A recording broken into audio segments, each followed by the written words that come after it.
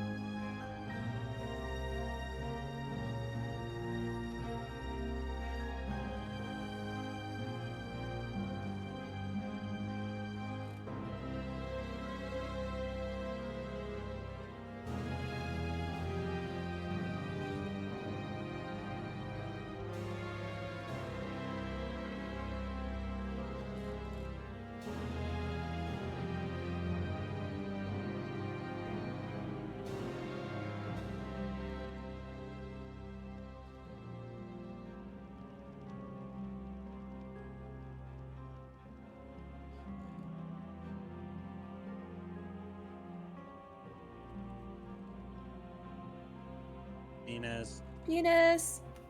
Penis. It's been a while. Oh my god. Go. It's Pussy. Target. I love Target. Me, look at me go. Yeah. A frog boy has form now. Let's go. Let's go. No more social distancing either. Yeah. It's fucking D&D time. Let's go. It's been really fucking long. I was busy with a bunch of shit for a long time. It's been 23 years. Yeah. Oh my god. Yeah. I had exams, and then after exams, I went for 2 weeks to the States. Then I was like violently ill for a week, and then I've spent time moving, and now I'm finally back to being able to have time to do anything.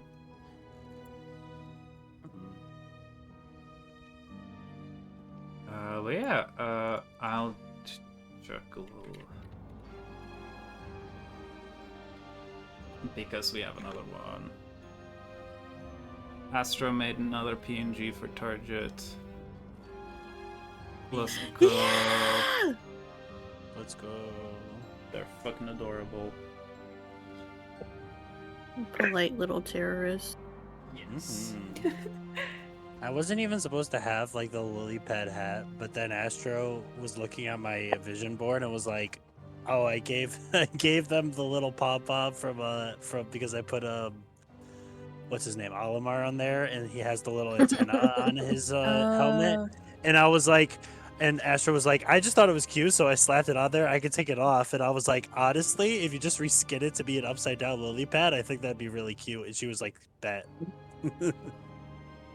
I do love that, like, you're a druid, so you're wearing, like, a plant, but it's, like, on top of a glass bowl. You're not, you're not touching it. Yeah. You have it with you, but you're not touching that thing. Yeah.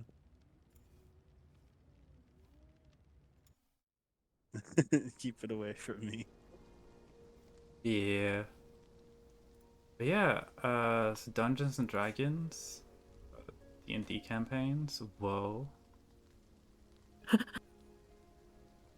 But it's been a long time.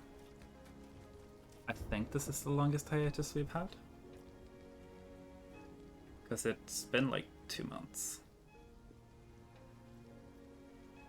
But Yeah. this is session 88. For people who keep track of that. Mhm. So episode 28. For the people who watch this stuff for some reason. Yeah. It has been a very long time since we played, so I'll do the thing I do when it's been quite a while and ask the players, do you all want to roll for recap, or do you just want to pass the recap to me? I like rolling dice. I would like to roll. Mm-hmm.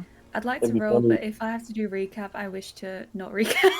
You have to commit. Do you want to roll dice or not?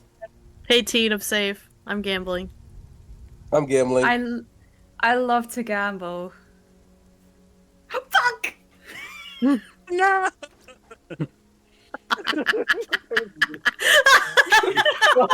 I guess we're gambling. Let's go gambling. Oh no! Gambling. I'm so Gambling. Oh, I got a net 20. Oh damn! Pick a team. Pick a team. Who do you want to pick the recap? Hmm. I think everyone has rolled by now. Has Funny. everyone rolled by now? No. Who's missing? Lion hasn't rolled by now. Lion. Of course, it's Brett who wrote the natural 40. Okay. So Well, I saved all things the are net going ones. like it's like they usually do. It's nice yeah. to see that despite our hiatus, nothing has changed. Hmm. Despite everything, it's still you. That's like an Undertale thing, right? Yeah, I have the Undertale. luck at like Undertale. Oh my god, Delta Rune. Yeah. Those are in tomorrow. Hmm. Deltarune yesterday. No, there's chapter 5, so that's No, Deltarune yesterday. no chapter 5. Oh, 's one tomorrow. sec. Ding dong! Okay, quick, but choose Mel to recap while Mel is literally not here. Yeah. Okay, who are you picking to recap though?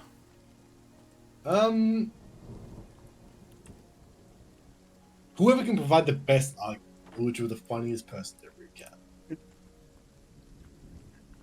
I think those are slightly different, because I think I might have the best knowledge of what happened for last session.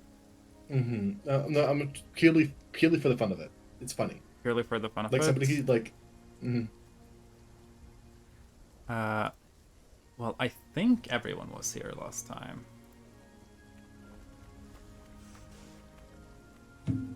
Yes, so you can pick anyone. Mel was the one who said, "I love gambling," and then screamed. So I think that's funny, but Yeah. Okay. I have no idea if Mel's going to be able to recap much at all. So they did say that they did not want to recap. Yeah, that makes it funny. Mel's choice. Okay. I'm sorry. So whenever Mel comes back, they will recap. Hmm. Damn. Never gamble, kids. Or if you do, Never just don't gamble. lose. Every Yeah. gambler gives. Just kidding. How, Bookie? 99% of gamblers give up before the payday. Yeah, Walrus says it best. Like 99% of gamblers quit before they're ahead. Our frog has gotten a visual update, Bookie. So Hi, BB. Points. Gay person. yes. Affectionate.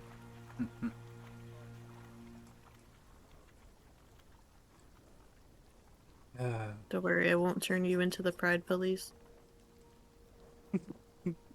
Thankfully, I think it's. I think it's unlikely that we have like big combat stuff this session.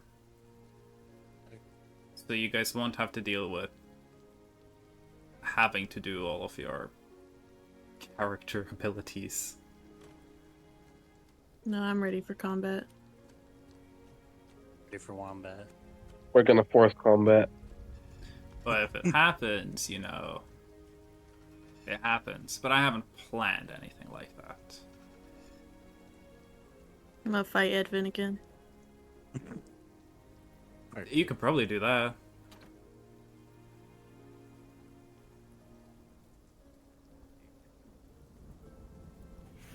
Alright, I'm back. What's up? Aha, you're recapping. What? Brad pick 2. They wanted to pick Dude, I'm whoever gonna be would so make it real. I funniest. don't remember a single thing that happened. Yeah, that's great. like since. Yeah, that's great.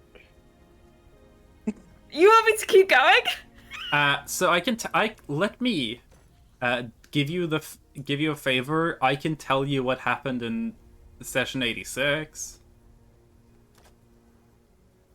What session are we on today? 88. So 88. you tell us what happened in 87. So 86 was when you guys fought all of the wyverns. Edwin shot his pants and got on board the ship. And you guys were like, forgot okay, Edwin cool. We shot fought his all of the dragon things. We're gonna go to Bûchang now. This session, you guys are arriving in Bûchang. So by process of elimination, that means that whatever happened last session happened in between the area where you guys fought the dragons and you guys arriving in Bûchang. So, Oh shit! Wasn't there like a? Hmm? I don't remember. Ignore me. I think that was before that. give us your best guess, Mel. We fought the final boss. No. And we won. That's what you forgot. Forgot Oh, that. sorry, you're right. I guess it was it just like a travel episode last session. It was a travel episode. Some conversations happened. Some interactions happened. Sorath sparred with Edvin. Mm-hmm. Oh yeah. Okay. Do we want to crowdsource the recap? What do people remember from last session? Just the duel. That's all I remember at this moment in time. It's time to. Yeah, the whole time I was just thinking of the Yu-Gi-Oh intro. That's I what I blew remember. up. Oh, the last session I was packing up my stuff for the move. Okay, sorry. I know what I did IRL during that session, but So you were just like connected, but just vibing. yeah. Damn. So, Okay, that's fair. So, not like a crazy bunch of stuff happened. There was some more like reading was done. So that was neat. Because I think Crystal and Target have continued to read and research, because Target is reading about curses. Oh yeah. Crystal is trying to research death.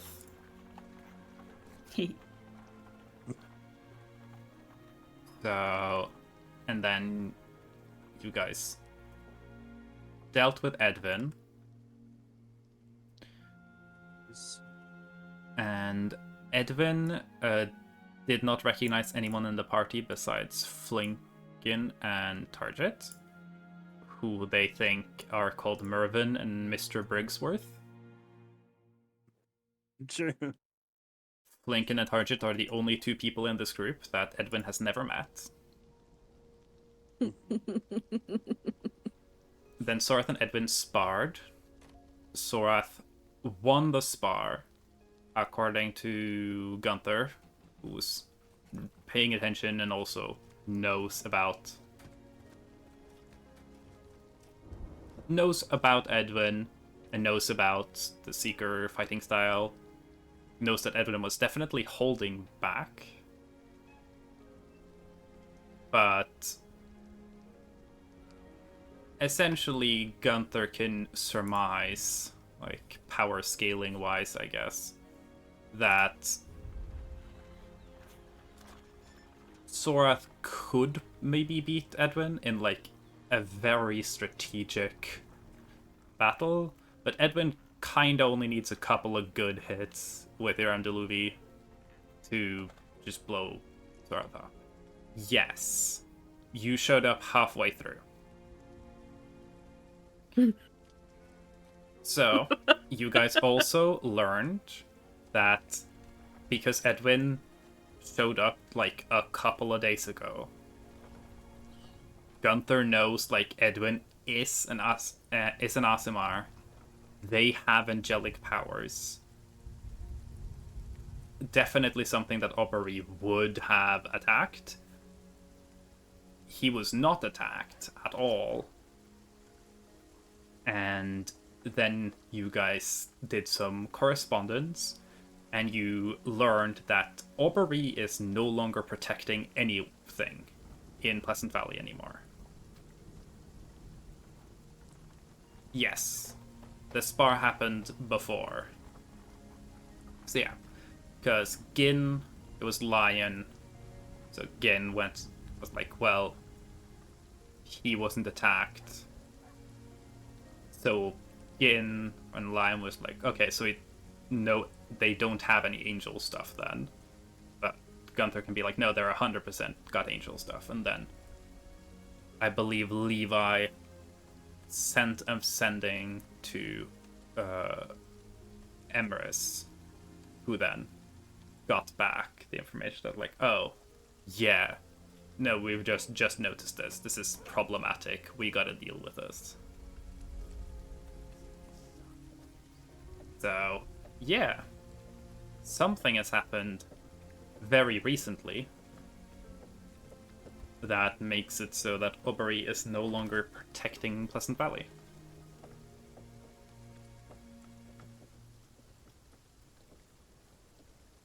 Whether that means that Aubrey no longer counts as Pleasant Valley's god. Because Gunther could also checked that there wasn't hallowed ground in the town that you guys stayed in one of the nights. So nothing is protected divinely anymore.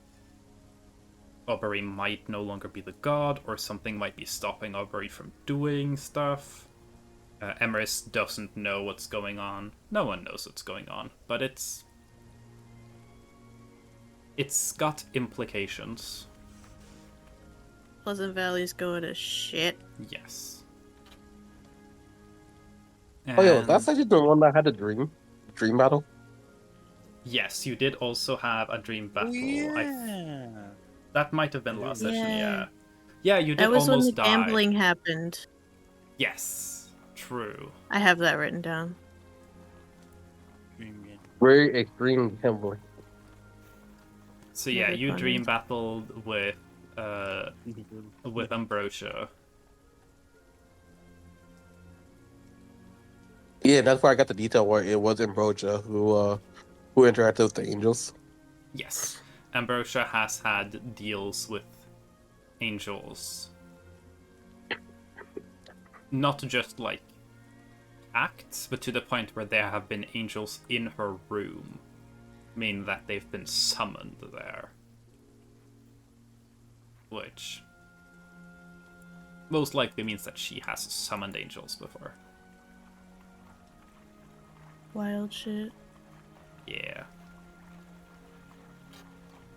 And you learned that Ambrosia is able to protect herself against or neuromancy or divination through dream. Though I believe, yeah, through what you learned, you don't think it's a conscious thing. You think it's like a ward put in place. So she's probably not aware of exactly what happened. She might know that someone tried to learn something about her, but she probably doesn't know any specifics. But she also knows I'm the only one who's able to do it. So. Yes, if she knows that someone tried to get information about her through dreams, it probably wouldn't take a genius to guess that, wow, someone's doing dream magic. I wonder if it's the guy who showed up saying he did dream magic. But No way. she probably doesn't know, for example, you didn't go like, I want to learn about Ambrosia. You said, I want to learn about the angels.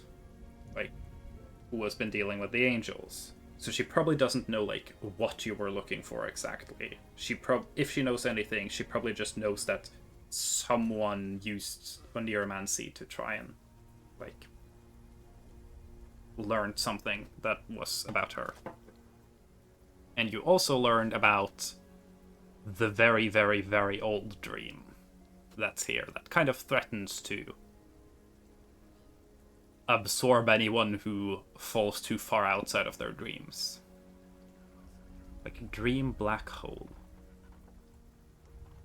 So, while you're here, either be careful or lucky. Being lucky, I'm not always the best at being lucky. You're also the best at lying. Yep. So yeah, Oh, in character or in real life? Yeah, I think Levi's really, really bad at lying. Levi's horrible Yes, at Levi lying. is horrible at lying. You're not the best at lying, Panda, but you're definitely better than Yeah. Levi. The bar is in hell. Yeah. But still be proud of yourself, I guess. Yeah. That's, I think, everything that happened. Probably some, like, small details. But, yeah.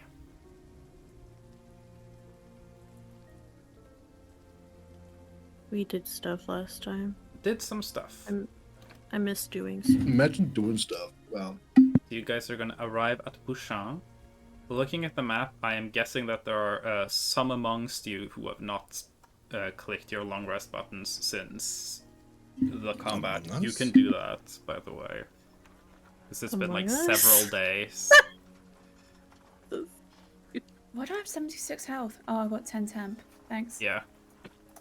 Expand. All the temp goes away. You guys get all your health Boo. back. And so on and so Boo. forth. Boom! I'm a little bitch now. I thought you were the whole time. Yeah. No, you're right. You're right. There's the long rest, but Yeah, so the boat will arrive. What the fuck was it you guys My called? brain just went, oh my god, we had a boat. That's Yeah. right, we fucking bought a boat. You guys bought a boat. You named it Vessel of Real Explorers, or VOR for short. So, VOR arrives in Bûchang. Thank you for that. And Bûchang is similar architecturally to both Quimper and Kurzumft, though definitely less cramped. Of the three big cities in Pleasant Valley, the only places big enough that you would call them proper cities, Bûchang is significantly smaller. And it's built on a big, open, planed area. So there are relatively spacious, small houses, not stacked on top of each other. Very few things that are more than one floor. You can see occasionally there are a couple of buildings that are like 2 or 3 floors, and you would guess that those are probably inns or other such establishments. I want a woodworking check from Levi on entering this place.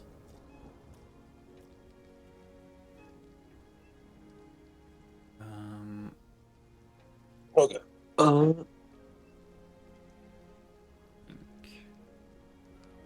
I want a history check from Sora because it's funny. Shut up. We don't have to talk about it.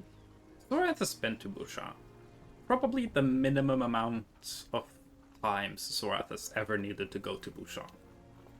I thought that's all you were gonna say was Sorath has been to Bûchang and then stop talking. I will say that probably with like Bûchang is also the city that has the most independence from the Belroses because it is kind of far away and it's not like they can do that much because any business they do kind of has to pass through Quimper. It's very difficult to transport the Bûchang products and not go through the river crossing by Quimper.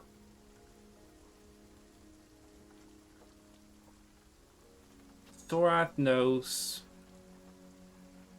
this is the place where most of the good quality wood comes from. The trees that are further in the valley are full of sap and are more used to make mead, whereas the trees that are higher up in the valley sides, like up here in Bûchang, are significantly less saturated on sap. This is where the wood that actually is used for woodworking projects comes from. Levi can definitely notice that a lot of buildings here are built just off what's probably like whatever the worst quality heartroot wood is.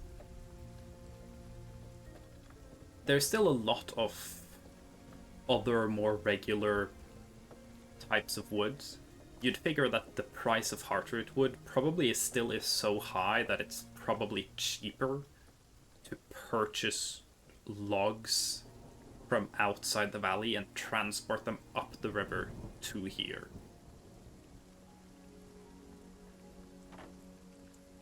But this is a lot of buildings of heartroot wood. And if you are looking to get yourself high quality heartroot wood for woodworking, seems like the place to go. The entire area surrounding Bûchang is very much less densely wooded. There's been an extreme logging effort taking out large swaths of the forest. It probably would take at least a couple of days to get to where the woods get dense again from Bûchang.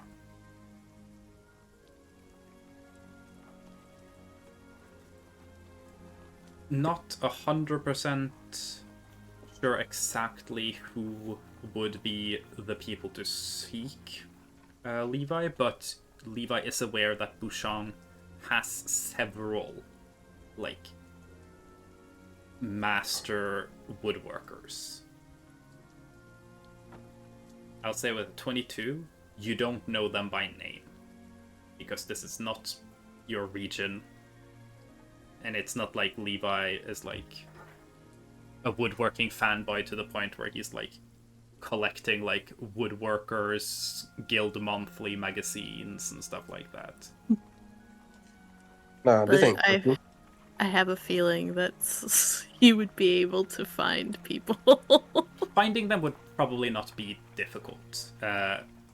Once you guys get towards the harbor, the offices of the logging guild and the offices of the woodworkers guild are nearby the harbor, and they are fancy buildings.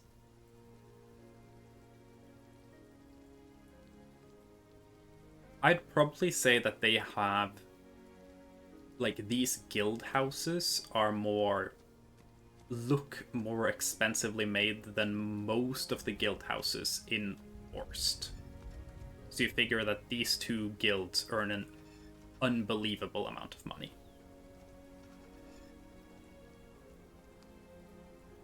You can also notice that they are not the same guilds that do this, like, logging and woodworking in this general region of the world. Pleasant Valley has its own guild, probably because of the heartroot wood. So everyone here is probably to some degree an expert in specifically working with this wood.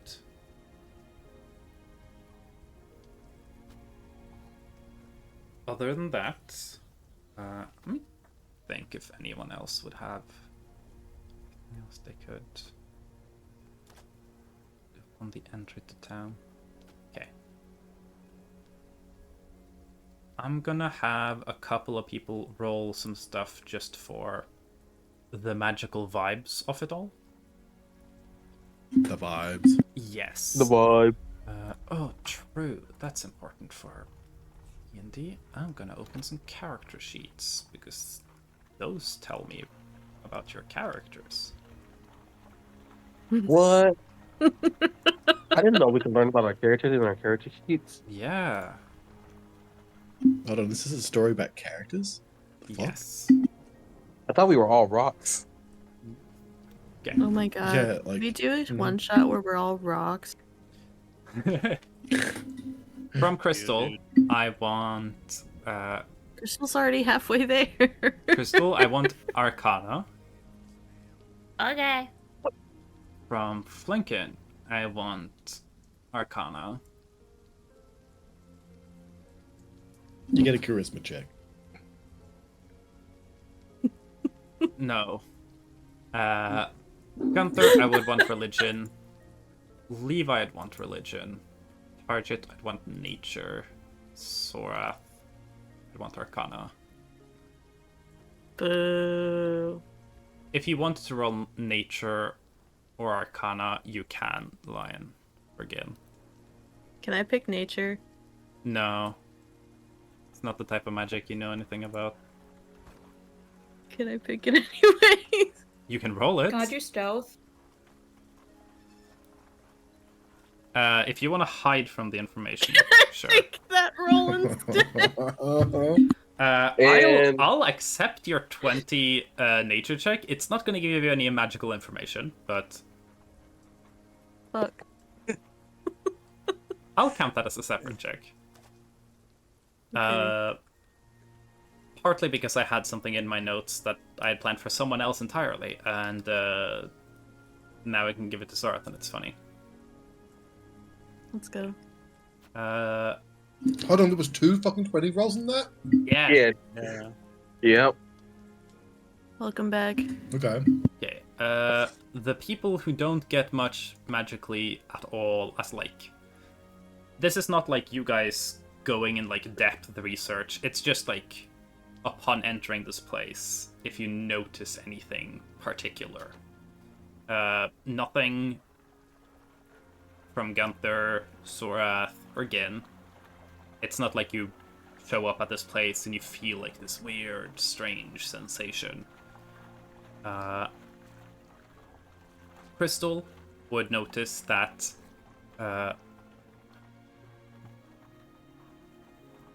in Pleasant Valley generally, there have been like a general constant presence and kind of bad vibes from just spirits around the place. That's still the case. People spirit die all vibes. over the place. Less so here. It's been dangerous so far up this river, but you get the sense that Bûchang is considerably safer than a lot of other places in Pleasant Valley, specifically this city. Maybe because the forest is so removed that it's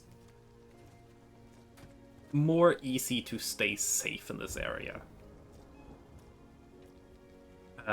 From Flinken, So, yes. There is something very, very subtly like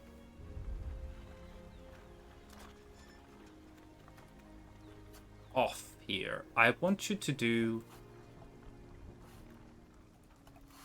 I'm gonna potentially punish you for being cool.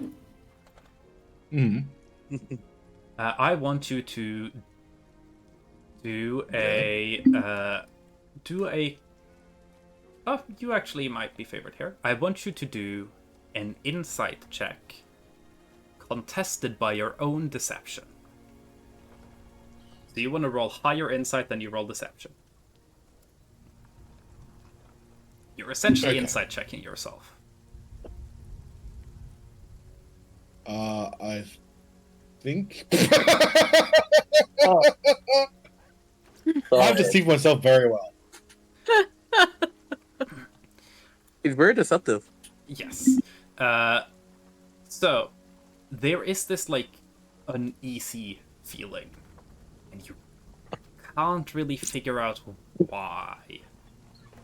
There's something off. Something is like not like bothering you. It's more back in the back of your head, and you can't quite place what it is. But you're pretty sure it's something magically related.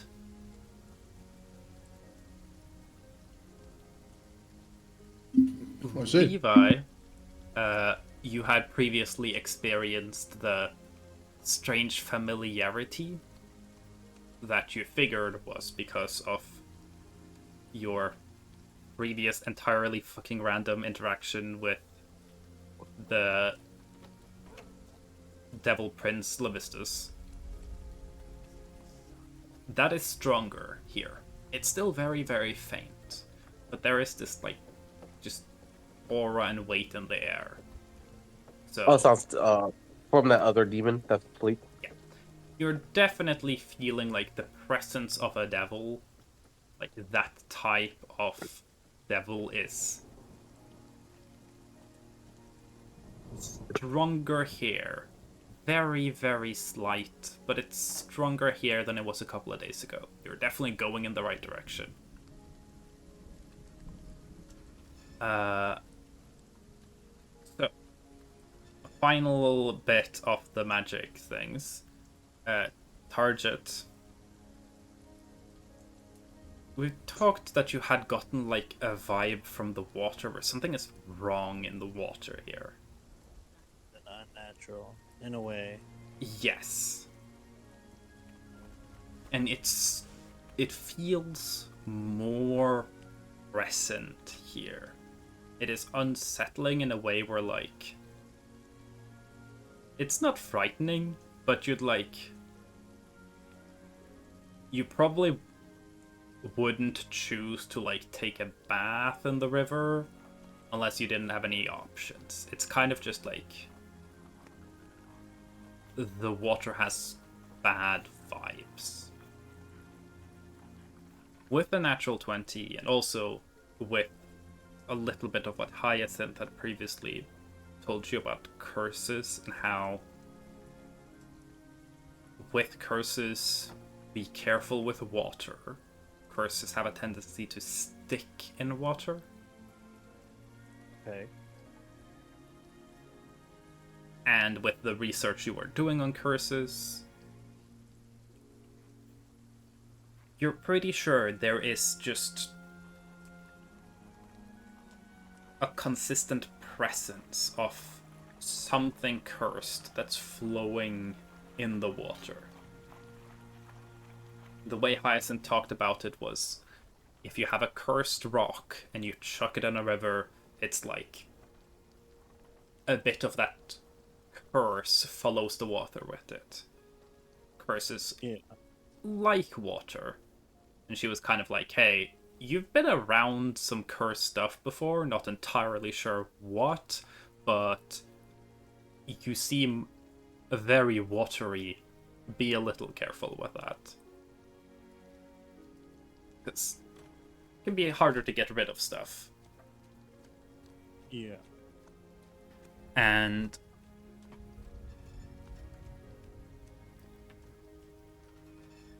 I'll allow you to do, if you want, an Arcana check with advantage. Okay.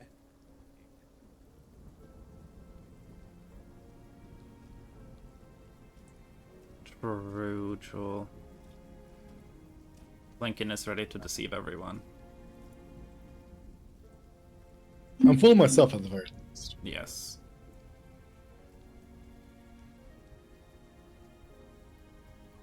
I forgot how to make it advantage, so I just rolled it twice. Yeah, that's fair.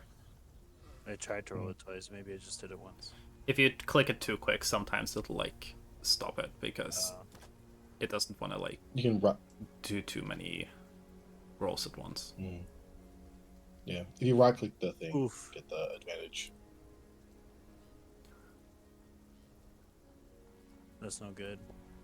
Yeah, you don't get a ton of information. Curses are not your specialty. Probably, like, could talk to Hyacinth to figure out more details, but whatever is in these waters does not feel like it's at least it doesn't feel like it's foreign to the ecosystem here. Nothing of it seems like it's disturbing the river life. So whatever it is, it's probably been around long enough that everything's adapted to this. It's a part of the natural environment. So it's not new in any way.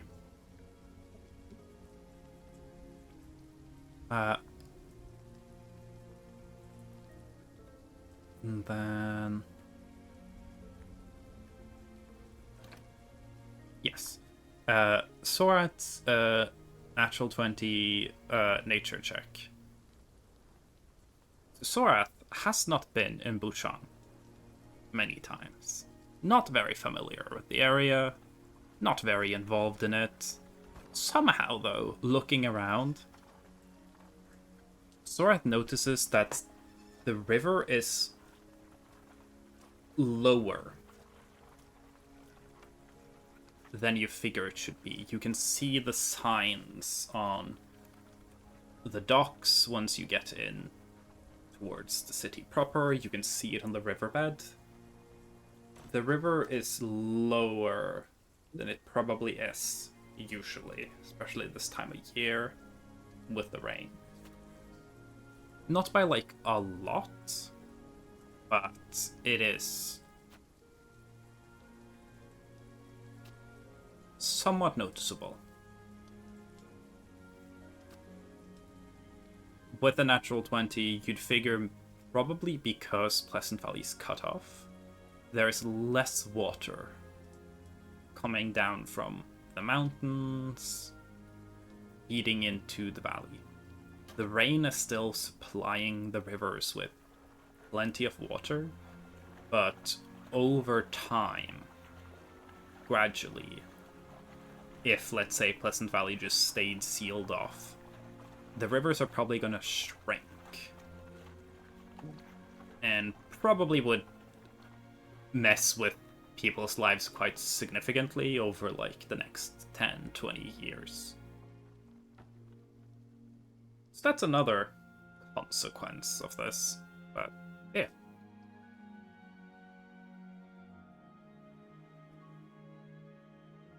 That was something I expected, like, just be a random thing Target would pick up on some point. So I just... Stole it. So it's just like...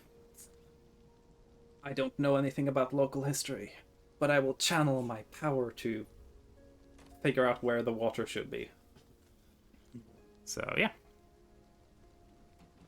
But yeah, you guys arrive in Bûchang. As the boat docks in the harbor, you can see large storage houses where they're open more, just roofs, where you can see logs have been piled, probably storing them up for another log drive down the river eventually. Lloyd, once you guys are fully docked, will leave War to do some rather immediate work, because they do have a pretty significant job in Bûchang, being one of the main people who plans and times and manages the log drives. So Lloyd will be like, okay, cool, I'm gonna go deal with some stuff, say to everyone I'm back in town, make sure everything's going smoothly, and Lloyd will present some different options for where you guys can stay. There is a Belrose Manor, or more like a Belrose Keep in Bûchang. That would be a big private spot for you guys to stay that Sora's family owns, and so on and so forth. Lloyd has a nice house here. It would be cramped with all of y'all in it, but he's like, if you guys want to crash at my place, you can. There is a rather nice inn here that caters to all of the investors and salespeople who travel to Bûchang to make very direct contracts. So if you wanted to pay some money to sleep at a fancy place, you can do that. Belrose Keep is old.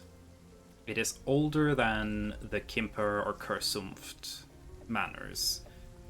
Unlike the Kimper and Kursumft manors, it's a stone keep that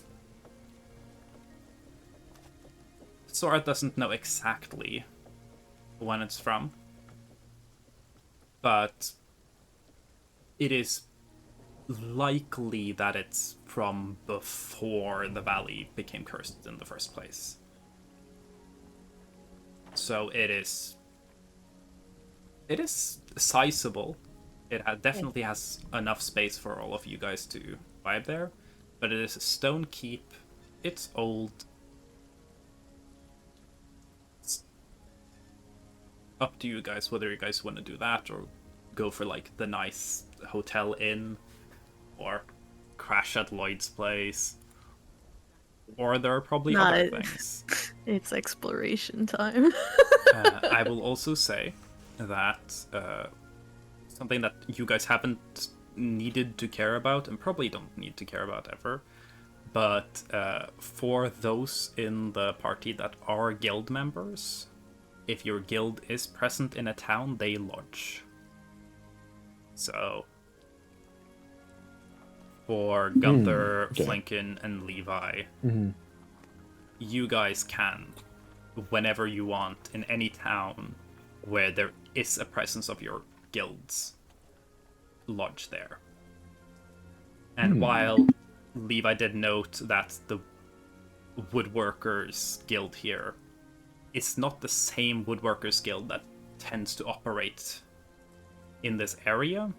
All of the different Woodworkers Guilds, like the Orst Woodworkers Guild does, if you say, I'm a member of the Orst Woodworkers Guild in, like, Great Landing, the Great Landing Woodworkers Guild would house you. It's a courtesy of all the guilds. So, there's definitely Woodworkers here, definitely Smiths here, definitely Cobblers here. So, it's also an option. You can stay in the company housing. In the guild, we all fail. There is a Seeker Insight. Edwin is with you guys still. Not a secret insight. Edvin does not count, ever. If we're talking about something that could apply to Edvin, does not count. He is not countable. Damn. Because if we're looking for useful information, I'd rather get it from some weird out-of-way bitch than from Edvin, even if he's standing right next to me. But yeah. For the group, I'm just gonna ask the group to figure out where do you want all your belongings to be taken, because you guys do have a cart and horses, and while you guys are free to split up and stay on different places, it's probably good to decide on where those are being kept. The keep or the fancy inn are probably like the two best options for deciding where you want to lodge all your stuff for now. But it would be very well protected at the keep. That's where Sorath is gonna go, and she doesn't mind if people don't want to stay there, because she does, like, she would know that it is old and creepy. Yeah. So I'm just assuming it's creepy. I just like Yes. old things, and I assume old things are creepy. But Sorath is gonna stay there for sure, but she would probably encourage those that do want to stay elsewhere, especially for the guild lodging, if they want to see if they can find out anything. Not necessarily that it might be useful, but, you know, who doesn't love a little tea? So, you know? terminology, because I keep forgetting that, like, terminology isn't universal. A keep is... most castles have a keep, but a lot of the time the keep itself would be alone. The keep is the big, square, usually square tower in a castle. And if you aren't going to build an entire castle, you just build the really big, tall, square tower.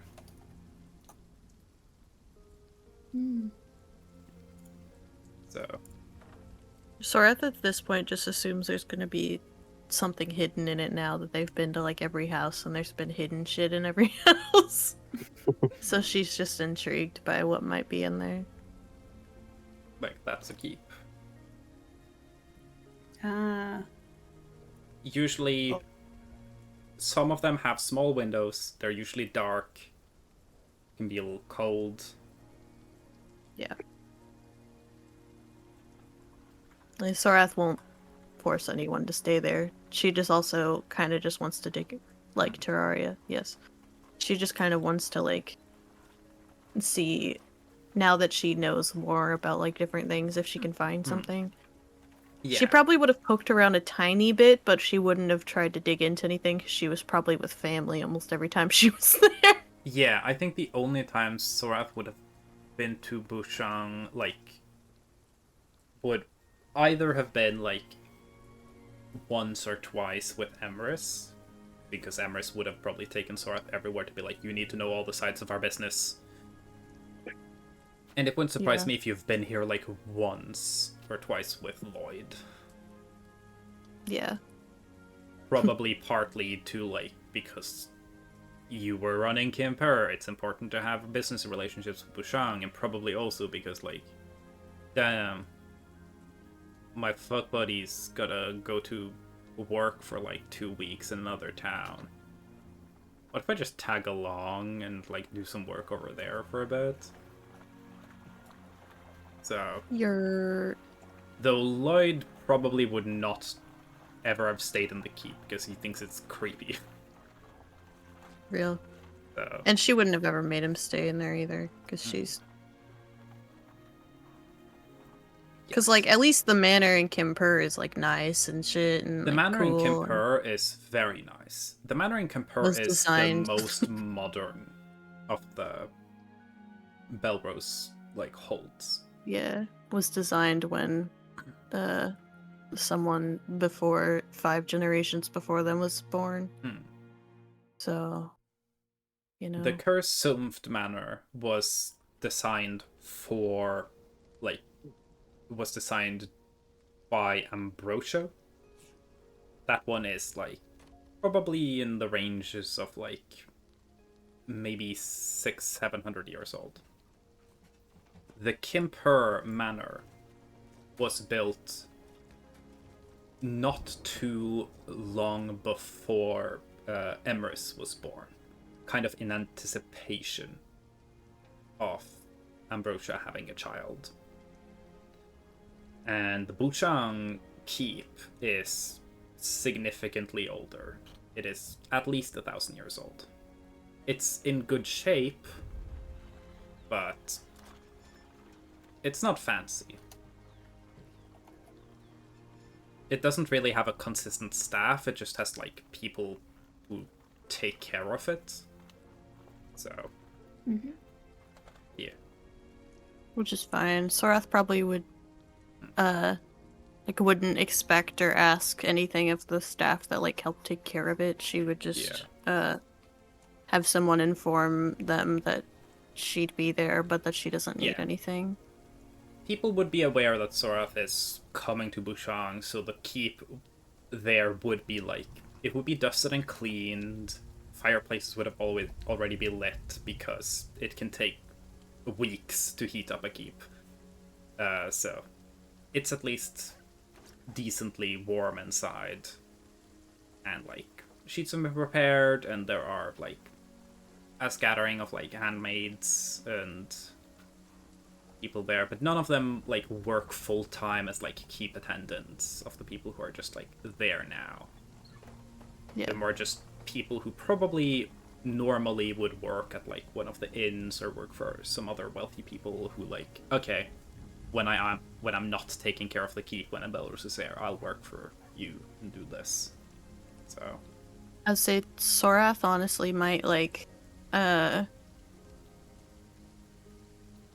give them like a payment for like probably what would be equivalent of like a week's worth of work for setting everything up, and then dismiss them to go back to their jobs, or they can do whatever they want because she paid them for like a week's worth of work.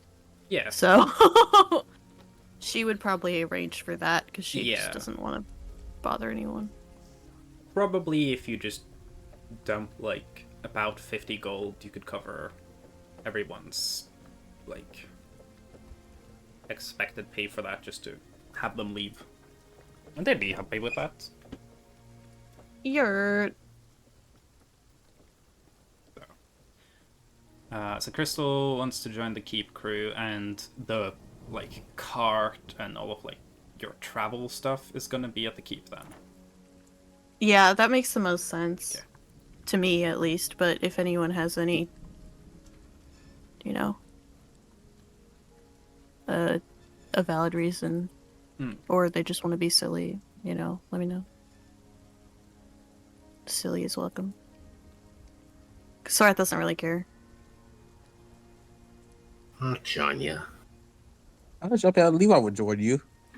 Creepy gang. Creepy game, the Scooby-Doo gang. So Lion's the one that found shit last time, so... Yeah. I guess since people are... Is there anyone who wants to be anywhere else or wants to hang out at the Keep for, like, lodging? I think the plan was that you guys arrive here, probably chill for a day, and then head out after, but yeah, the plan is flexible we won't from be there. long. Won't be long. You are arriving in Bûchang, like, midday-ish, so there's still a lot of time to go around the town. Just since we're doing it now, we might as well just go over where people would want to be for now. You can always change your mind later, but if anyone has any thoughts. What's the name of the keep? Just the Belrose Keep. It would probably be just referred to as the Bûchang Keep. Okay, then what's the name of the inn? The inn. Bûchang, maybe. There's I don't know. so many fucking sessions that I have to scroll so fucking.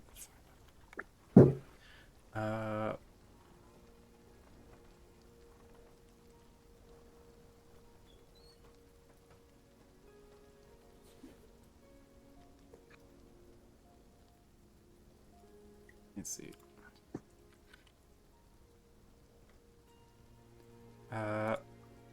Yeah, okay. So, Bûchang has a very, very nice inn called Hearth's Rest.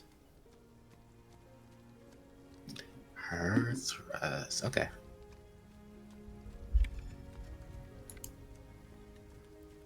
I can, like, put... So, Hearth's Rest is relatively expensive, but you guys don't have to pay if you don't feel like it. Probably when Sorath and Emrys have stayed there before, they would have stayed at Hearth's Rest because it's comfier. And Emrys cares about that. But, yeah.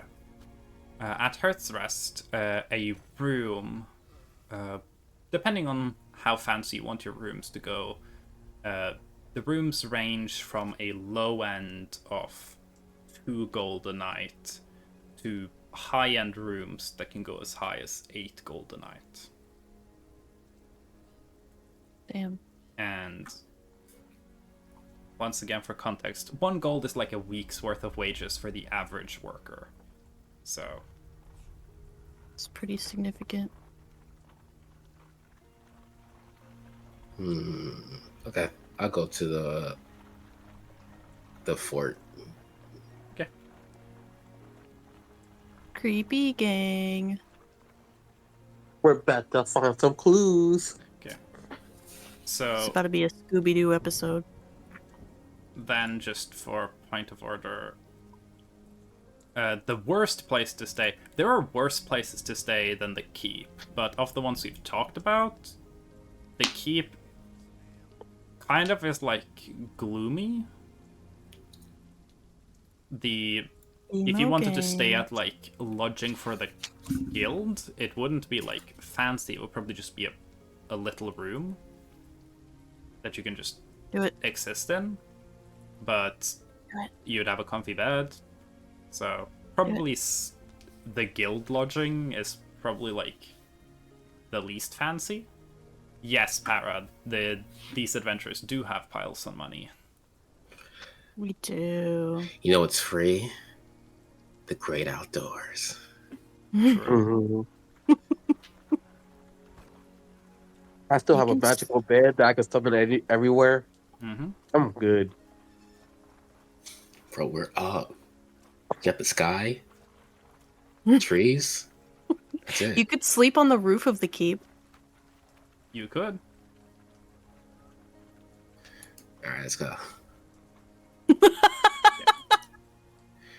Yeah, So- we're pretty rich, by the way.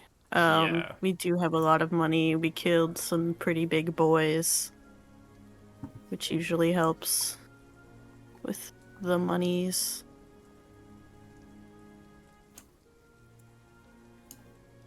Yeah. There's... So... Let's just use, like, Gunther as an example, because I know Gunther hasn't spent that much.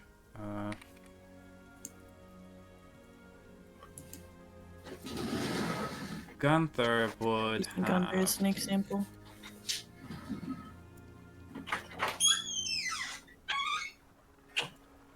The most door-ass door sounds. Yeah. Some good fully So worked if days. Gunther wanted to live, like, a comfortable, like, average lifestyle, like, you know, you're earning, like, a decent wage, then Gunther could, with the money they have right now, retire for 377 and a half years. On 2 gold a week. Ooh. Lovely. Good ball. living. So, if you take the money you currently have and divide it by 90, this 1 gold a week is pretty common pay. 2 gold a week is when you're like, okay, you're like, you can call yourself middle class now. That would be like, if you want to live the, like, medieval middle class lifestyle, just divide the amount of gold you have by 90 and you see how many years you could retire for on that money. So, I guess everyone is staying in the keep unless otherwise specified, then. Just as a point of order. You're... Cool. Keep How many wars has been fought in this keep? Uh, Axorath, 11 the knowledgeable one. give me a history wars? check. Why'd you do this to me? Aren't you the smart one? Oh my god. So, you do actually know this. Oh my god. Nerd. There have never been any wars fought in this Nerd. keep. Thank you for unmuting for that, Jewel. There's never been any wars fought where this keep has needed to defend people against like an army or anything. Partly because wars don't happen much in this setting, because good luck moving an army from one city to the next. A lot of that army is just going to be dead by the time you show up there, because you'll have to move through monster places. They're, like, the very south of the world, in Orst and over on the area, like the countries, the cities aligned with Ningguang, they have armies and they can wage war due to specific circumstances around how magic works with their gods.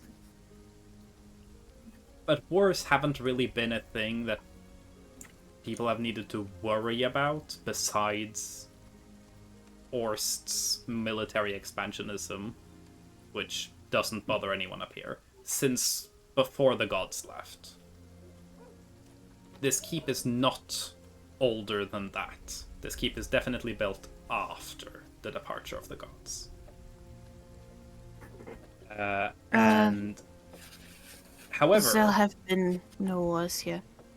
Sorath does know, because this is not something Sorath has had to study. This is something Sorath has heard from Ambrosia, that this keep has been used to safe keep Belroses. Said by Ambrosia kind of vaguely, Sorath has a very good idea that it's to safeguard Ambrosia during a mob uprising. Because I guess with 16, Sorath knows that Ambrosia stayed here for a while. And you don't know the details of it, but you figure that Ambrosia did something that, it's Ambrosia, that probably really pissed off the people living here, and Ambrosia had to hole up in the keep and wait for reinforcements. So, yeah. Well,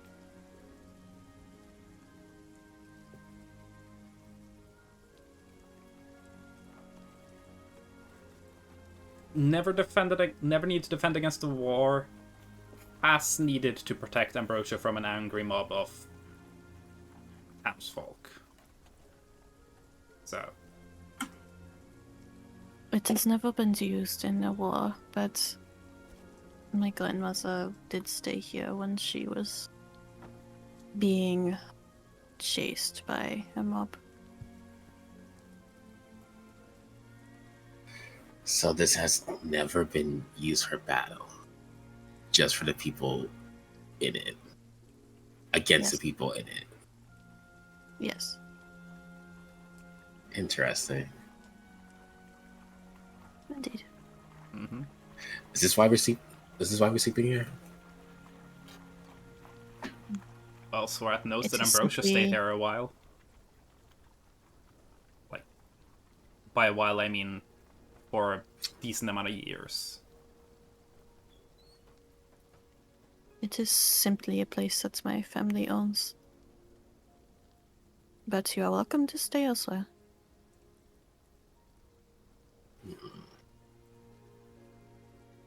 I It's not required of anyone to be believe here. Gin might have been Gin, I think Risuk as well, but definitely Gin did put some effort into looking, trying to get a good look of the old keep in the old castle keep in Karsumft, where Oberi stays. This is very similar to that, though the one in Karsumft is significantly bigger and has multiple towers and buildings. This is just a tower. Gotcha. And Alright. yeah. I'm gonna poke my tail in here. So, before everyone goes off and does stuff,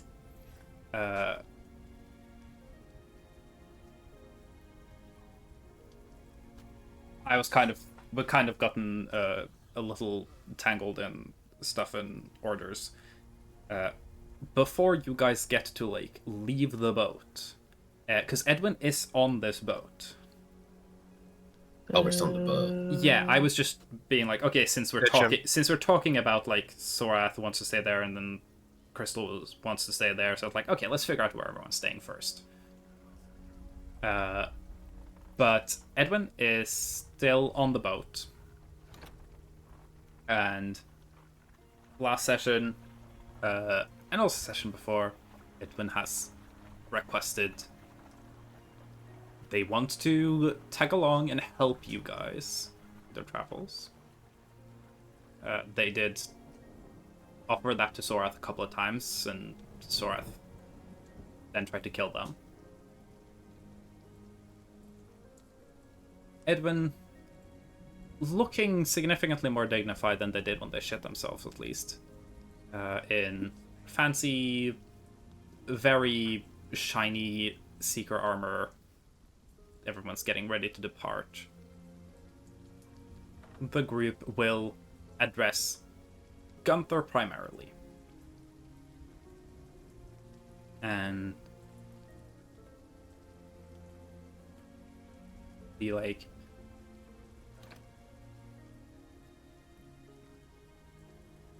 I feel I have to ask just one more time if, like, I can be of assistance to your group. It is better to travel multiple warriors together, you know. So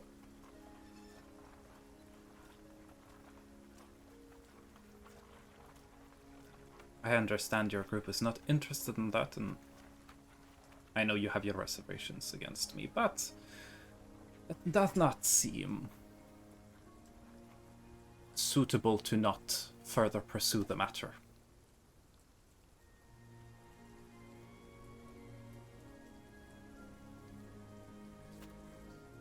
Remind me what we're doing again? You guys are going to the Devil's Tomb. He does not know where you guys are going exactly and what you guys are doing exactly. He just knows, like, okay, you guys said you're fixing this, like, the valley. I'm here to fix the valley. Let me fucking tag along. And everyone has said, no, fuck this guy. And he's essentially just being like, hey, one last time, just checking. And he did say that if he's not allowed to tag along with you, he would travel to Kurzunft instead. So he could talk more directly with Ambrosia. Probably Amorous, but... Sounds like a terrible idea. Mm-hmm. Which is I worse, say letting him do that or having him come with us? Sorath would hard stop, say that he can't go with them to their final destination. This is not a secret conversation, but this is more like, as people are gathering on the deck, Edwin would talk a little more quietly with Gunther. So, anyone who feels like they would want to listen in on this can listen in, but... Sorath wouldn't listen in, she doesn't care that much. Yeah. I don't have a choice. I hear and see all. I hear and see all. I am witness to all your sins. I'm in your walls. No, that's Gin. That's good. That's good. Okay. He was in the walls. Hey, It's an episode yeah. title.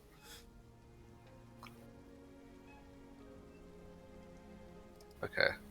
So Edwin is asking one last time if he can tag along. Essentially saying, like, my duty as a seeker, I feel like I have to ask one more time. But he doesn't seem, like, pressed about the matter. Feels more like a formality, almost. Gunther's gonna stand there for a second, trying to think of a more dignified way to say "fuck off." Mm-hmm. And his response is, "We have our goals. You have your goal. Please do yours." Ooh, very eloquent. Yes. Give me a persuasion check. With advantage. That was well put. I'll say it's good that he's asking Gunther, because Sorath would actually just be pissed. He has Wait, learned I've just his read lesson by Lion's now. message in the chat. Did you not know that about snakes? Yeah, snakes I have 2 dicks. did, but that just Oh. jump scared me, you know? Oh. 19. 19, yeah. Edwin will Thank you, sigh Ryan. a little dramatically. And then go to like rummage through a little satchel on their hip. They'll take out a little necklace, has a silver link chain, that tiny simple pendant with the Seeker sigil on it. Kind of hold it out to Gunther, seemingly expecting Gunther to take it. I guess I'll grab it.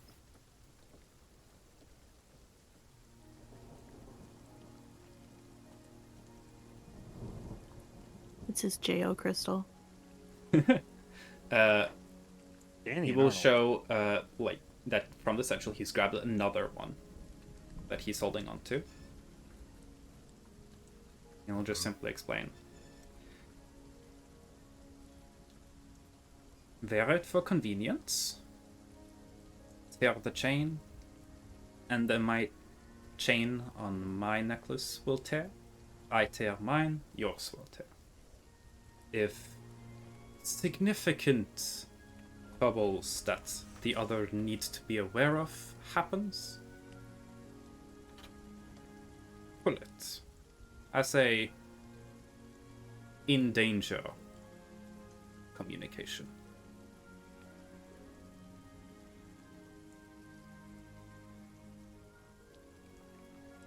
Yeah, I'm really happy it's not Sora. Convenient. Please understand, it is not sentimentality, it is practicality. If I face something that is dangerous enough that it is possible I will perish, it is more beneficial if you are aware that such a threat exists where I am located. Same goes for me with you.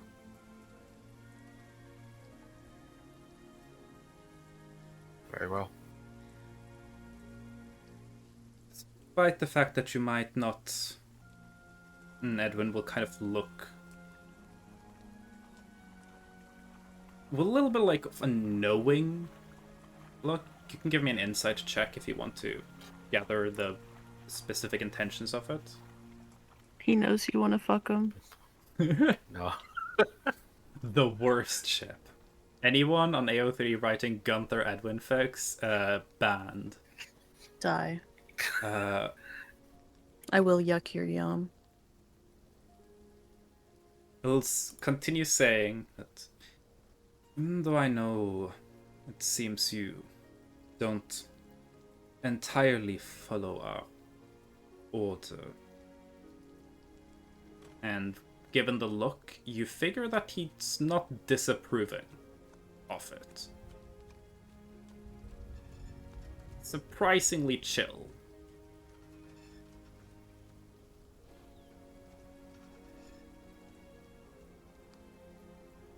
It is good that we at least admit that we fight on the same side. I cannot demand you work with me. I see no reason not to aid each other. Motivations might differ, but we still fight to protect people, yeah?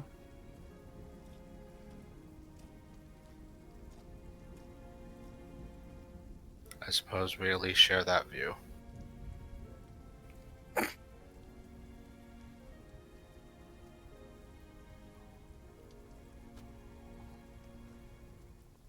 Edwin will grab a bag.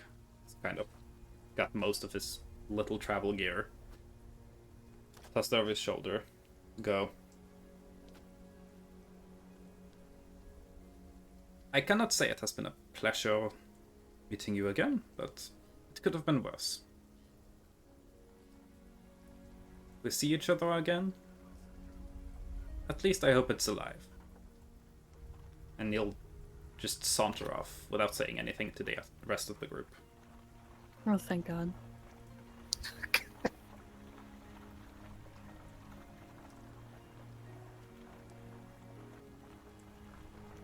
I want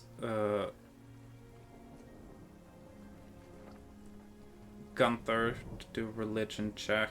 I want to see if anyone else would.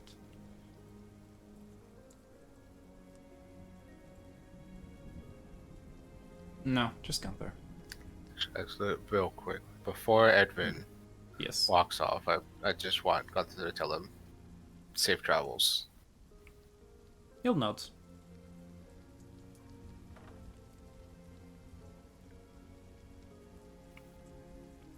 That's it. Yeah. He doesn't return any like words to you, but he nods, seemingly appreciating the gesture. Kind of saunters off the ship. Immediately heads towards Heart's Rest. He's probably just gonna chill for the day and then take the first boat that'll get him to Kimper and then to Kersunft. Yeah. Give me a religion check. Edwin has left the party. Thank God. You said religion? Yes, religion. Isn't that a Deltarune thing with the... I feel like rolling that again. Real. Not much better, but Religion sucks. It's the religion's fault.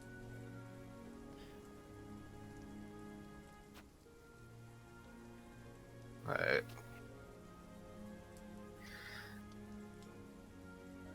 It's an 11. Oh, fuck. I don't have my dice. Oh no. Jokes and everyone else, they're way more conveniently accessible because they're just behind me in a little drawer under the bed. So, and I have a new dice bag that actually has compartments, so I don't have to pour every single dice I have out on the table to find the dice I need. Let's fucking They go. got that at Pride. Yeah, at Lawrence Pride, it was great. Don't dox me.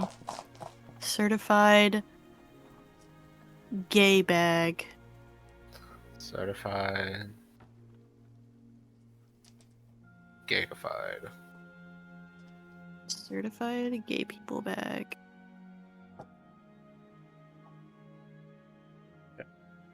For fun, chuck a D100 in there for me. Let's fucking go. I love rolling D100s. Come on, give me 69. Please. Shit. Never mind. It's okay. I forgive you. So, So, I know that we've talked, so me and Jewel have talked about this, and Jewel is to some degree aware of this. Gunther can tell Edwin is not curse afflicted. At all. sorry, say that again? Edwin is not Seeker curse afflicted. At all. Oh, right. Even a little. But he still has access to the Delubi. So Same with Gunther. Gunther is like a tiny bit curse afflicted. Because we talked about the idea that Gunther was seeking his father. And that's kind of like Yeah, that's true. the way Gunther was a seeker. Gunther still was seeking just not the thing the Order usually seeks. But now it's kind of uncertain what's gonna happen with Gunther because Gunther is no longer like directly seeking anything. Mm-hmm. But you have been like touched by the Seeker curse before. Like, as far as you know, that never like you can't like just get rid of it. It seems as if it can like stop affecting someone, but it's like one of those like it's like an illness that can go into remission, but like it could always flare back up if you like prompt it or trigger it again. I guess that did happen to Eustace once. Yeah, Eustace was always Seeker Curse afflicted, was very Seeker Curse afflicted, but when he retired, he was fine. Really, until he was brought out for one more job and got back into it. In that way, it's like an addiction. And you know what happened after that? Yeah, it didn't go great for him. I would argue it didn't go great for anyone. Yeah, not really. Maybe it went pretty great for Gideon, maybe? But that's... Yeah, but like, who cares about him? Yeah, He's it's not usually if important it at all went well for whatsoever. Gideon, that probably means it went poorly for most other people. Yeah. So, but yeah. In this moment, the way Edwin just kind of like let go, the way he's just like relaxed about this, and you've learned about the Seeker Curse, and during the whole Debaya situation, you got a little involved in like learning to notice the curse in you, the curse in the Crusaders, and so on and so forth. You don't feel it. Like, it's not present here. You don't think he ever was Seeker cursed.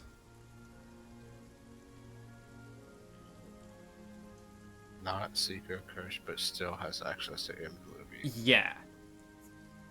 Not supposed to be a thing. Maybe it's an SMR thing. Maybe?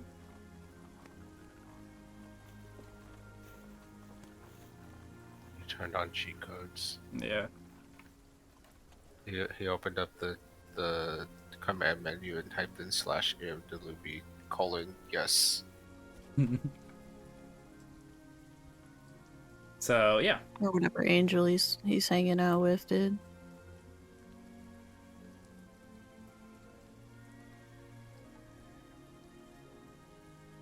Yeah, that's just something that Gunther knows now.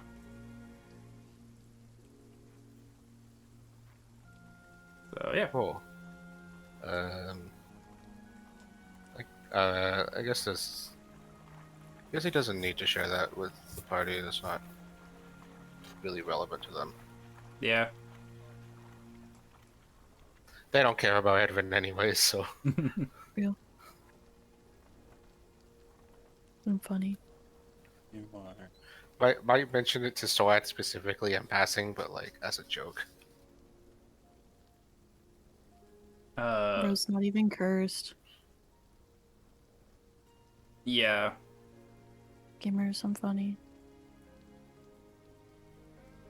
You could also consider mentioning it to Hyacinth. True. She is cursed mommy. She is like a curse academic. She's like a specialist. She is cursed mommy. Well, Heather doesn't know Hyacinth. I don't think they've officially met, right? I mean, you've officially met. Hyacinth's been like traveling with you guys for like Well, a while. met, but have they like greeted each other? I mean, yeah. Everyone got introduced to Hyacinth. Hyacinth's been traveling with you several days, staying in the same place as you, but you might not have had like an actual in-depth personal conversation with them. Yeah. Unless Gunther has like been deliberately ignoring the person that's like been sitting at the dinner table and been part of the group conversations and staying in the same room as them. Well, yeah, I mean, he hasn't been ignoring them. They just haven't ever like had a face-to-face conversation. Yeah. You know. You've never had like a proper full talk with just them. They did voice interest in talking with Gunther because like they were interested in curses, but Gunther seemed lower on Hyacinth's priority list, probably because like if Hyacinth wanted to research the Seeker curse, there are definitely Seekers it is easy to access who would be happy to let her learn. Involve something. Yes. Yeah, she is very knowledgeable about curses and probably also knows more than most people about the secret curse as well. Yeah, okay, he'll bring it up to Hyacinth next time they Curse mommy. chat, I guess.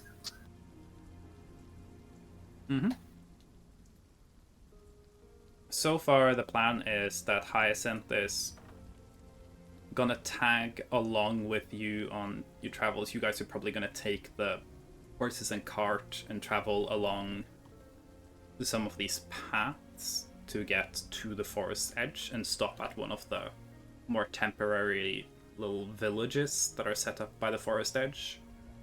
And she'll vibe there with the cart because you guys will have to continue through the woods. Probably on foot. You could get horses to travel with and hope they don't die. But yeah. So Hyacinth will be staying at the keep with everyone and also traveling with you guys for the next couple of days.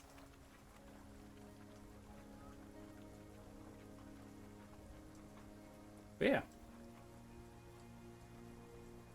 That covers everything that happens on the boat before you guys are allowed to leave. So now you guys are technically allowed to leave the boat and go places. Let it rip. Whoa. We're off the boat. So, you guys leave, or I imagine that you guys tell the crew just like, hey, just hang in here, we'll be back. Fastest way to get back to Karsumpt is to boat your way back. So. I mean, Levi would start prepping stuff like supplies to get for the trip to and fro. Yeah. To the demon. Yeah. You can definitely go get supplies and stuff.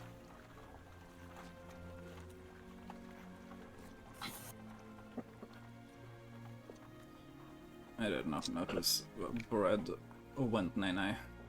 Miss bread. Yeah. Bread went night. Valid. Bread was falling asleep. Yeah, supplies, food, stuff like that. Decently easy to get here.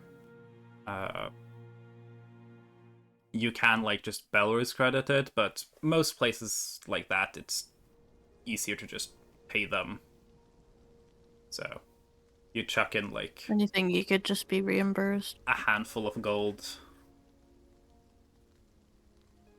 would cover, like, general provisions for traveling.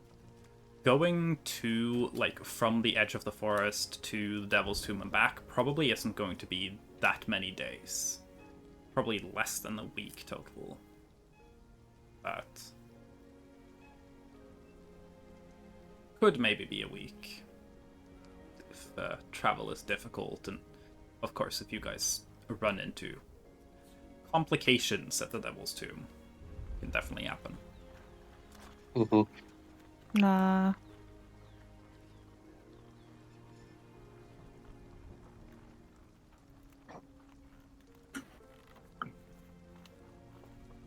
Yeah. I'd say if you want to chuck like 5 gold at it, you can have like plenty of rations for the entire trip with some fancy stuff to make the rations nice and good. Alright. Rations nice and good. Who's paying? I mean, I think Why? I think all of y'all have the budget to pay 5 gold, but Speak for yourself. how much money do you have? Alright. Ah, Target's got it.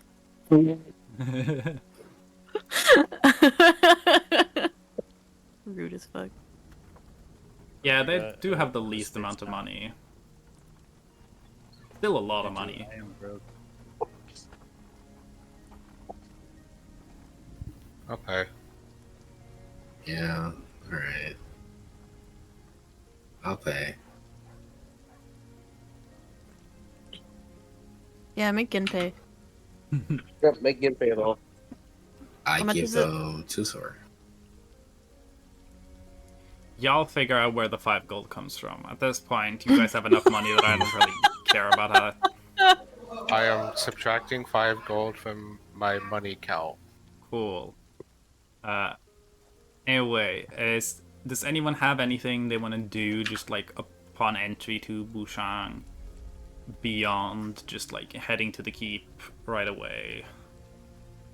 I subtract 2 silver as a tip. Cool. You tip 2 silver. Awesome. Lion, I love you. Such a piece of shit. Oh, Guinness, like any place y'all have gone, Guinness like, oh shit, I can get this for free. I'm gonna get it for free even if I have like infinite money. But now they're like, cool. We bought this at the self-checkout at Walmart. I'm gonna tip the self-checkout machine. I'm gonna give the self-checkout machine $200. My poison is very expensive. I had to keep every gold I have. I'm constantly broke. How much money do you have right now? 24,541 gold. Yep, sounds broke to me. Yeah. Yeah. That's Really not slow. more. That's not more than my channel points, though. Oh, got him. I have the most channel points. You do have the most channel. It's cheating. Yeah. Mostly I also have the most gold. Hacking. Care package. That is true. Lurp some The wood. Mostly banned from using the tackle. Everyone hydrate and stretch right now. Yeah, No, hold on. you can't make me. What was I gonna? I was gonna. I'm gonna say I'm gonna stretch, but I gotta make sure I don't trip over my back.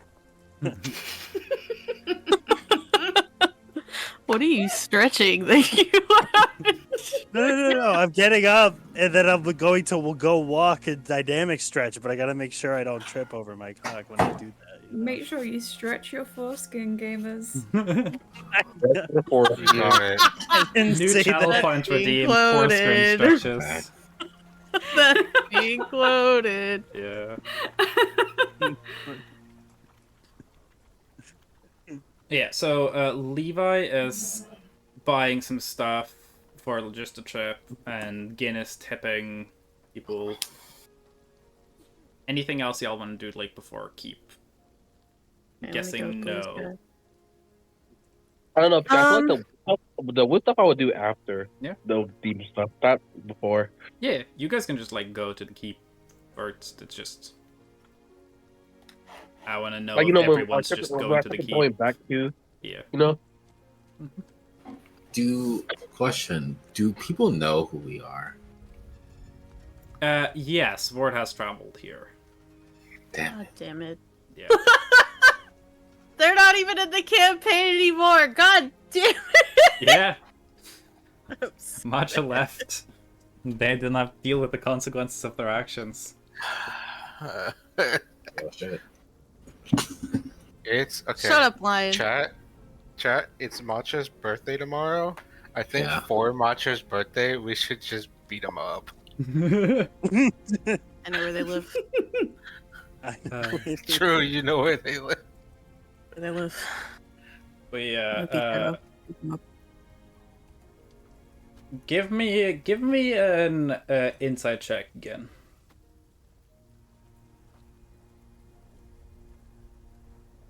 So you're wondering how well people know you guys here. 20. Definitely the story has traveled here. You get the sense that, like, while you are definitely still have a little bit of, like, that celebrity status, you get the sense that there is a little bit less of, like, people care a little less. Thank God. Sora would probably chuck that up to the fact that Bûchang is kind of just like far away from the area where the Sudol Beast was relevant. People who live here probably have never needed to even think much about it. And in Karsumft, they care because it's like... they care about what's happening in the valley generally. They're administrative.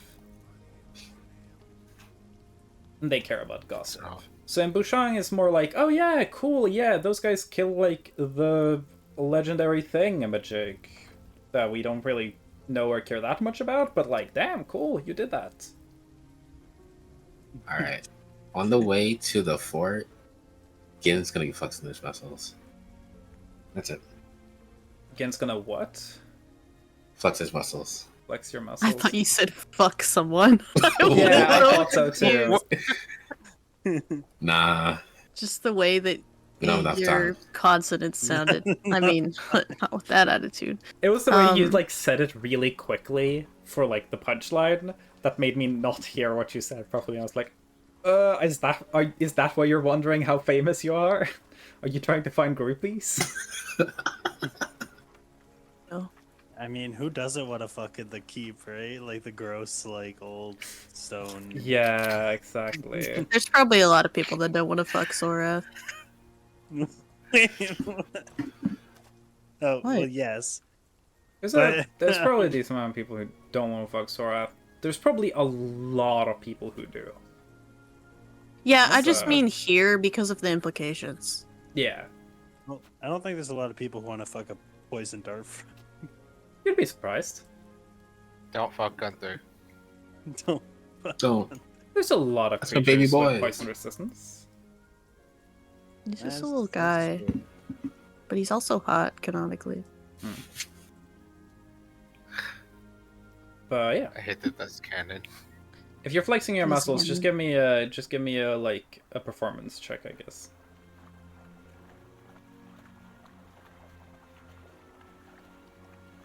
Oof. Okay. Oh yeah. Why am I so Is high? that in your performance? performance? Woof. You're flexing your muscles a little while traveling. The group is definitely getting attention. A lot of attention. The general vibes are that, like, yeah, you guys are definitely, like, the cool Monster Slayer people, but you figure you're back to the, oh, it's a Belbros type attention more than the, you guys killed the Sudwald Beasts attention. So. Belroses don't show up in Bûchang that often, so it's more of a big deal as well. Yeah. While you're Gotta flexing... bring Sorath with me everywhere I go. Gin, I'm very sorry to say. Yes. I mean, you're strong, you're buff, but you're, like, Yes. not that exceptional here. Almost everyone who's here is either a lumberjack or carries wooden logs for a living. You're like, you've showed up in Lumberjack Town and are trying to flex for, like, performance. Everyone here is kind of jacked and built like a brick shithouse. I mean, I'm the person good. that we're with, Lloyd, Yeah.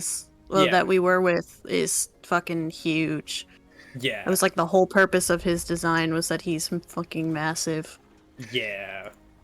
Gin does not care that he's scrawny. He's gonna still flex his tiny muscles. Like, you're still, like, you're definitely buff. You're definitely, like, in one of the buffer people in the city.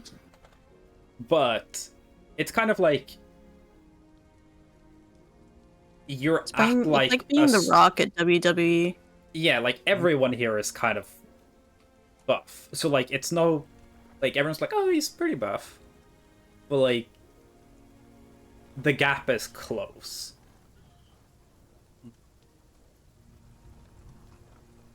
I guess the strongest person in the party is Gunther. No one in this town is as strong as Gunther. But Gunther is... one, not clothed to show off their meticulously toned bod. And also, I imagine isn't, like... He doesn't really flex. Yeah, I would imagine that Gunther probably also isn't very, like, ripped buff. Yeah. Gunther is probably more just like, I am strong because I do things that require a lot of effort. And also you have some magic helping you out. Because of belt. I do have that magic belt, yeah. Yeah. The belt. But yeah. So you flex. People are like, neat, dude. Hell yeah. Like, you don't really get any like, whoa, that guy's Go up, strong, but you get queen. like the reactions from like buff guys at the gym give each other like, hey, Yeah. nice guys, like nice delts, bro. Like that's kind of the vibe. Yeah. They're not impressed, but they're approving. Yeah, they're like, oh cool. Gin also does very notably have a very different build than most people here. Like, Gin is lean. People here are big. They're hunky. You know? If you're trying to get crushed by a bear, now's the time. Yeah. Finally, Bear City. I've been waiting. Mm-hmm. But yeah. So, I guess then everyone heads to the keep. For now. Sora's probably been to the keep before. Up to you whether you feel like Sora has like stayed in the keep. It's not like the best. I'll be honest, I have a feeling she's had to be here with her dad at least once, and so he would have been like, "Oh, we gotta stay in the keep," and Sora would be like, Dad, I don't want to stay in the keep." Yeah. Dad, do we have to stay in the keep? Yeah. Anselm would have made her do it at least once. That's what I think. So yeah. As you guys get to the old keep, To, like, build character or whatever the fuck. little stables nearby where the horses are kept with the cart. Keep is not a place where you guys will have like a separate room each, but there are a couple of different floors that can be divvied up for sleeping arrangements. And there's some staff that Zorath then dismisses because you don't need anyone to like take care of your bed sheets, and you already have someone to cook food for you. So as you guys settle into the keep, it is neat, but it is like a cold, windowless stone building. It's not like the most hospitable. Alright. But Search for clues. yeah. What are you searching for? What type of stuff? Gin's gonna first sniff the stone. Sniff the stone. Give me a perception check.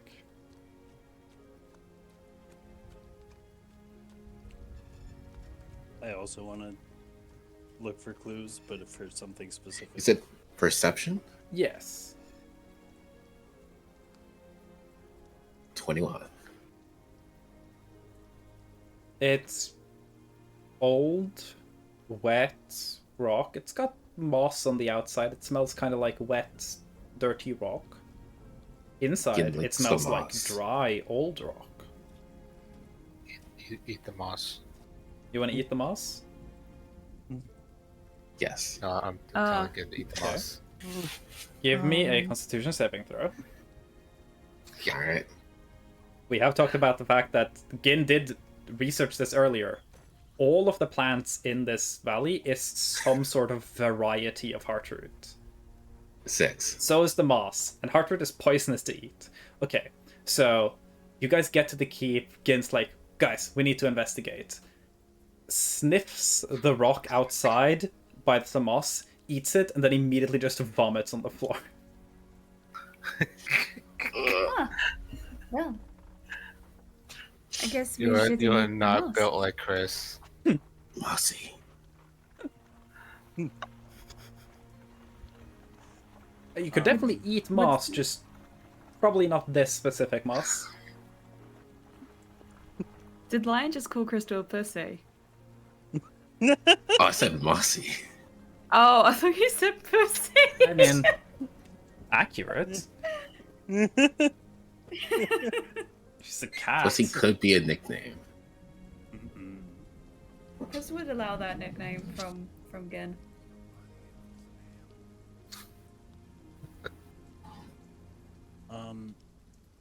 So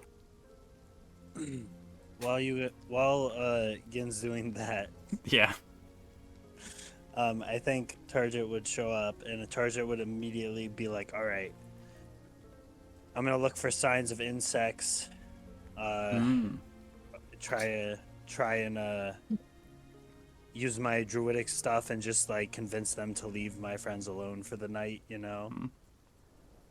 Give me an animal handling check.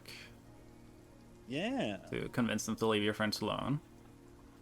And Okay. then a nature check for the looking around for the insects, for the exploring. And if you Just to clarify, if you I will roll, but if you do want to role play it, I can, because I can speak to animals. Yeah, I know. I just want to like the animal handling check Get is the just vibes, like get the vibes. to see Yeah.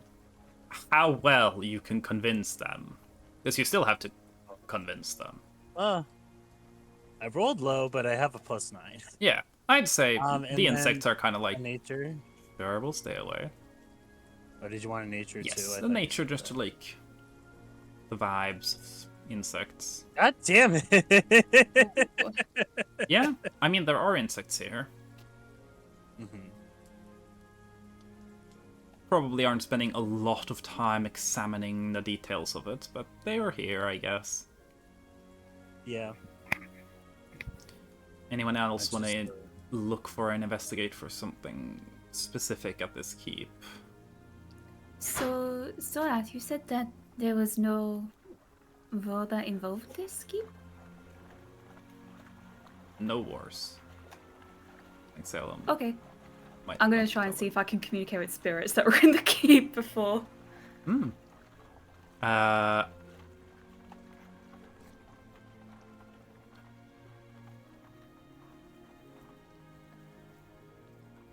Are you sober? Yes. Okay, sure.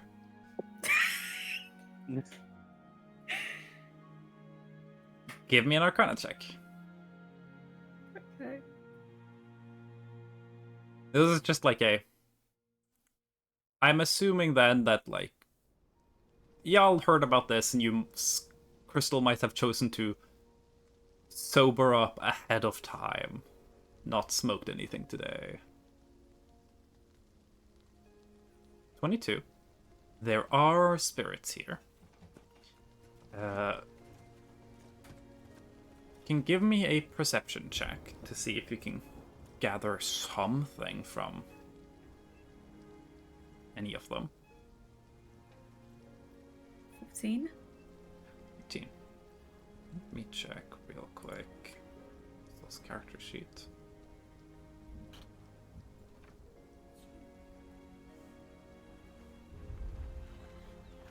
Yeah.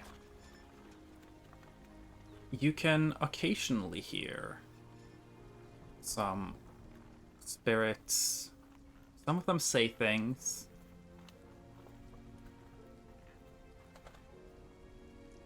You don't know Virus, the language, at all. Which they are speaking. As that is the more common language spoken here. So you're seeing the spirits, they're here.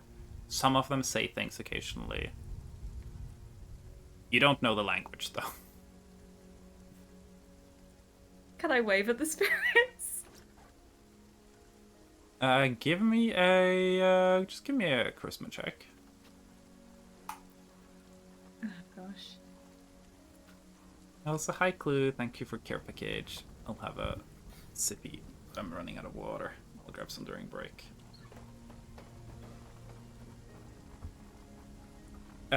You get some attention from some of the spirits.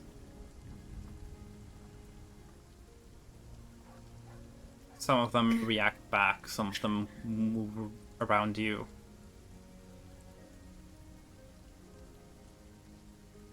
Do any of them wave?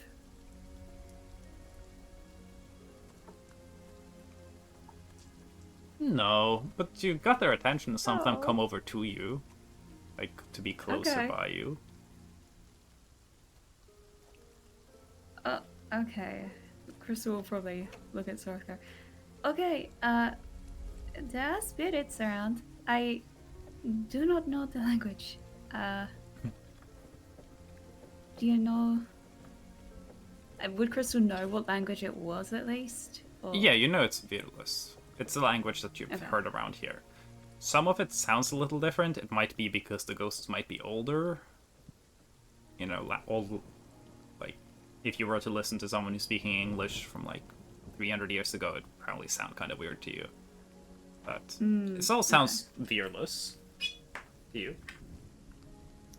you. What outfits are they wearing? Is it, like, war outfits, or...? There are no war outfits.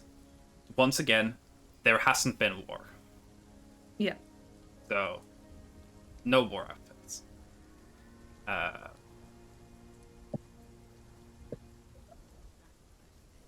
So, we have talked briefly before about how you interact with spirits.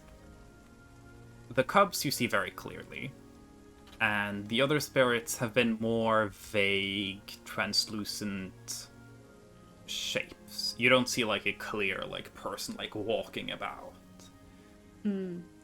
Give me a perception check. If you roll high enough, maybe you can glean something from any of the things that they might be wearing. But they're kind of like foggy little things. No, I'll say you mostly just see like cloudy little shapes of light. Okay. Some of them have like, you can sometimes occasionally see faces. Not with very defined features, but they're faces. Okay. Crystal will probably say to the group in that case, there are spirits around, but they seem to be quite chill. So... You said they speak Violus? I think so, but I do not know, like, what they're talking about. Can they only hear you? Or can they write? You cannot, Can they? like, they cannot write. You can interact with them. It takes a little bit of effort. You can try and commune with them with your deck. Like, you've done your deck of spirit reading, the spirits can interact with that deck of cards.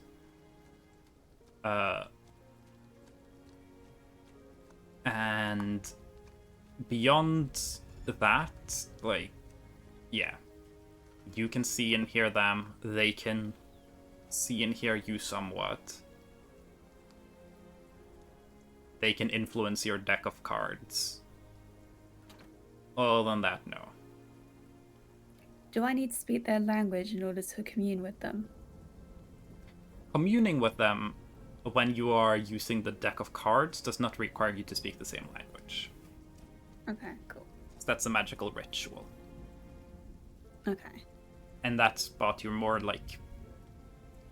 It's more about ideas and concepts than, like, the language. Okay.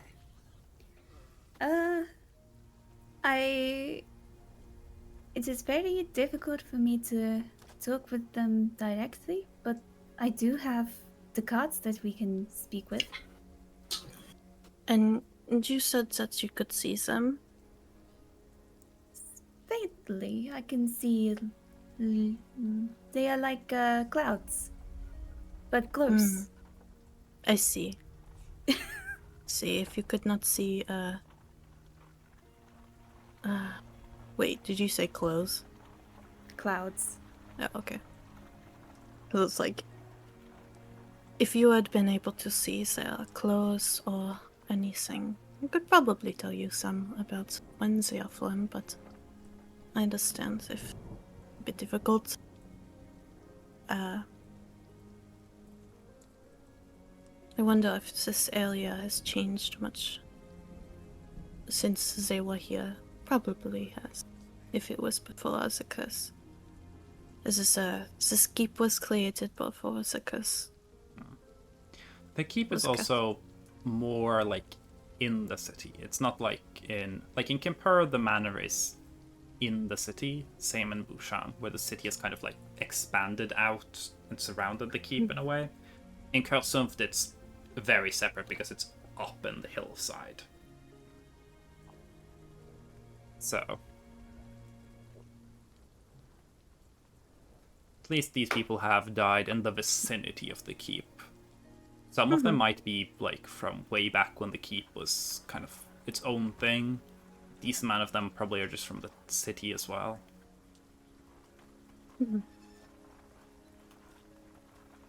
I have waited a very long time for this to be relevant. For Crystal to be able to commune with the spirits, but then there's a freaking language barrier. That's really funny. Yes, I can commune with the ghosts, but they're German, and I don't know German. Sorath just spends the next 2 hours trying to rehearse basic greetings with Crystal. Crystal could try and vaguely replicate what she hears, and then you can say something and Crystal can try and replicate what you say. That will all be gated through performance checks on Crystal's part on both direction, because it's telephone with a person who doesn't know the language. But I'm almost just tempted to have her ask if they know Oboli Belrose. I'm down to learn how to ask that. Would that be I help give advantage, or how would that work with performance? It would be performance checks with advantage, yes. You can try if you want. I'm expecting them to be scared. So if you want, you can roll a performance check with advantage, and try and just replicate what Sora said in Virlus, to ask if any of them know Oberi. Alright, here we go. 21? 21. You 21. get some replies from some of the spirits. Give me a performance check with advantage to translate it back. Because you don't know what they're saying, you just hear the noises, and now you have to repeat what it sounded like to Sorath, and then Sorath has to try and untangle it. 16. Yeah. I'll say I was mostly hoping for a yes or no, but I guess she wouldn't know that either. If it's a very simple answer, the DC will be lower. If it's a more complicated answer, then it will be higher. Can Sora just give me an intelligence check? Not very high DC. I'm so good at those. Oh my god! Oh my god! Oh my god! Crystals. Sorath is a little bit of a linguist at the very least. Yeah. She's interested in languages. You know a lot of languages, and you're familiar with a lot of different accents. I know a lot of languages for the time. Yeah. You know enough about languages and accents to know that Crystal butchers Virlus. Yeah. And you kind of have to guess your way to some of it.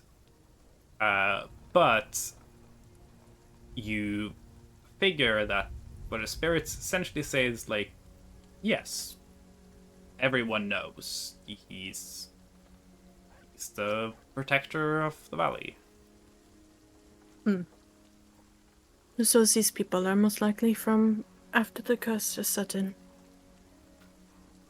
I mean, Sorath would have said in Virlus what she thought Crystal heard to see how close she got, and then would be they're most likely saying that he's the protector of the valley. Is if they know a boy, Belrose, then they know that. And if they know him as the protector of the valley, it is most likely from after the curse.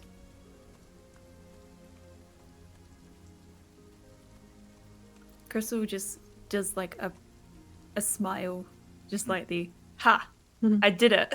I did a conversation. And then Sorath would probably teach Crystal like how to introduce herself in Fearless for at least a little bit, just so they can get by, because most likely they'll end up in the Fearless more in depth. So Yeah. you can at least say hi. Give me an intelligence check, Crystal. Oh no. We'll see how well you take to it. I say we know. 20. You kind of get a hang of it. I'd say Sorath and Crystal already like barely can understand each other because Crystal doesn't really know Michelayan. Yeah, Crystal is the person who is worst at Michelayan. And Sorath doesn't know any of the other languages that she speaks. Then again, Crystal is kind of like boxed in like an outlier. Yeah. Languages wise, so. To be fair, also, Crystal canonically only learned to speak Michelayan like once you got to like start traveling down the coast. Oh, true. Because Yeah. Crystal's clan speaks Draconic. Crystal learned Nureth probably from Jacob Rabban. Which means Crystal has learned Nureth within the last, 2 years, and learned Michelayan within less than a year. Though Probably. luckily, Maybe a year Sorath or so. does have tongues now. Yeah. So, if she's ever struggling, or Yeah. Sorath would tell her, I have a spell that allows me to speak or understand other languages and speak other languages, so if you ever need that. Yeah, and Crystal does She can use it. generally speak, most of the people who don't know Michelayan, as a local language, who just know it as, the lingua franca of the world, they speak a simpler version of the language. Because it's a lot easier to learn. So. Yeah. Crystal's Damn, pretty I could decent never at be languages. Crystal. That does make sense. Yeah, I'd be so stressed if I went on a ship and spoke no other language that other people on the boat spoke. Yeah. Mm-hmm. Well, I can imagine that maybe your grandmother would have, been here's how to say hi. And, maybe some basics like what Sorath did. No. Yeah. Oh, sick. Yeah. Never mind. Ivy Whistle, Ivy Whistle did not say, would tell stories about their travels, but would never teach language and stuff like that. Part of that was because, kind of out of respect for the clan leaders, don't give these kids ambitions of, trying to wander off. They're gonna get themselves killed. Tell your stories if you want, old lady, but... well, I wasn't sure if it was just, before Crystal left sort of thing. But if not, then, yeah. Yeah, no. That's fine. They're very isolated. Crystal would have had to been very smart, yeah. Yeah. Good with languages to pick up on that stuff. Yeah. Michelayan, though, is a very simple language. So, it is easy to learn. It's probably easier than Draconic. Very much so. In my head, Michelayan is, has super simple grammar. And, the words are very, they're built of components, kind of in the same way Chinese or Japanese. Those languages are built up tree, and then forest is just a bunch of trees combined together. The words kind of work a similar way. So if you learn one word, you probably can logic your way to other words. Mm-hmm. And yeah, very bare bones grammatically, just kind of very functionalist. If a piece of grammar isn't necessary, it's probably not in Mikkelein. Each sentence is a Lego house. Yeah. So yeah, Mikkelein is easy to learn. The fact that Crystal has learned Nureth like decently well by this point is impressive. Nureth is a weird language. Does Maybe not Crystal share a has lot a in little common. knack for languages. Possibly. She's learning. She's not like other clan members, I guess. That is a questionable ass sentence. Pick a different word. Someone quote Crystal's not like Crystal's different. She's not like the other clan members. Because that's a fucking quotable line.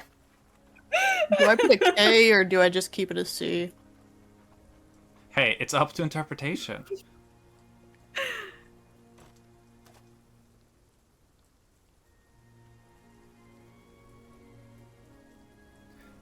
Probably all the most cursed quotes for this campaign have come from Mel. Yeah, probably. Thank goodness. One of my favorites is Thank you still, for letting me join Crystal and likes cursing some your young. streams. Is Oh yeah, that's a solid one.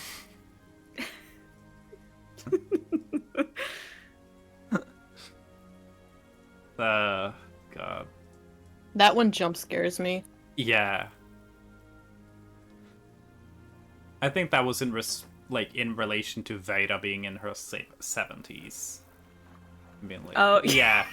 Crystal's not Yeah. interested because, like, there is like a 50-year-old, like, there's a 40, 50-year age gap here. And the way you phrased that was like, nah, Crystal's not interested. Crystal likes him young. Yeah. Which is the Or I worst even way to think say we're- that. You've also probably said something similar when talking like between Sorath and Crystal. Because like Sorath likes a little bit older. Or a lot of it. I don't know. Yeah, you ended up with a guy who's a lot of bit older than...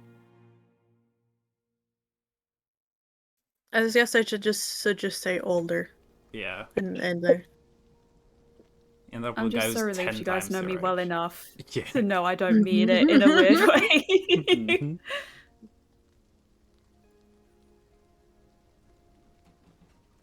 But yeah. Anyone else want to do any, like, investigating of this keep right now? Or... Yeah. Oh. Yes. Sorry. I was away getting food Yes. when you first said that. Sorath would probably go to the rooms where, like, her family would have stayed, especially where Ambrosia would have been for the years that she was there. Mm-hmm. She probably would invite Gin to come with her too, because, you know. Yeah. The keep has 4 floors to it. The first floor is raised significantly up from the ground, and it's like a big dining hall with a big hearth, a neat place to just cook some food. Second floor has it's kind of like a bit of a living area that also has a bunch of beds along the wall. And then the third floor would have been the royal floor, in a sense, that has a nicer private quarter and then nicer big beds. And then above that is a room that has mostly storage. It's where you would have weaponry and stuff like that. Stuff for long-term storage. Then you can, of course, go onto the roof. I'll say, or if anything, Sorath would ask again if you wanted to look through the storage area. Mm. And then if she needs help in Right, the I'll royal, come and if she needs help with the royal areas, then she'll ask. So, what are people looking for? Like,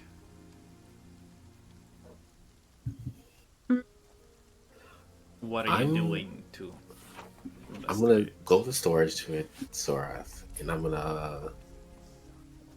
gonna look around. Just have a look around. Just like a general. Yeah, general look around. Okay, give me an investigation check generally then. You can have advantage if someone's tagging along with you. Investigation, right? Investigation, yes. I mean, leave out with this. Devil's number. Okay. I need one more 6. I mean, you rolled 2 6s, and the result is 6. There's technically 3 6s in the thing there. Gideon's not going to find that much up in storage. Not gonna even find the devil. If anyone wants to do anything more specific in the storage, or whatever Sorath wants to do, and Do I at least The know royal what's floor. in storage? Like, is there like stuff in storage? there are a couple of like long storage food items, some dried stuff, there's, like potatoes, there's grain. Not like a crazy amount of it, but some of that. There are some weaponry and stuff that you figure would be for a guard. Probably a small guard of like maybe 16 people at most. None of it is in very good shape. So that's mostly what's up there. There's also like rolls of cloth, banners, stuff like that. While I'm chewing on this potato, I asked, do you know where your grandma stayed? So Yes. that's the 3rd floor below.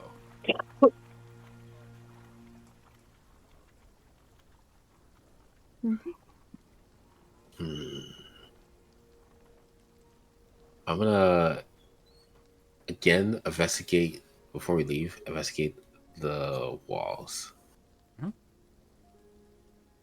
Are you like looking for the same types of like doors? I'm gonna see if I see a brick out of place. Okay. Give me an investigation check with movable brick. advantage. I need a little bit more than 6, please. 7. That's lower. You're trying to look for a brick that's like loose or something you can click or move. But you're kind of just staring at this repeating brick pattern. You know when you stare at like tiles and like the gaps between them and like the lines disappear a little because you've been staring at the same thing for too long? Like that kind of starts happening to your brain where it's like the same pattern and your eyes are kind of starting to confuse themselves a little. You go one way and the other one goes out there. Yeah. Like you think you see something and then it's like, no, my brain's just tired of looking at these square rocks. Sorath just like gently pats Gin's shoulder, like, are you okay? I will say from Sorath's perspective, Gin is probably just like speedrunning their way through. Just like entirely unfocused ADHD searching. I deep throat all the potato in my mouth and say, yep. You have successfully eaten a raw potato. I don't see anything here. I see. Then we can head to the Royal floor. Yes, please. Let's go. Yeah. Heading downstairs, royal floor has been nicely prepared for stay like the other floors. What are you guys looking for? As I saw is looking for journals at first. Mm-hmm. While they're walking towards it, Gin's gonna hold her hand out to touch the wall, dragging it while they walk. Mm-hmm. Okay, give me investigation checks, the both of you then. Is anyone else joining the investigation of the keep? More than 3. Yes, let's go. I mean, we want to be some wondering with Jim stuff. Okay, then you can have advantage on that. Again, you just need to have a buddy with you helping. You know. So I could go more. Okay, well. Stay humble. You're trailing along the wall, going down the staircase. Nothing's happening. Doesn't seem like there's any hidden latches in any doors here. Looking around the royal floor, there are small bookshelves with books. Some of them are ledgers and journals. Some of them are more just general reading, sort of historical records. A lot of it is ledgers of like business and stuff like that. With 17, you find a decent amount of this is written by Emrys. A decent amount of it seems to be written by someone who isn't a Belrose at all. You figure that it's likely possible that there have been different other non-Belrose people staying in this keep while helping manage Bûchang.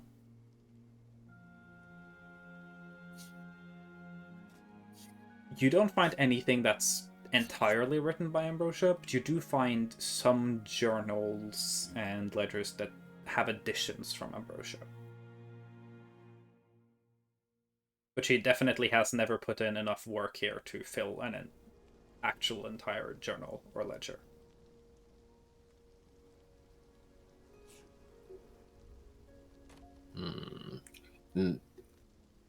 This in the room that we're currently in is just a bunch of bookcases. No, there are there's like 2 small bookcases with some ledgers and journals and other books. There are a handful of beds. There are chests for storage of personal items. There are some chairs and a small table by the fireplace. Like, it's a full room. I'm gonna check the chests.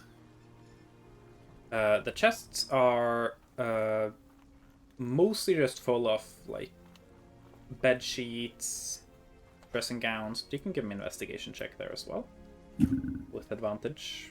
So you're having someone check with you.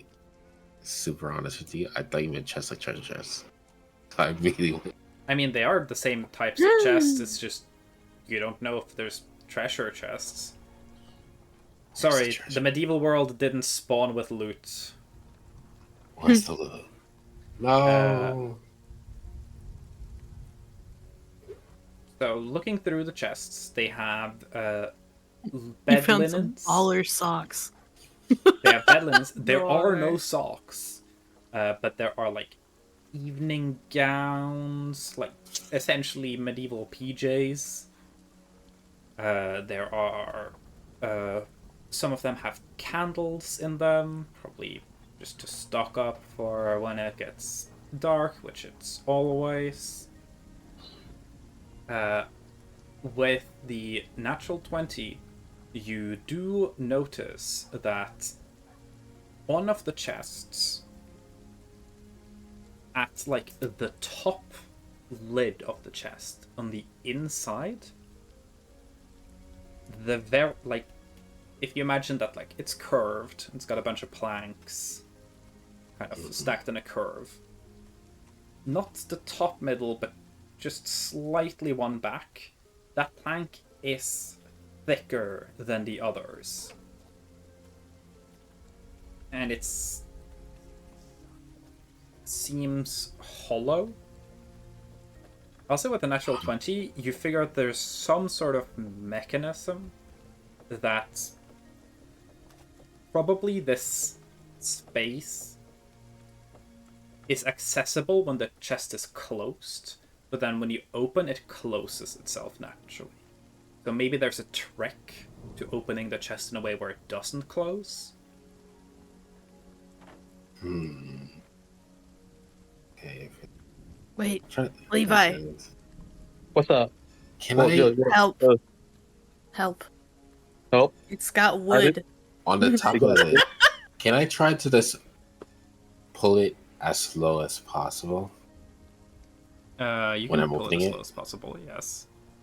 Give Let's me see if give me another investigation check. Can I give him guidance Yes.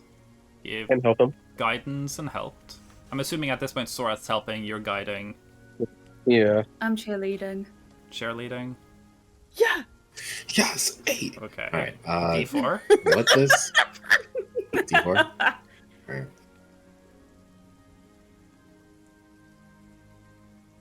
11. Yeah. You're pretty sure that by the time you lift the lid, it locks. So there's no, like, time where you can, like, sneak your hand in, sadly. The gap is very tiny before you think it closes. Levi, is there a way to remove the planks of this chest? Without. I mean, would Crystal know more about it? She did it lockpick more than I do. Crystal might be able to, like, fuck around with the locking mechanism of it. I will say, Levi, it would probably take a little bit because it's, like, steel rim riveted, but you could probably disassemble this chest if you just had a little bit of time. You could just take it apart. Yeah, Levi. If Levi had, because we're staying there, right? So Levi has all the Yeah, time. you're staying the evening. Yeah, so we have time.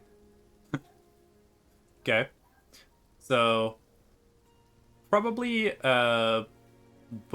especially with Gunther's help to help with, like, loosening and getting the rivets out, both because of strength and also Gunther knows how to do that bit better because it's metal What working. if I didn't help? You could also not help. In that case, Yeah, he could also. I'll help. No, I'll you help, can but it'd still be funny if I disassemble didn't. it. It's just less likely that you'll be able to reassemble it if you wanted to. Because then you would have to rely on Gin's dexterous gentleness in the crafts. Rip it! Yeah. I'll say with Gunther and Levi working together, can both of you give me like your craft checks? So one woodworking, one smithing. Both of you with advantage.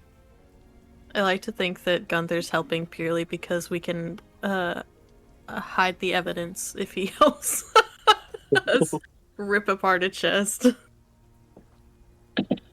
Oh, hell yeah. Oh, hell yeah. Yo, So- the crafty boys. In probably like 20 minutes, they've taken apart the entire top lid off the chest into pieces.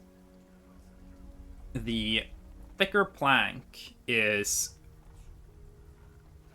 cleverly set up in a way where the thing that Gin didn't realize with the check, it's not the opening or closing, it's the angle. You could just tilt the entire thing. and it would lock closed. So, funnily enough, if you had just picked up the entire chest, held it upside down, and shook, it would have worked. But the plank is 2 separate planks that have been hollowed out and laid against each other, and they, based on the angle, slide in together and just stick.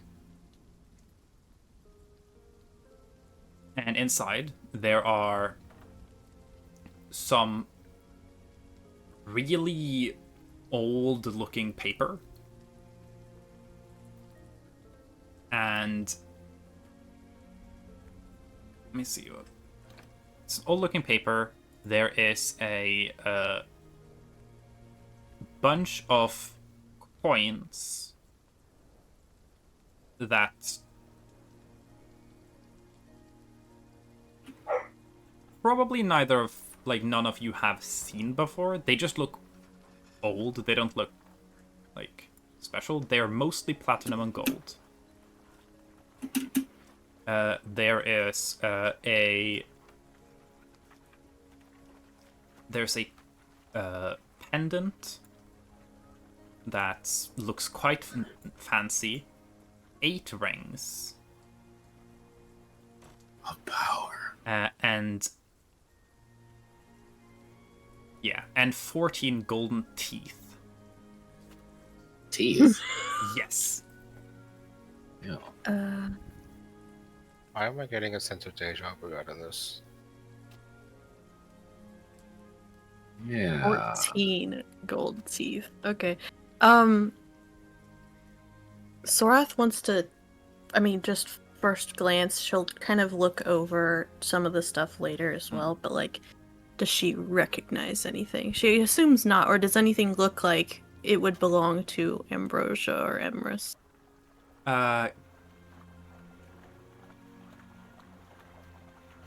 Give me a...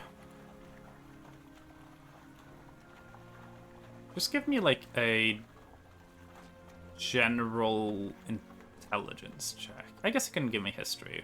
Works. Your favorite. It's the same. 13. 13. Cool. None of it looks like it would belong to Ambrosia or Emrys. As a matter of fact, none of this looks like it would belong to the same person. Can I check the pendant? Yes. Can I open the pendant? It is a... it's about, like... yay big. Kind of teardrop shaped. Has a very nice... by yay big, I mean, like, for the stream watchers, because they can't see my Discord camera. It's about the size of, like... It's like a kiwi. Flat, with a big gemstone. And... it does flip open. Roll a d100 for me, please. Just Gotcha. to see the condition of the stuff inside here. Oh, I thought I was gonna get blown up. No. Damn. 51. Okay. It's definitely, like, the stuff inside is a small painting on canvas that is definitely old and kind of falling apart. It looks like a young child, probably 2-3 years old.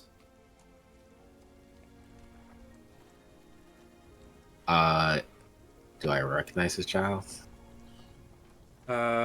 Give me a history check. Yeah, to give him guidance. Sure. Guidance, I feel like history. it's going to go, but Can I do a history check? Yeah, sure. 13. I don't need guidance.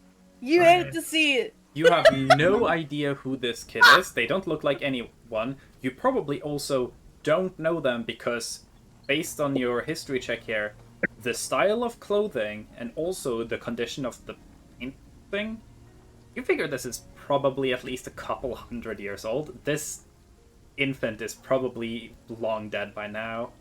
Does not look like Belrose. The style of clothing and the style of craftsmanship is not Pleasant Valley style. It doesn't look like it's from this area.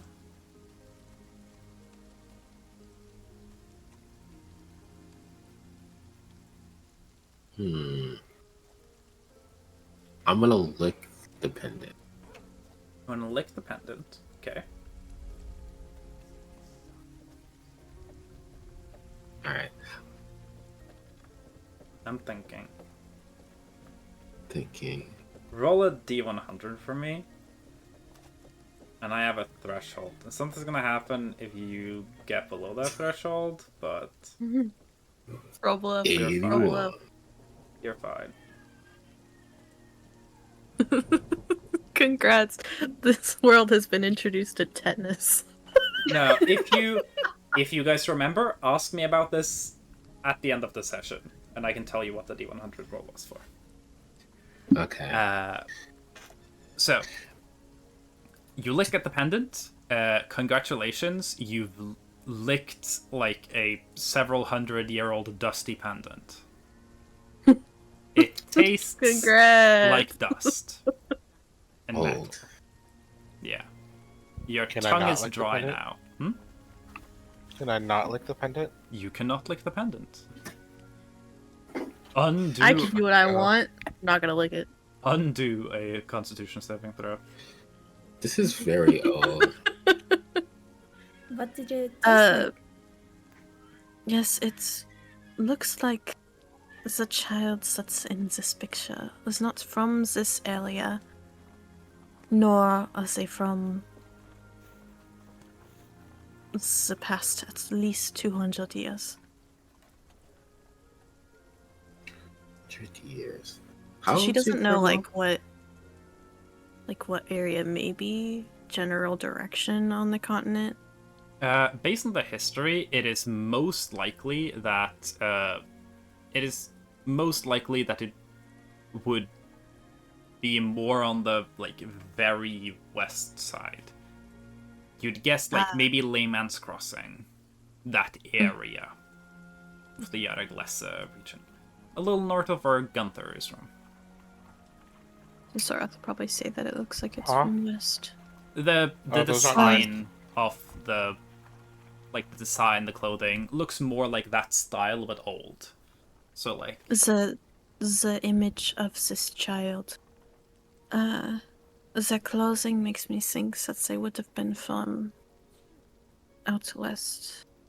Maybe north of Smithel and that area. But it would have been from 200 or more years ago, as I said. I was gonna put on the rings, but Levi, can you cast detect magic? And Levi does it. He'll cast Detect Magic. cool. Nothing here is magical. Sick. Sick. I found the rings. Okay. Do they fit you? No. Damn. I don't put the rings. Ooh, So I had in the no snow. chest, I got there you. was a pendant, seemed like a folded like parchment, like documents or something, 8 rings and 14 gold teeth. Was there also paper, right? Yes, that was the parchment document thing I mentioned. Did we read Can it? Sorath look at the... No, we haven't gone that far. Sorath wants to look at the Yeah, Sorath. paper. Sorath wanting What to look at language is that, it in? and also noticing that it's old paper. This is like fall apart if you sneeze at it. Old paper. Oh. Definitely keeping it as far away from Gin as possible. You can like gently open it, and the folded parchment is just blank, but inside there are other pieces of parchment, some in envelopes, some not in. Opening them, there are a couple of deeds to like properties.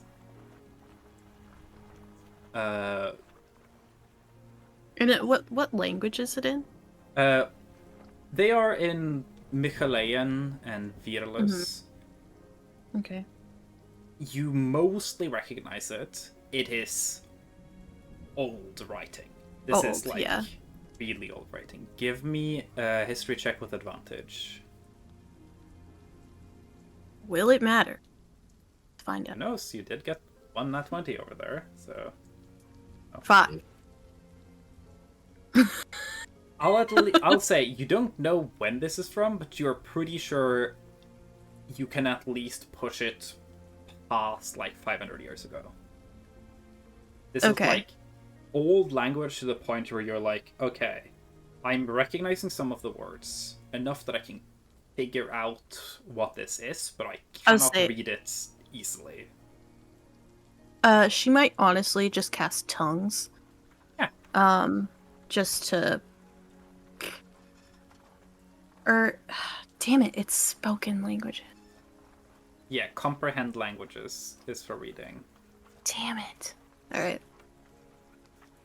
It's fine.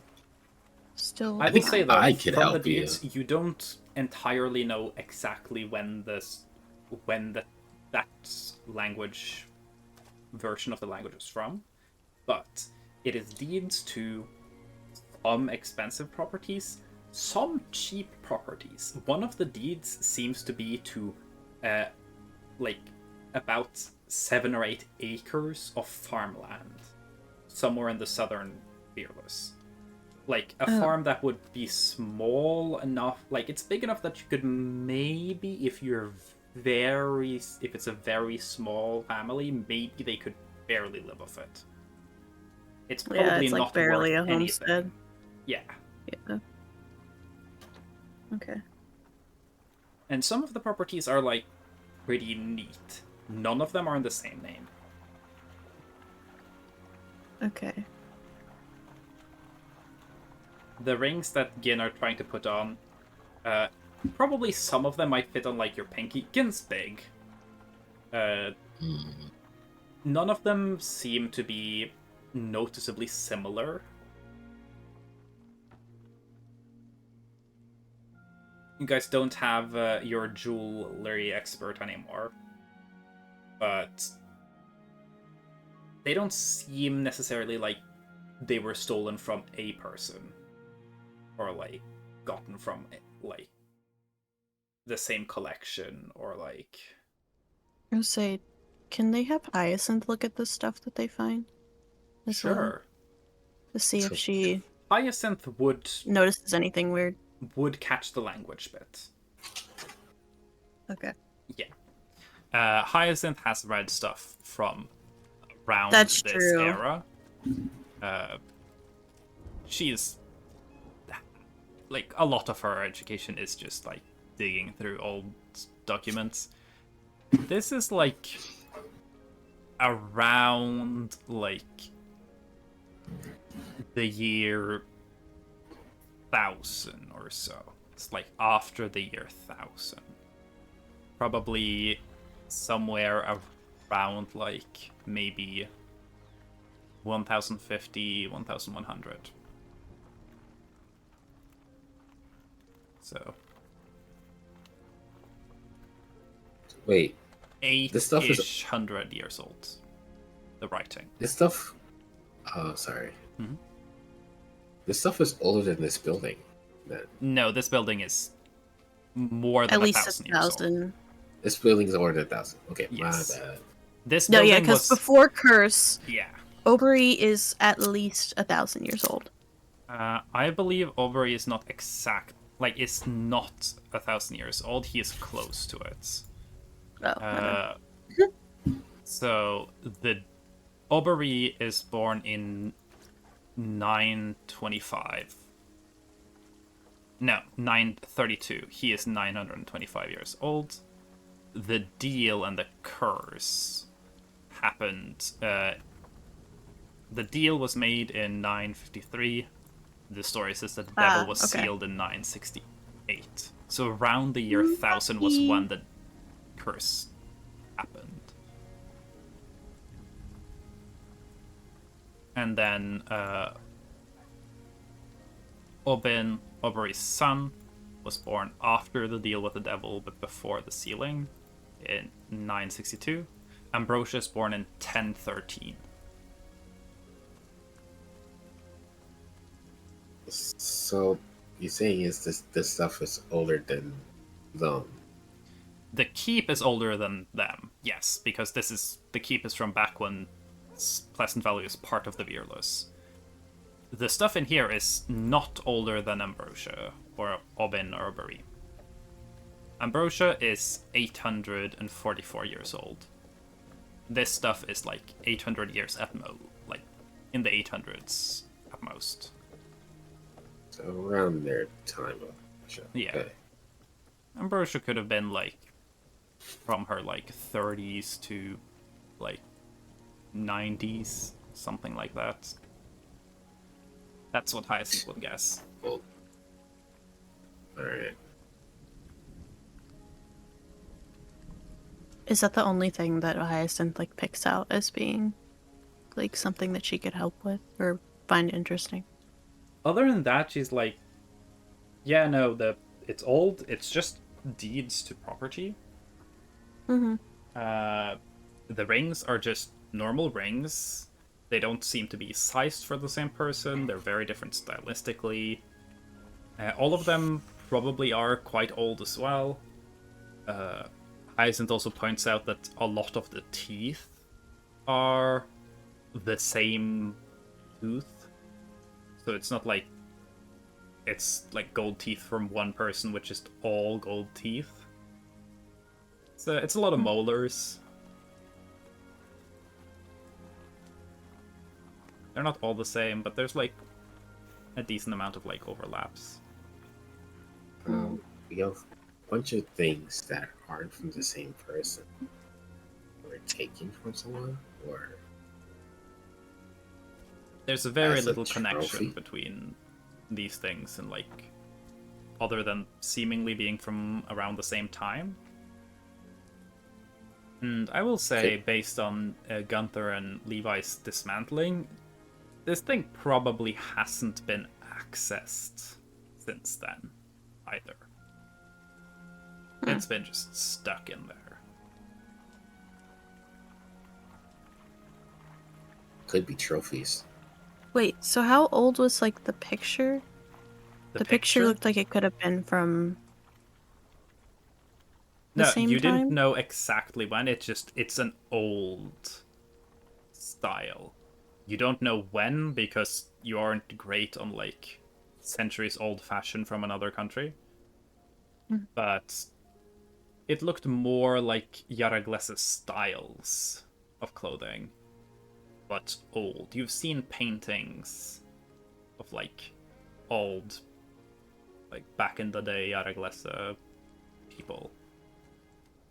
It's like, yeah, it's that region, but not exactly when. It being from the same time period would not surprise you. Okay.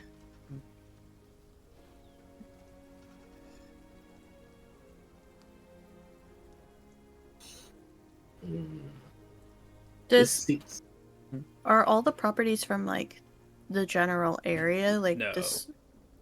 Okay. Are They some of are- them from? There are two that are in Pleasant Valley. A couple of them are from around the Virlus, some from the Mikkelian Steppes. There's some from Yaraglesa. They're all kind of around the Flood Sea, I guess. But Do any of them have like names attached to them? they have names attached to them. Okay. Because Sorath, I mean, she's gonna keep that with her. She's just gonna tuck that. Gonna put parchment with deeds inside in my Yeah. inventory, I guess. You can do a history check with advantage to see if any of the names strike any significance to you.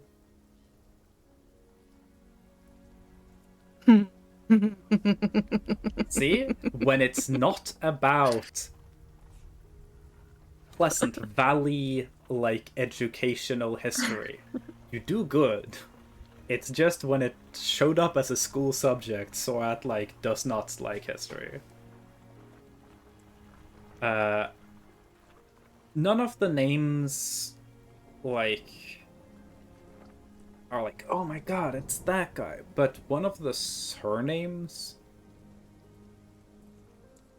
strikes like a bell as you're going through them.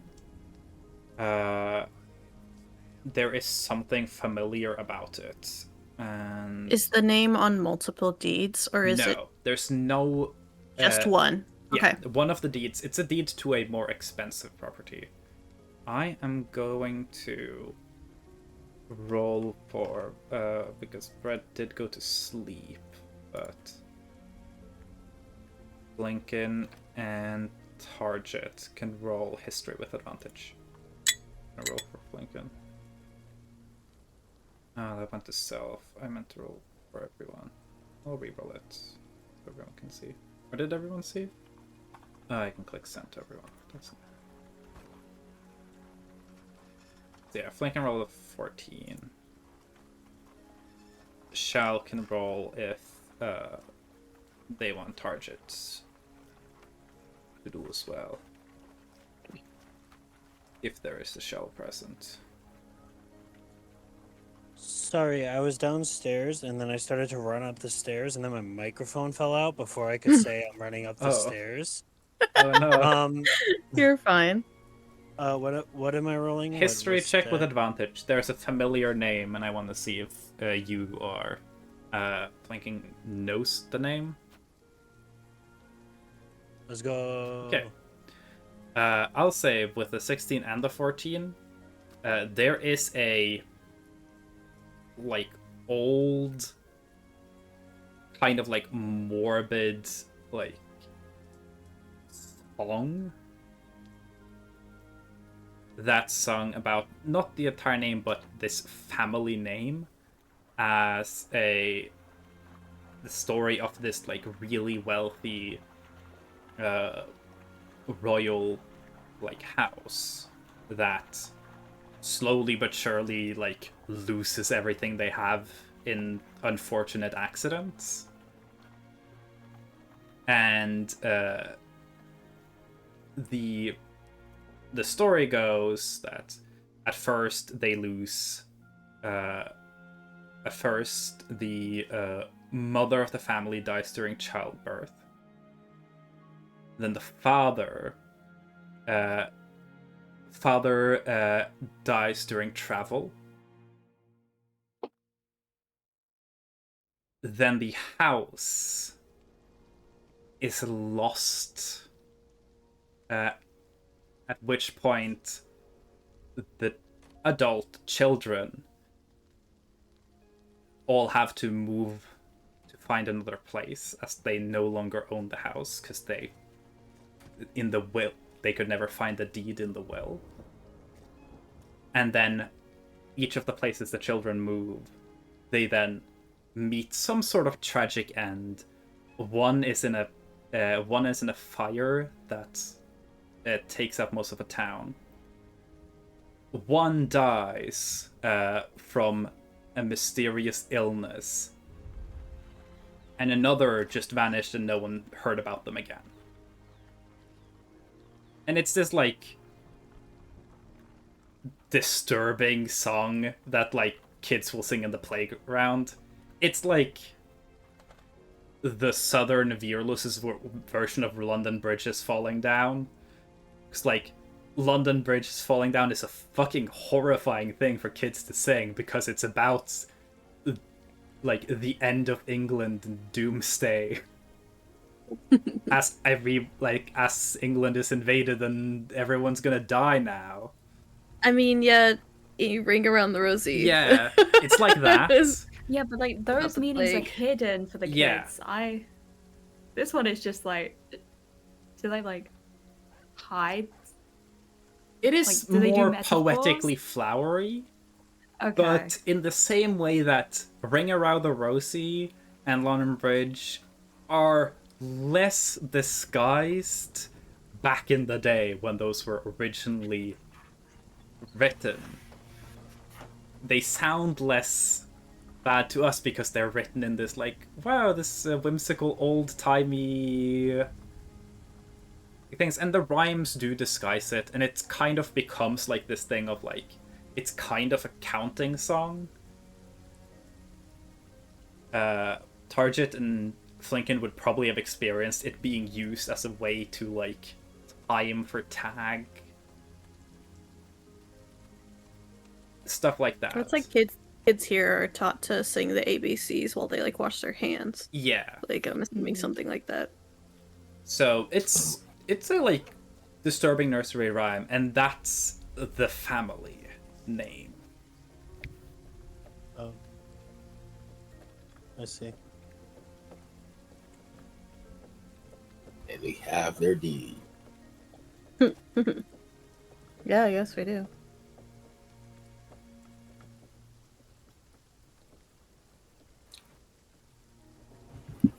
So that's one of. So is the house like in the area where, like, it's in? It's in the southern Viewless. Let me see. Okay, I found it. The family and the song is called. The song is called House Felminster.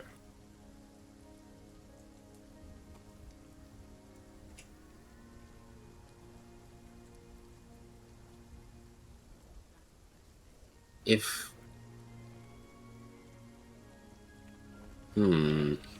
if this is the case, then like I said, this could be things that are trophies. Well, from but there's other only people. one of them that's a name from the family. But yeah, I did immediately think about serial killer trophies, but that's just because I love true crime shit. But it's like none of them are like the same except for the teeth. That's Yeah. or the rings. But I guess maybe they didn't want to like be as noticeable. So- I don't know. Yeah. It's weird. That means there could be multiple people. Not The other deeds are not like some True. of the the deeds are for other places as well. It's not very localized. But yeah, this seems to be the deed to the Felminster house, the house that they lose because after the parents pass away, the deed is never found, so it's not passed along with the will. Yeah, it's here. Mother dies in childbirth, and then father, like the patriarch of the house, dies during business travel. Unfortunate business travel. Yeah.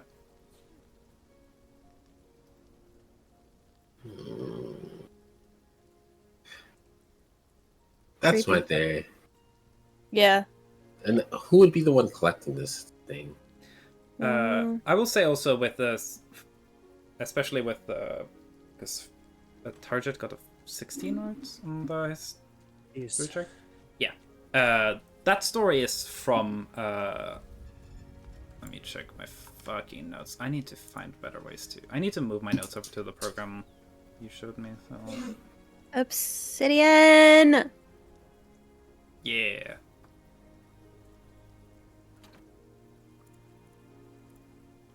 I would help you if I was allowed. Yeah. That story is supposed to take place in 1034.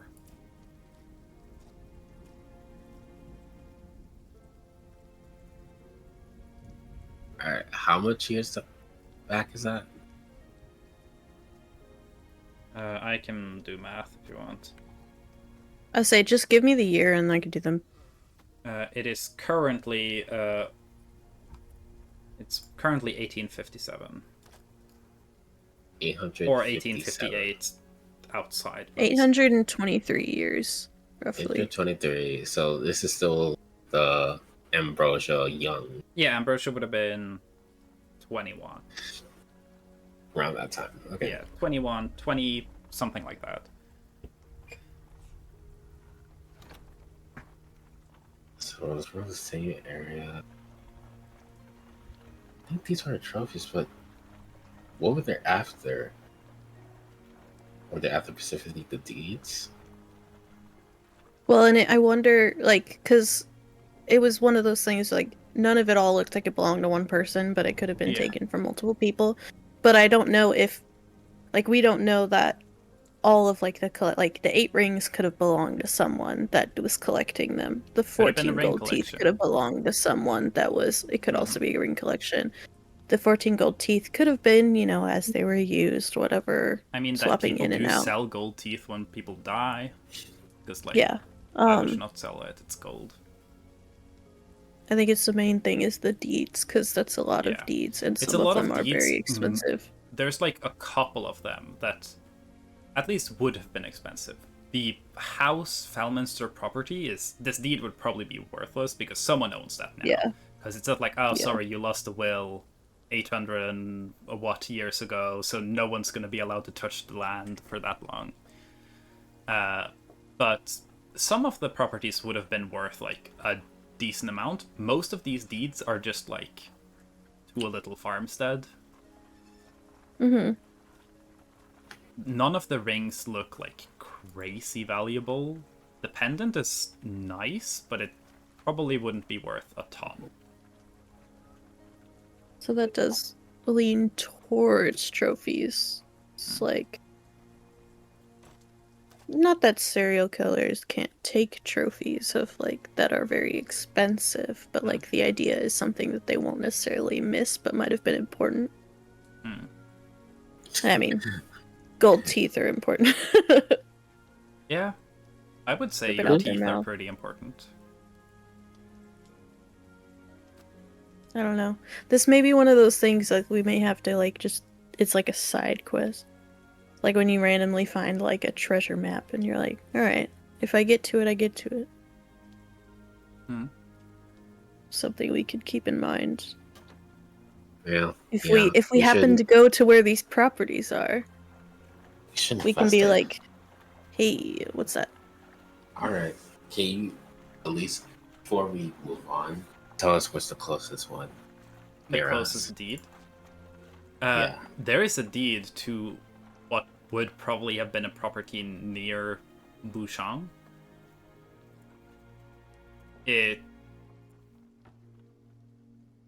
You could try and check that out maybe tomorrow. It would be like north of Bûchang, based on the description and the location. Could we stop on the way up to the fucking 2? Yeah, you could stop by there.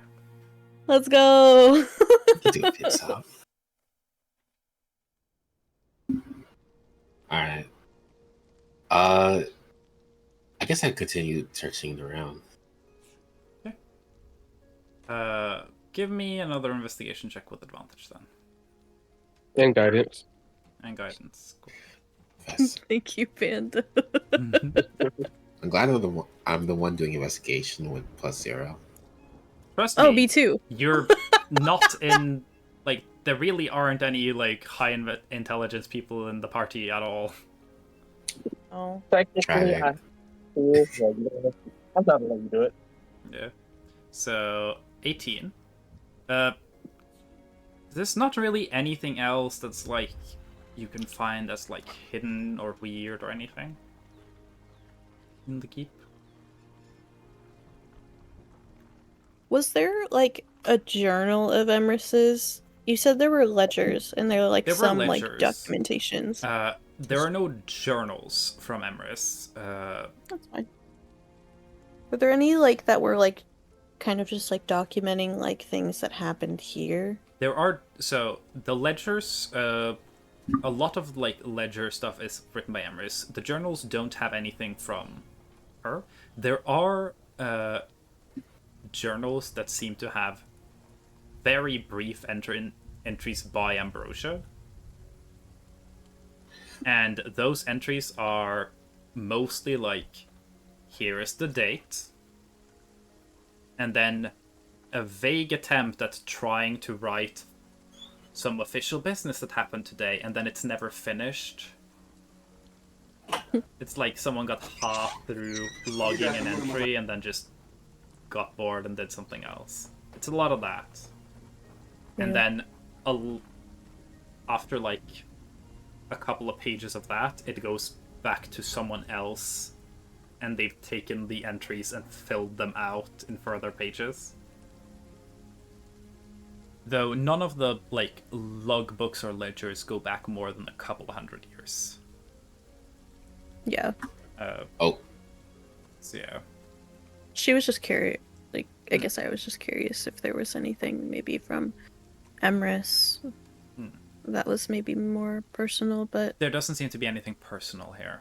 The journals are mostly just covering events for record keeping. yeah. I was gonna ask, do you know the time period when Ambrosia cooked up in here?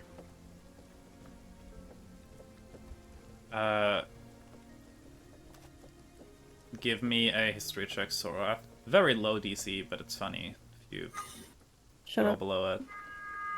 8. Okay, cool.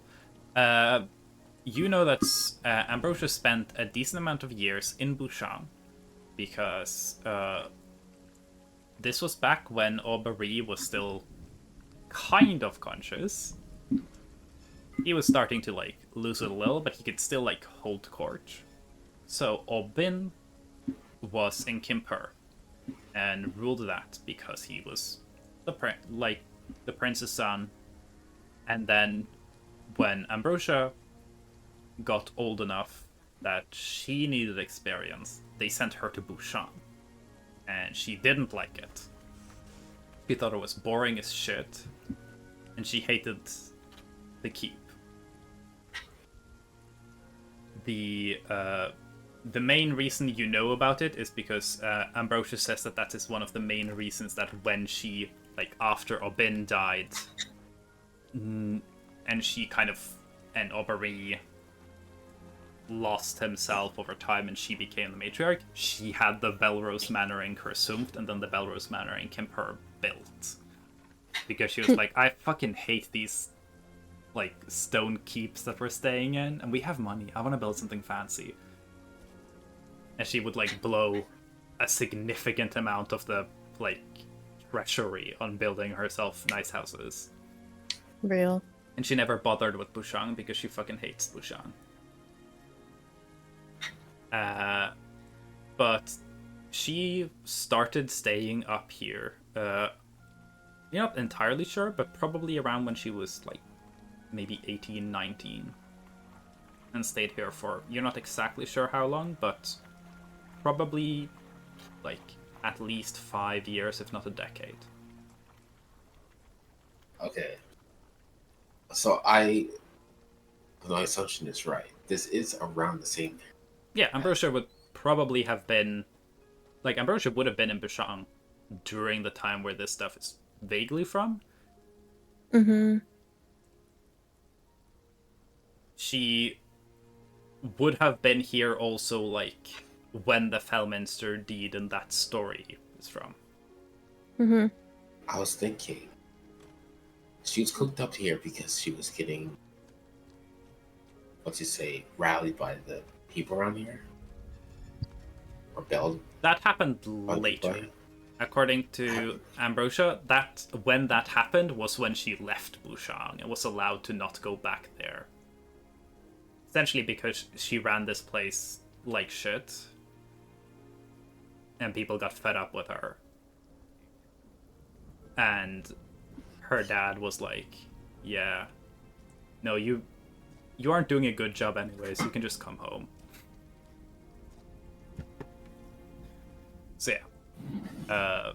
These would probably have, like, that was the last bit of stuff that happened with Ambrosia during the time where she was staying in Bûchang and kind of running Bûchang.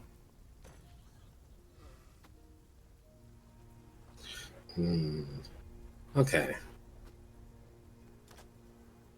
But she did say to Sorath when she told Sorath about her time in Bûchang that Bûchang, she hates it because nothing happens here. It's ugly and boring.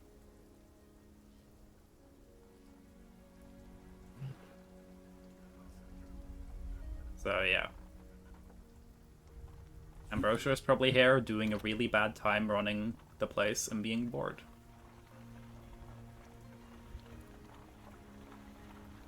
Car. My guess is that this is Ambrosia while she stayed there. I guess my other guess was that the reason why she did it was for the people rebelling against her. I guess that doesn't make sense if that was the last thing she did. Yeah. If this stuff is from when she stayed here, it definitely happened before. And if Ambrosia is tied to the story of House Falminster, that happened several years before that. Several years before she got here? No, several years Or- before she had the situation with the mob. Oh, So situation she- mob. Okay. She moved to Bûchang to run it when she was 18 or 19. The House Falminster story is from when she would have been 21. Okay. And she left Bûchang. Sorath isn't exactly sure of which date, but probably when she was like 25 or a little older.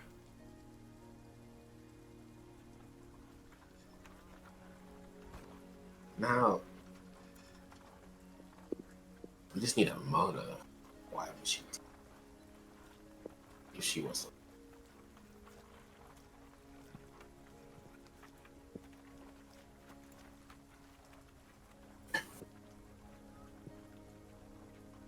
I don't know.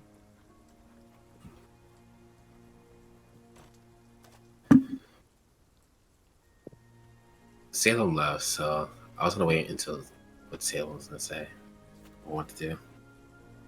Mhm. But if there's nothing else in this room, There's then, nothing else particular.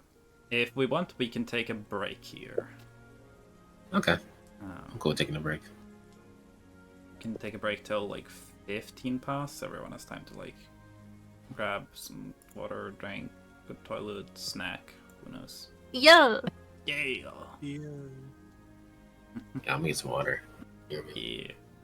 I'm gonna go ahead and get me some to snack and drink. You're. Time to move over here and eat away my foodie. And y'all can just, vibe and have fun and talk if you wanna, but I'll be back. Also, just need to go downstairs to get some food. You're. Here.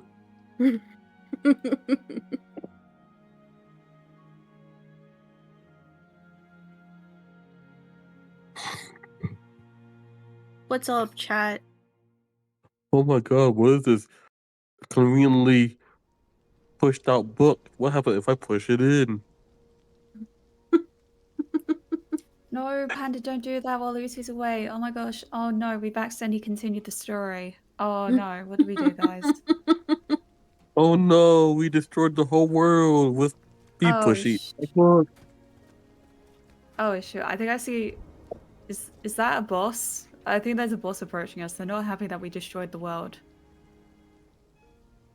Oh I- no. Secret, we are the bad guys, boss. Oh gosh, this is the genocide route. Wait, Sans? wait, no, the boss is Rizwick. Oh my gosh. We're gonna have a But bad fully time. transformed into Gideon. Yep. Their white boy transformation has worked. No! Alright guys. I guess because Uzi's not here, we gotta take ownership of this. Everyone roll initiative. We're going to combat now. Oh. God sweaty. I rolled 8 billion. Dungeon Master's not here. We can make up the 9/11? rules. I rolled 8 billion. 9/11. When you said that, it was like, oh no, I'm gonna push in the book or something. I was just thinking of Interstellar when he's just pushing the book out from the bookcase. While he's like in between time and shit. Yeah. I'm also gonna roll for Sans. Okay. I'm not surprised. I'm also gonna roll for the book, because the book is actually a boss as well. Oh, the book goes first. How many bosses are we fighting? Well, I mean, it all starts with the book, but it awoke Sans, and now we gotta fight both the book and Sans. The book. Okay, book takes its first turn. It is going to cast Paper Cut on. It's going to cast Paper Cut on Levi. Oh Big no! Levi, I'm in a It's stupid. 500 14 damage. hit. There's a 14. 14. 14 Oh, hits. shit. It hits. Okay. All right. Let me get my dice for damage. You take 72 damage.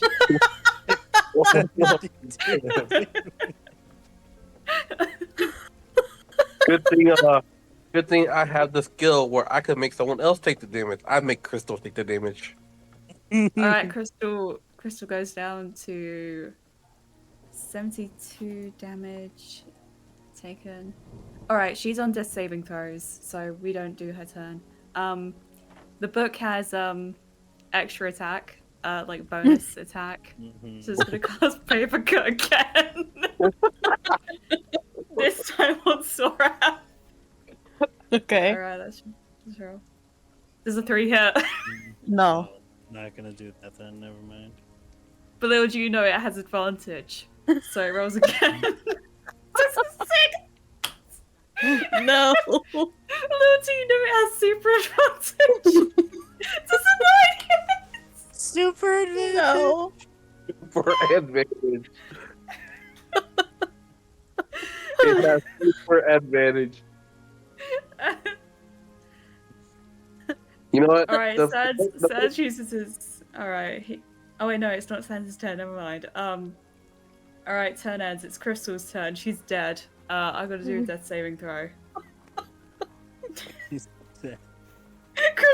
fails. She's getting really close to death, guys. It's a failure. Is it my Taking turn? that yet? off. Hang on, let me have a look at the turn order. Did you again. roll initiative? Yeah, I rolled 9 billion. Remember? Then you would have Oh, gone true. first, idiot. Yeah, but it's Yeah, but no, it's fucking Mel's job to tell me I go first. No, Yeah, but you well, gotta I mean, remember, if we it's not in the game go back log, to the I reward, mean, so he It is in the overflowed. game log. You just have to. He overflowed. oh, you're right. All right, okay. I'll let you take your turn now, but in future you will go first turn. What you do? Right. I'm gonna cast Mega Healing Word on Crystal. Roll to hit.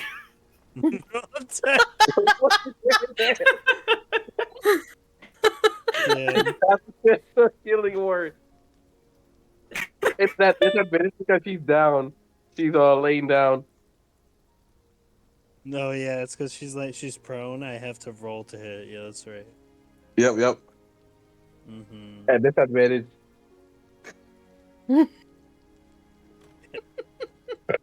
My audio went. Oh no, Mel's audio. How are we supposed to do We're if our so fucking make back. We are so back. Okay. Have you rolled your healing effect? No. All right. He mi- You roll he and let me missed know it. how much you heal for. He missed his healing. Hi, AC. Crystal's dead. Oh, good to know. It's okay. Target is rolling to hit their healing spell. Okay. I still gotta roll. Their mega healing word. Why did Crystal die? Oh shit, 44. She took 72 damage. Why? Paper cut. I don't know. Check the pod. Okay. Well, Levi got a paper cut, but then he just passed the effect on to Crystal, so she took the damage instead. Did it really Anyway, just like Crystal's back alive. get a paper cut and do like double it and give it to the next one? Yeah. That's so dumb. Also, All right, thanks for joining the the paper combat. cut damage, they got to roll a d100.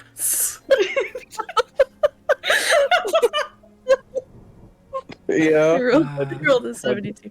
Wait, it's Levi's turn. Levi cast Wish, and now we've made the campaign start again. Do over. Is Lion Okay. here right now? Since Levi removed himself from the campaign, I'm gonna go next.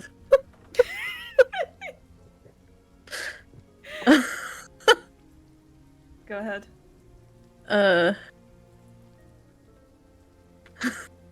Does a 16 hit the book?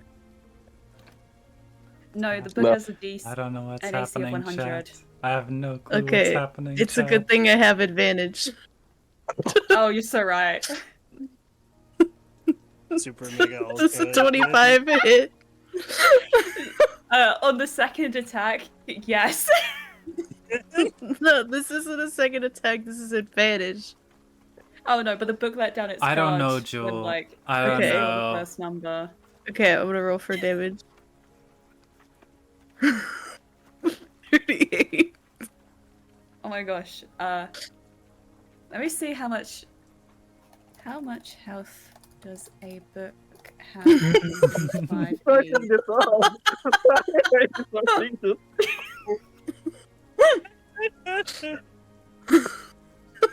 I don't think that's gonna be an answer. Oh my god, that's a deep book. I didn't even hear the rest of what you said. Treat them as non-objects with 5 hit points. I think it's dead. Okay, but I do have a second attack, so I am gonna try to hit Sans. Okay. What's going on? There's a 14 hit. Do. How much defense? Oh no! I gotta roll dexterity for Sans because he dodges the attacks. Dodges the attack. It's a roll off. It hits. It hits. If you do more than 1 damage, he's dead. I don't know what's going on.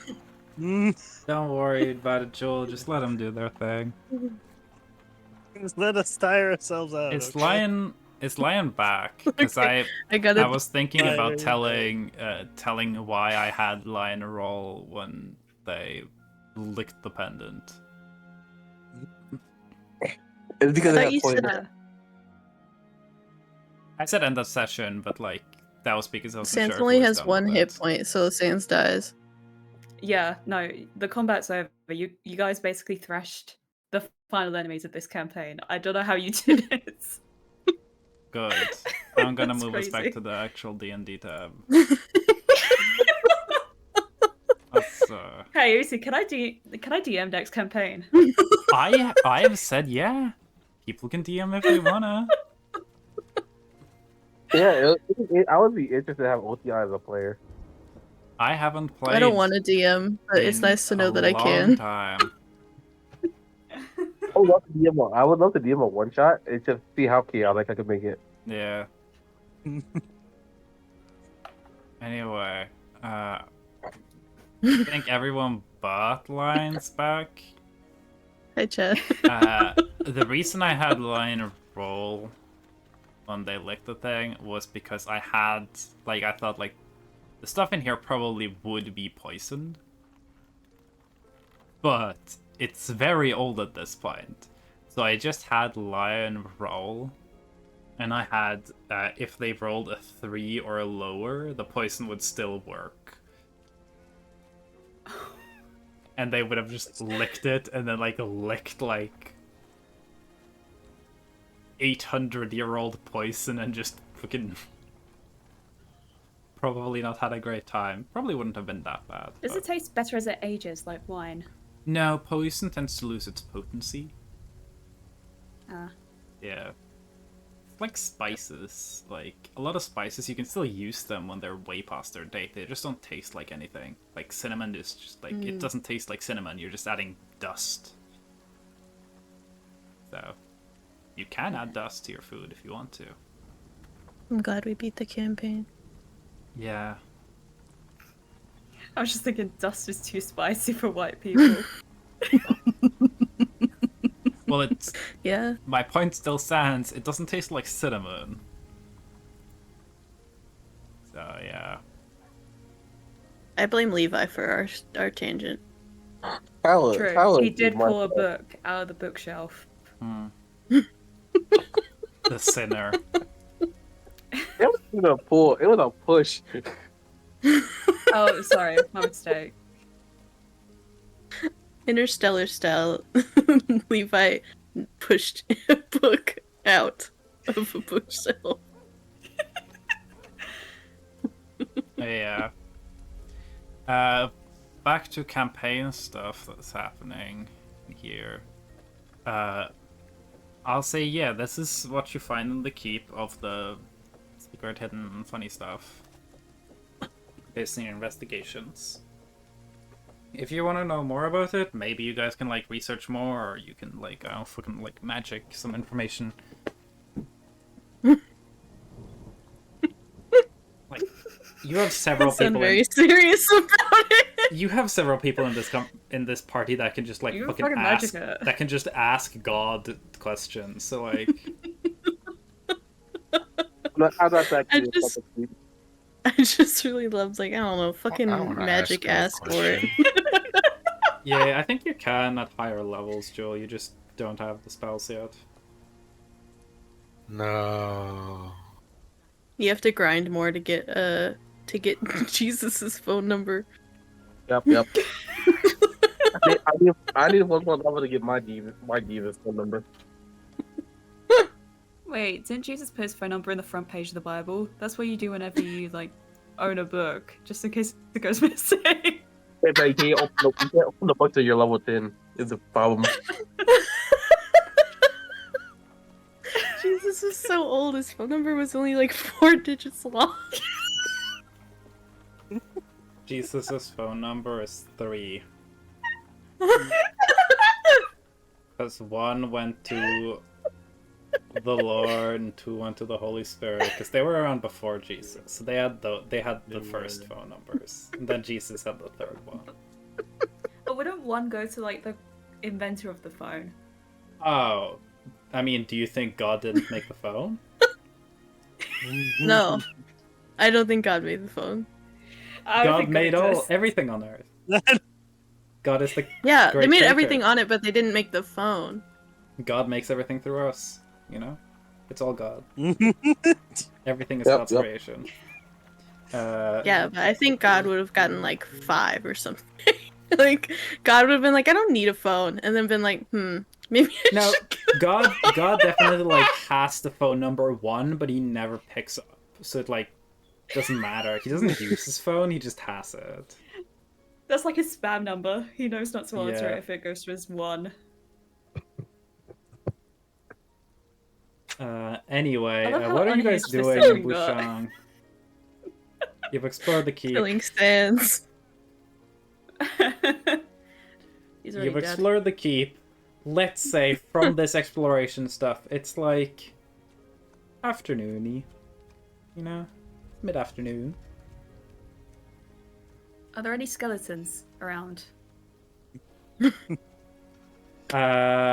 Give me a perception check. Okay. Mel decides to full switch Crystal to be a necromancer so she can make sands.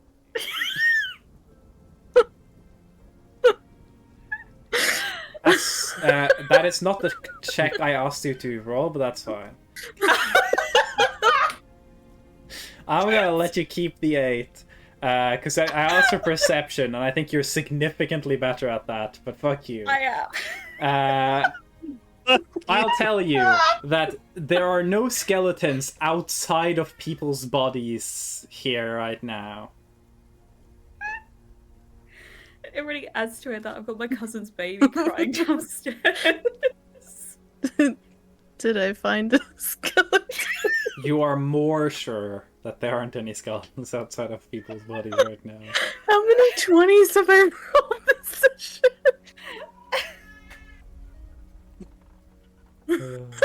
Just the crying in the background. I'm happy you guys are spending all of your 20s before you actually can get to the Devil's Tomb. You guys gonna show up there and just consistently roll nat ones the entire session? It's the Devil Sands. Happen anyway. No. Okay. Just made me laugh so hard I almost died. It's the Started double coughing. I sands. mean, No. I don't know how many of you remember this. I would guess it wouldn't surprise me if Brett is the only one who remember this, but Sans and Papyrus are going to show up in the campaign. You're? Yeah, because well, it's a possibility that they don't, depending on whether you guys want to do the Shulin tournament, like anime tournament arc, because I needed filler characters to fill out the tournament roster. So I have asked, like, anytime you guys ask if, like, characters are in the campaign, Goku's in the campaign, Naruto is in the campaign, I have Luffy in the campaign, Sans and Papyrus are in the campaign, the tournament's gonna be tagged, like, is gonna be 2v2s, so Sans and Papyrus are one of the teams. Wow. I'm back. Hi, Lion. Lion. Anyways, so nothing interesting has happened, it's just D&D. So... Hey! No. No, Why are you being mean? We Our killed main- Sans. I'm not being Our mean. main final boss, our main quest, we beat it. So that's what happened. And now Yeah, we're when- doing side quest shit again. I'm not being mean. I just wanted Lion to have zero context for any of that happened, and it just exists in the void. Yeah. Anyways, are you guys doing anything else this session? Or should we go home? True. Alright. I think we found a good bit of things. You did find a bunch of stuff in that chest, yes. You figured out that it's very likely from when Ambrosia was staying in this keep.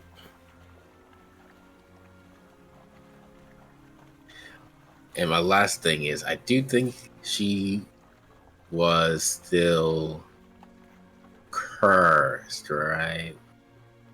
So, During the time? the curse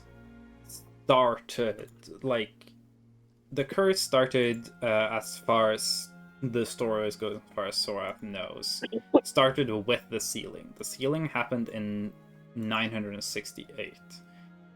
It was a very gradual process. By the time Ambrosia was staying here, it was still normal nature. Heartroot trees did not exist yet. Aubery was still, like, conscious and cognizant person. He was running the country. He was old, but he was running things. He wasn't drinking. No. Okay. That probably wasn't the motive. Okay, we could come back to this later. Yeah. So you guys could try and research at some other time to, like, verify dates or stories, maybe. Or, like I said earlier, y'all could probably just magic some fucking answers, because y'all have magic. But, yeah. I want to sleep at the top. If we're Like, gonna sleep here. at the very top of, like, the top floor, or do you want to sleep on the roof? Roof. Okay. Cool. Sorath is Me? gonna sleep in the royal quarters, and she'd invite a Hyacinth to be in one of the beds if she wished. Yes. The royal quarters, there is one large, like, royal bed for probably, like, intended for the whoever is in control of the keep at the time. And there is also a smaller, like, two smaller beds as well that are kind of tucked away, not fully in their own rooms. It's more like they're, like, partial walls that separate the space. So there are 4 beds, or 3 beds. I guess the bare royal bed can fit more than one person easily. And then in the 3rd floor, there's, like, 16 beds. Oh yeah. I mean the second floor? Yes, second floor, sorry. Mm-hmm. Yeah. Yeah, Sorath would invite probably Crystal to stay in the royal area as well, and then if someone is okay with sharing the royal bed, she's fine with that too. If not, she won't invite someone else to be in there. Crystal will come with. Yippee, yippee, yippee. Because there's 3 beds, but one is big enough for 2, so Yeah. there can be 4 people in the royal quarters. There could be more if you want to squeeze tight, but you don't need to.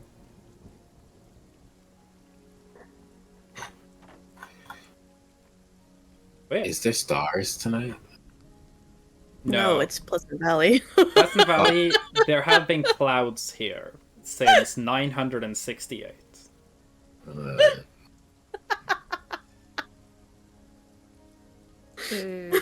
The fact that you cannot excited to look at nature and shit. The fact that the stars, like, there has been permanent clouds is like one of the main things about Pleasant Valley.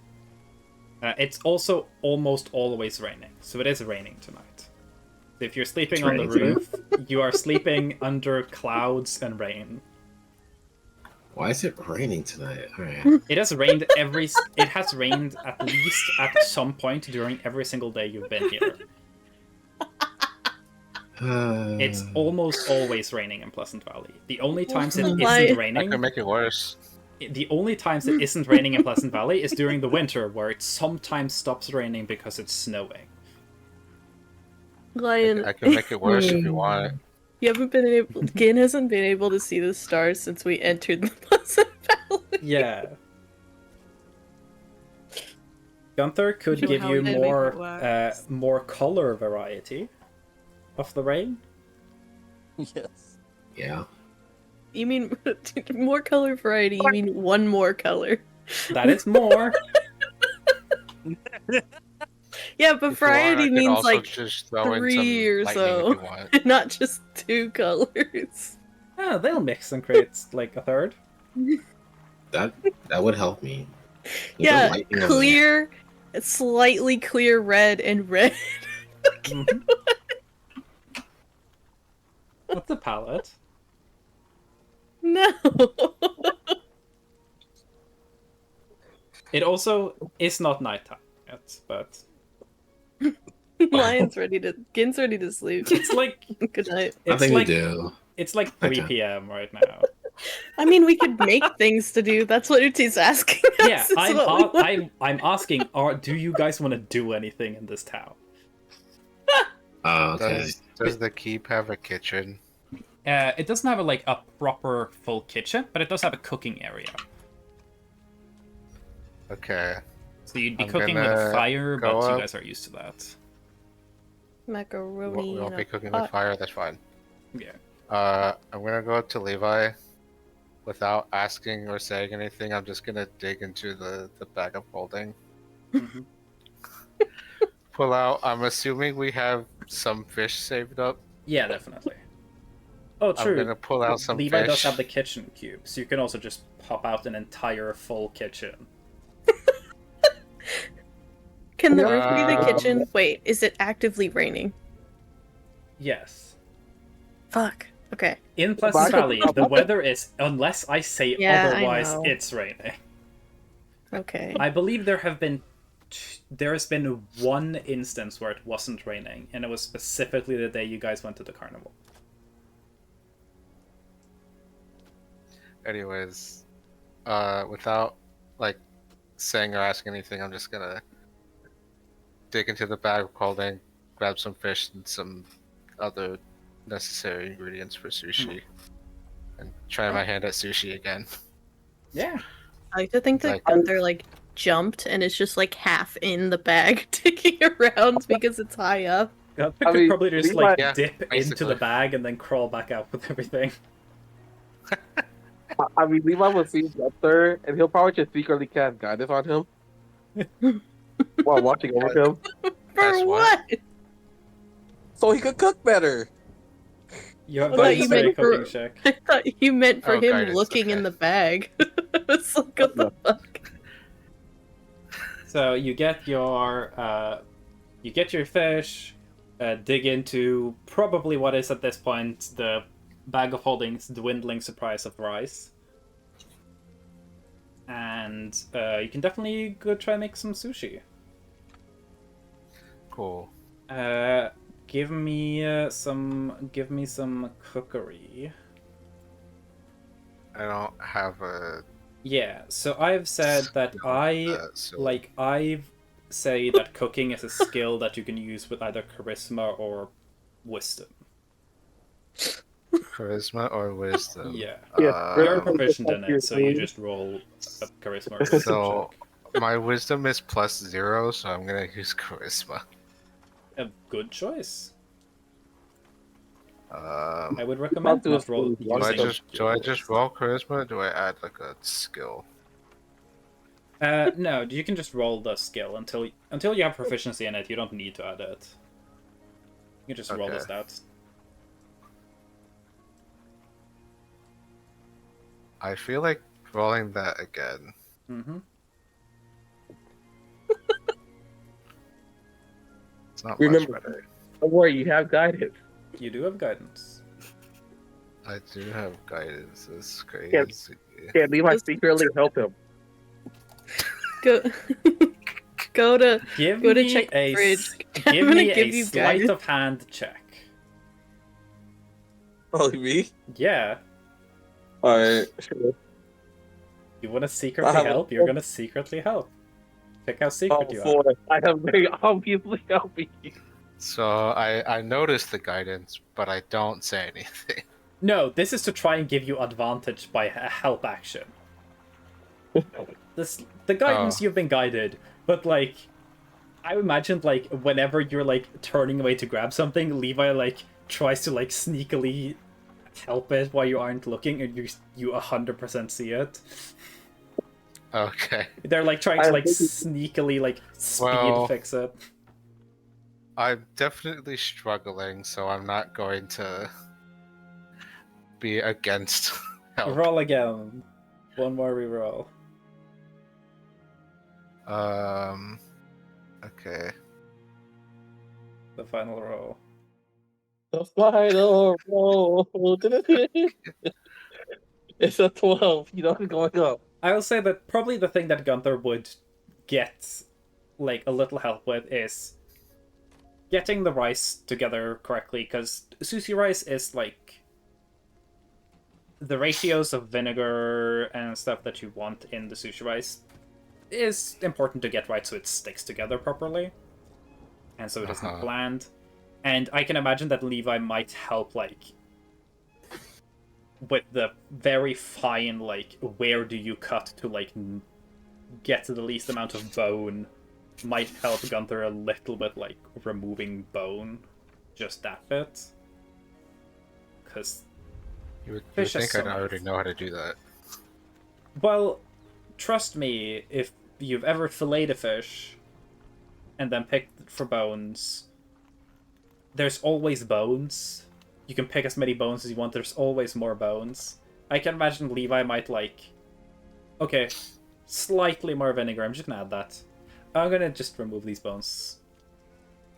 Because Levi has experience with that. So, it becomes, I will say you make some decent sushi. Cool. Something's happening over in the royal quarters. I don't know what's happening over there. Question, Mel. Is Crystal That Thoros and Crystal Is just Crystal having a still tablet, I like sober? another- or has the soberness She is, gone yeah. away by now? I'm drunk on silly right now. Yeah, okay. But I'm Crystal is just still being wondering if sober. Crystal has like gotten into their like fuckery brand and just started smoking again. I'll be honest. I think she's like a little bit like oh, because of what happened with Gin when Yeah, he tried true, whatever you Crystal did. was smoking. You did make it have it a kind bad of- trip. And it kind of spooked her a bit, and she's like, ah, shit. Yeah. Okay. Yeah, I'll say Gunther So she makes is some neat sober right sushi. Is it like restaurant Fucking quality? tree. No, but you're not restaurant trained. It's like nice homemade. That tree had it coming. It's the best sushi that I'll be able to make for a while. It's like the rice is alright, it works well. The fish has been cut. The cuts aren't like perfectly straight or clean. And maybe like the fish pieces aren't perfectly even thickness. But it's fine. It's all good. Alright, dig in. I guess whoever wants to be eating sushi can be eating sushi. I'll dine. Target Also, just, Bucky would dine too. Target just putting the sushi into the tube and sucking it up like slowly. You can just see it go like. How would the fish react? Horror. Why would they be in horror? No. I don't know. That's just a general vibe. But yeah. Gunther cooks some sushi. Is anything else happening? Are the two chaos girlies gonna do some shit?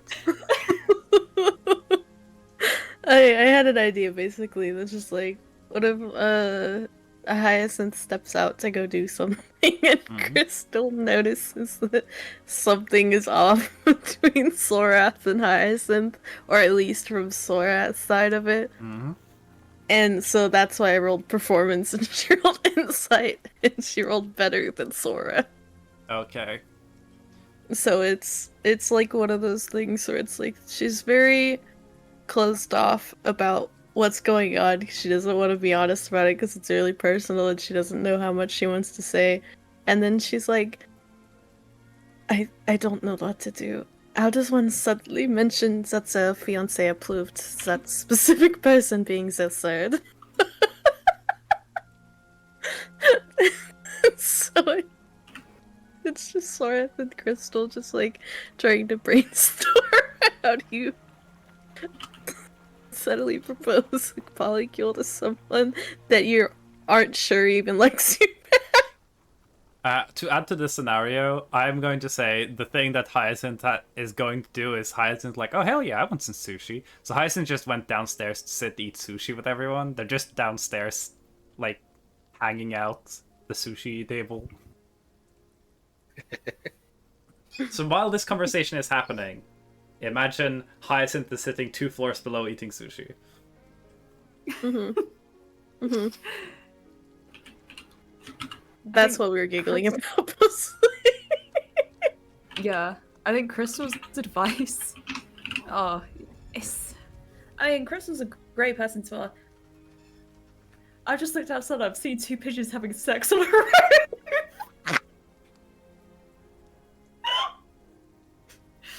I don't know if that's a sign or something. Okay, I'm gonna look away from that. I'm gonna move my mic.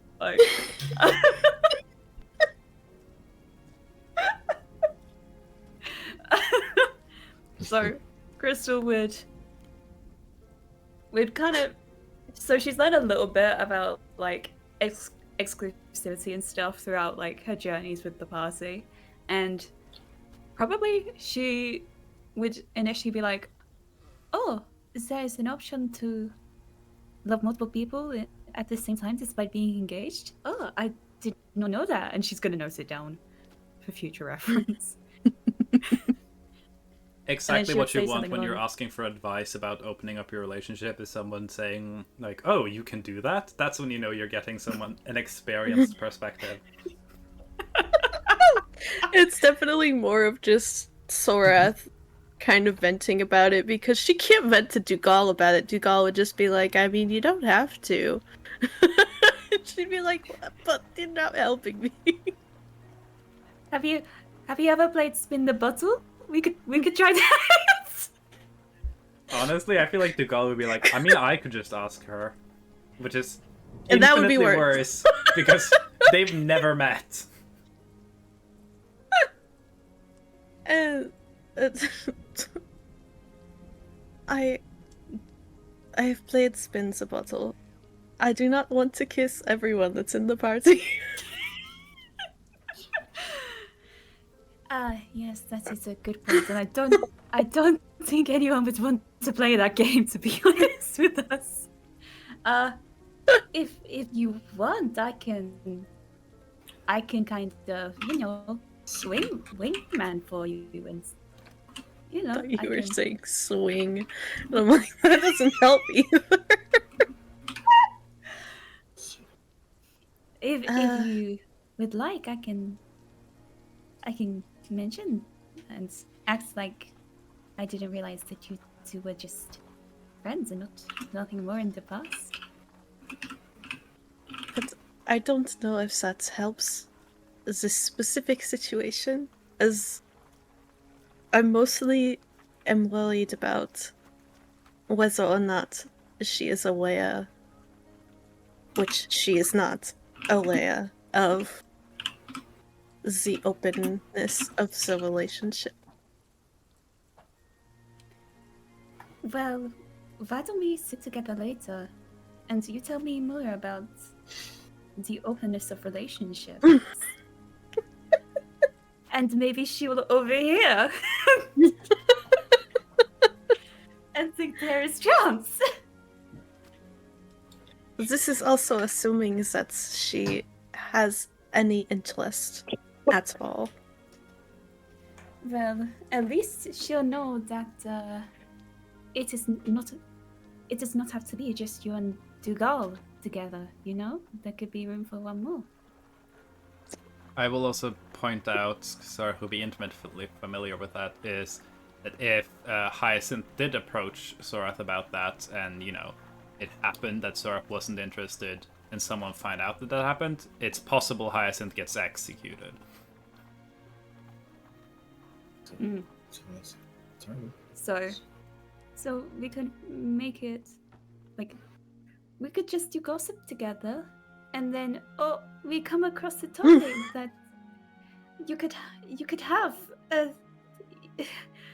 you have this open status with Dougal, and if we speak at the right time,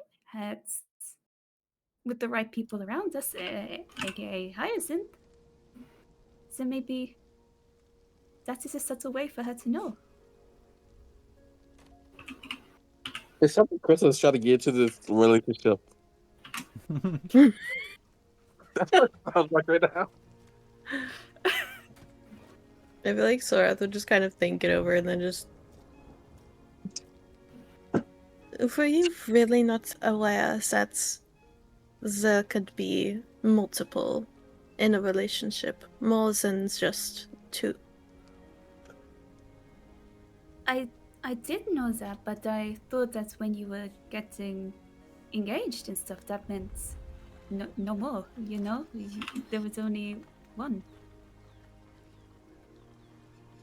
Because Some things.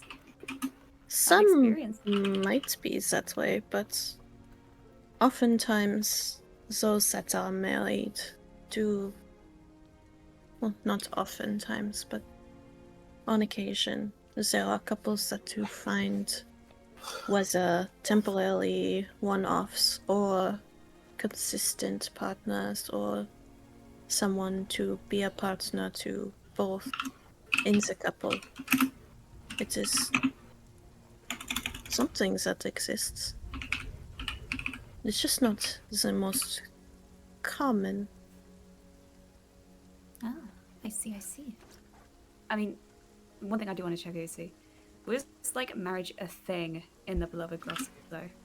Not really. You were kind of just assigned someone to,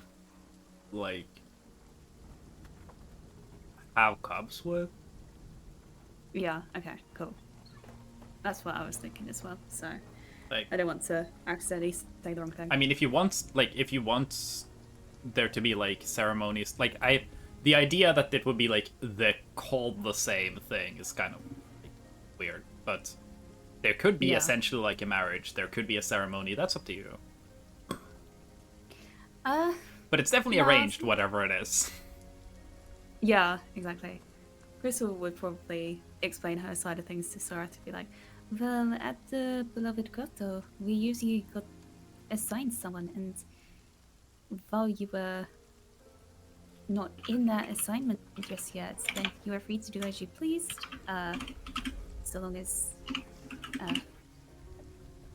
you did not get caught, I guess, by the clan leader and stuff. But once it had been decided on who you were going to be with, then there was no kind of reversal. You would stay with that person, and that would be it for life.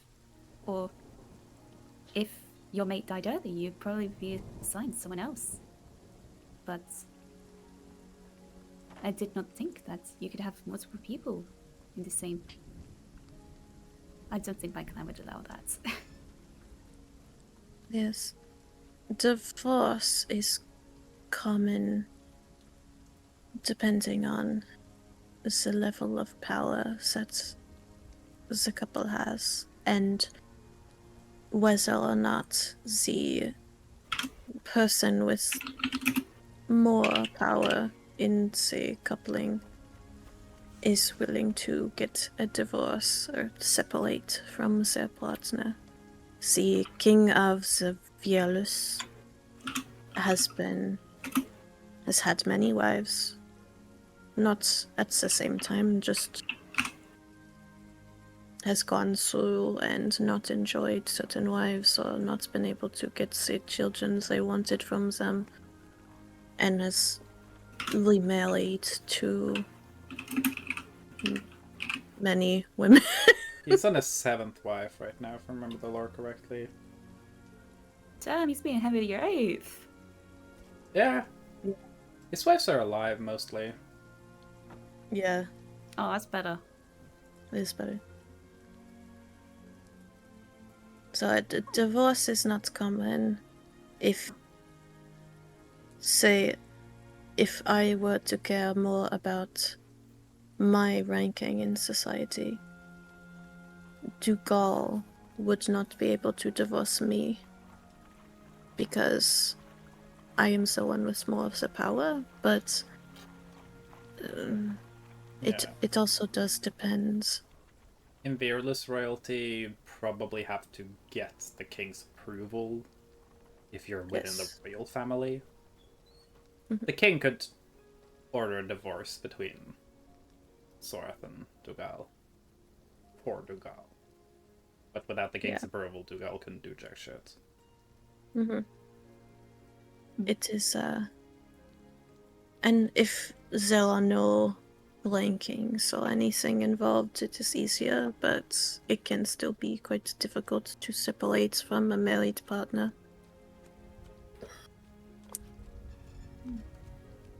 That sounds stressful.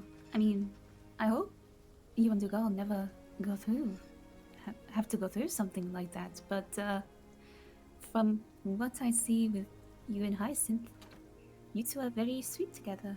And although I don't know what Dugal would be like with Hyacinth, I'm sure you would make a good team. Okay, she's not blushing. Fucking. That's my blush roll, sorry. Mm-hmm. It's my blush roll and also my hunger and lust roll. Sometimes my it's gonna be like bloodlust that. roll. Bloodlust roll, I should say. Yeah.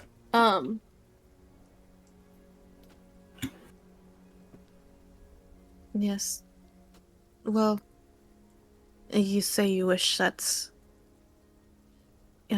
you would not want to go through a divorce, but I would not want to be assigned to someone to engage with intimately.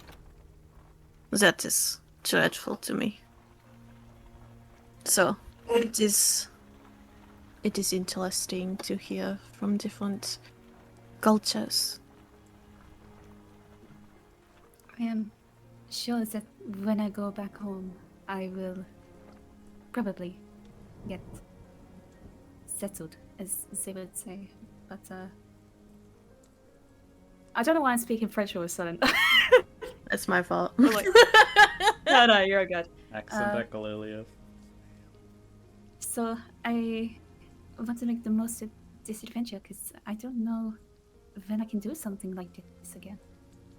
I probably won't be able to. She can smile at Soreth. I got the exact smile.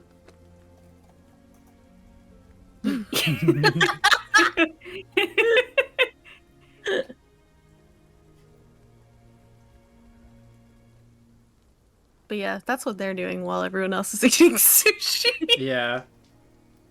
Hyacinth sitting down.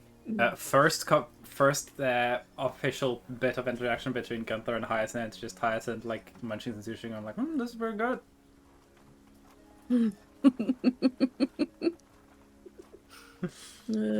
Yeah, Jewel did BRB. Yeah. Okay. Yeah. Does Buggy like it? Well, you probably like it, yeah. Thumbs up. Actually, double thumbs up. It's like Buggy doesn't have thumbs. Claw up. I think they would have the thumb claw. Oh, do they have the thumb claw? Okay. Buggy has thumbs. Is it opposable? Can they do like a thumbs up, or does it have to just be I like... believe D&D Dragons have like the... It's like kind of opposable. It sits further up. Like you could probably like... It would be wonky to hold something, but... Let's go. Double thumbs up. Yeah. Yeah. So... Anything else anyone wants to do in Bûchang? Welcome my back, God. Gunther. The conversation upstairs has ended, and I said, and now for Gunther's first official, like, communication with Hyacinth. Hyacinth just munches some sushi and goes, "Oh, that's pretty good." We're so back. we've done it, gamers. That does remind me, actually. Yes. While they're still there, Mhm. eating sushi, Gunther does bring up the curse thing with Edmund. Mhm. You'll probably like while munching some sushi, just be like contemplating, be like,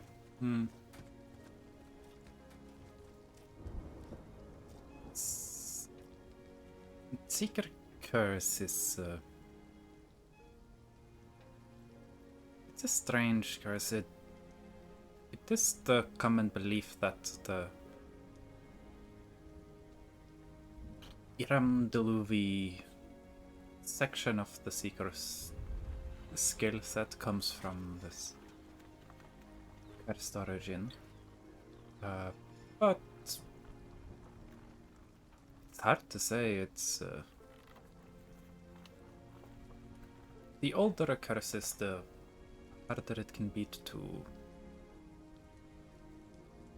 properly understand how all of the pieces connect. Curses are always changing. There is no control in a curse. That is what makes them dangerous and often powerful. It's hard to know how all the different pieces have conjoined over time. Possibly Iram Deluvi and the curse are only incidentally connected. They come from the same origin, but might not be dependent on each other.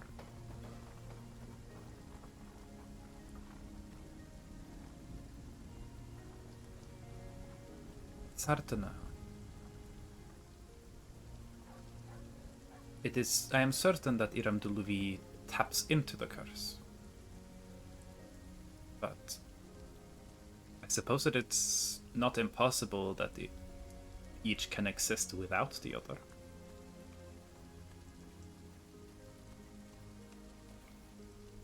They might intertwine and combine and create new results, but perhaps there can be curse without Ramduluvi, perhaps there can be Ramduluvi without the curse. The only way we could know is if we found such an example. Perhaps Edwin is that example.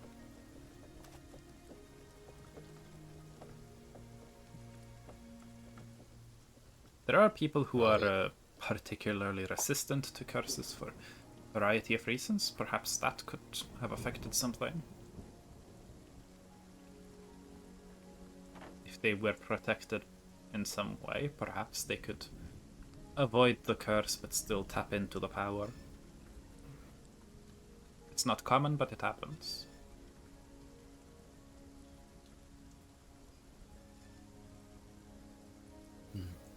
Perhaps I didn't give him enough credit then. Perhaps he got lucky.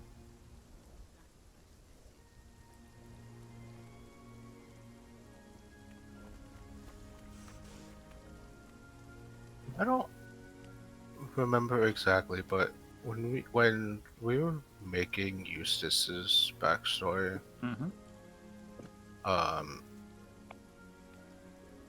didn't he? Wasn't he also able to tap into Imdalivi before he became a seeker? No. No? Okay. He couldn't tap into Ramduluv before he became a seeker, technically. He could tap into it before he went to Great Landing, because Olmund Osmond trained him as a seeker. Right. So he was kind of like introduced to the Seeker Knights not by Odnaithax and not through like any official means. Just... No, but through a guy who had retired. So he showed up and already could Iramdaluvi when he was there. It's like, oh, that's why he showed up and he didn't like have to travel with someone who mentored him. Basically, I already got that mentorship. Yeah.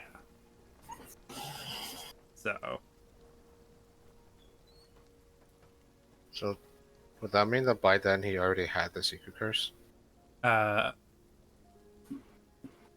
That's what seems likely, but if they aren't related, it's possible that he gained Iramdaluvi and only gained the secret curse afterwards. It's possible. But based on the information that you knew before, at least, assuming that nothing about Edwin changes anything for anyone else, then it's possible that he gained the Seeker Curse before joining officially, which can happen. You don't have to be a member of the Order of Seekers to be afflicted by the Seeker Curse.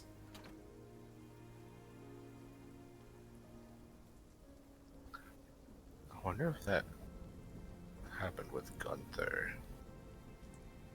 The thing that affects the Seeker Curse is you have to be very singularly focused on finding something, searching for something that he you really wanted to aren't. find his dad, so like that thing specifically has to be something that you're uncertain if you can ever find, right? There are people who do that with other things who then have nothing to do with the Seekers. It's that plus the proximity of the Seekers. If that person intersects with something Seeker-related, that seems to be where it comes from. Not necessarily a Seeker person. It's hard to know because it's very difficult to know that someone is about to be cursed like that. But it's possible that the curse kind of comes from knowing about it. If someone like who is singularly focused and to like wants to find something they don't know if they can ever find, and then they learn about the Seekers who have this great quest to find something that might never be found. Maybe that's enough to be cursed. Maybe you have to meet a Seeker properly. Maybe you have to be in a specific area that the Seekers are based in. Kind of hard to say. You could probably experiment to figure it out, but that would be very unethical because you would have to expose a lot of people to the Seeker curse. That's no good.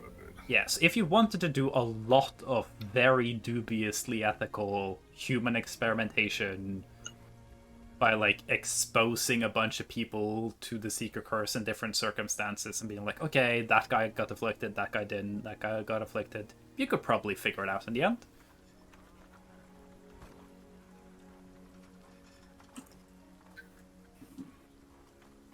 Cool. It would be like figuring out how a disease transmits by having, like, someone who is sick and then you have a bunch of healthy people and you have them lick different parts of the person's body to figure out where it's coming from. Like, I could do that for you. You have a volunteer. Alright. Again, how do you feel about being afflicted with the Seeker curse? Mm, You already signed up. okay.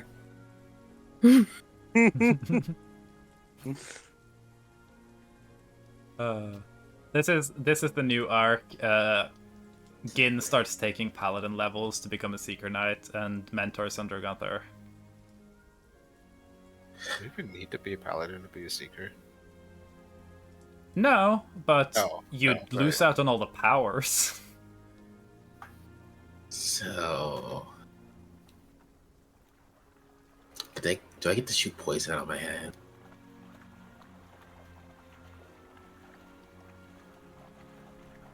Wait, give me a second. The answer might be yes. Yeah, I don't think Gin would be poison. Funnily enough. Because you Gin's picked your not gonna be you the picked world's your first element. poison paladin. No, you picked your element. We picked the element for Eustace, then I picked for Edwin and Lana, and I've kind of tried to figure out, like, what would make someone be attuned to an element, and I've kind of tried to, like, map it onto, like, pieces of personality. I don't think Gin would be poison. Gin would, like, achieve Iram Deluvi, and their element would be, like, something different than poison. And they would probably be so bummed out. It's true. What would it be? I'm not sure. Like, should make one of those like you quizzes thing. Is like, what would your into Luffy element be? Just answer a bunch Want of it. questions. Yeah. I know at least, I think for poison, I had very, like, detached, disinterested, like, kind of like antisocial types. So, based on your personality, among other things.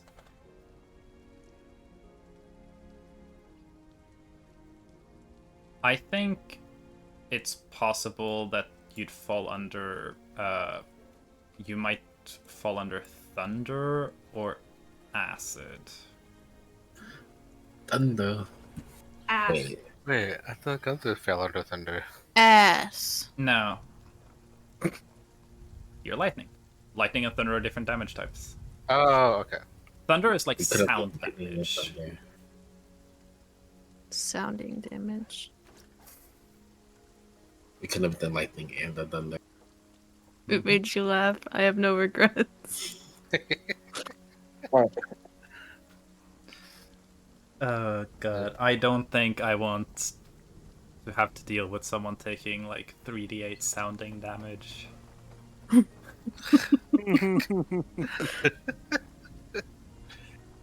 Coward. Can I get 3 big booms? Also, I feel like sounding damage would probably fit better in like bludgeoning or even just force. Three. No. Fine, I love you. Anyway, Okay. Love you too. I have to be right back again, so we can pretend that's the end of that conversation. yeah, sure. That killed me, actually. I'm not okay. Cool. So some sushi has been had. Some conversations have been had. Is there anything else anyone wants to have done in Bûchang? Or should we head towards like evening and like Yeah. night? I want to get to this devil as quick as possible. Yeah. Yeah. Because if no one else has anything to do, might move towards like nighttime, sleep, roll for dreams and stuff, and might look to end session in like not too long because we've been going for 4.5 hours almost. Okay. And then next session will be traveling away from Bûchang.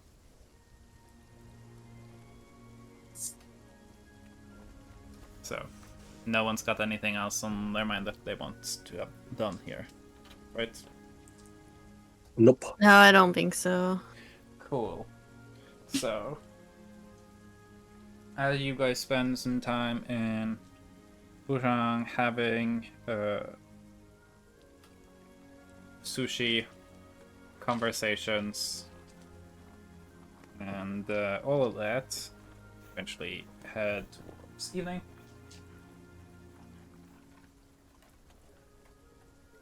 And I guess then it's Thorath, Crystal, and Hyacinth and the row chambers, and then have the others either sleep in all of the other beds on the second floor or camp on the roof or whatever you guys are doing.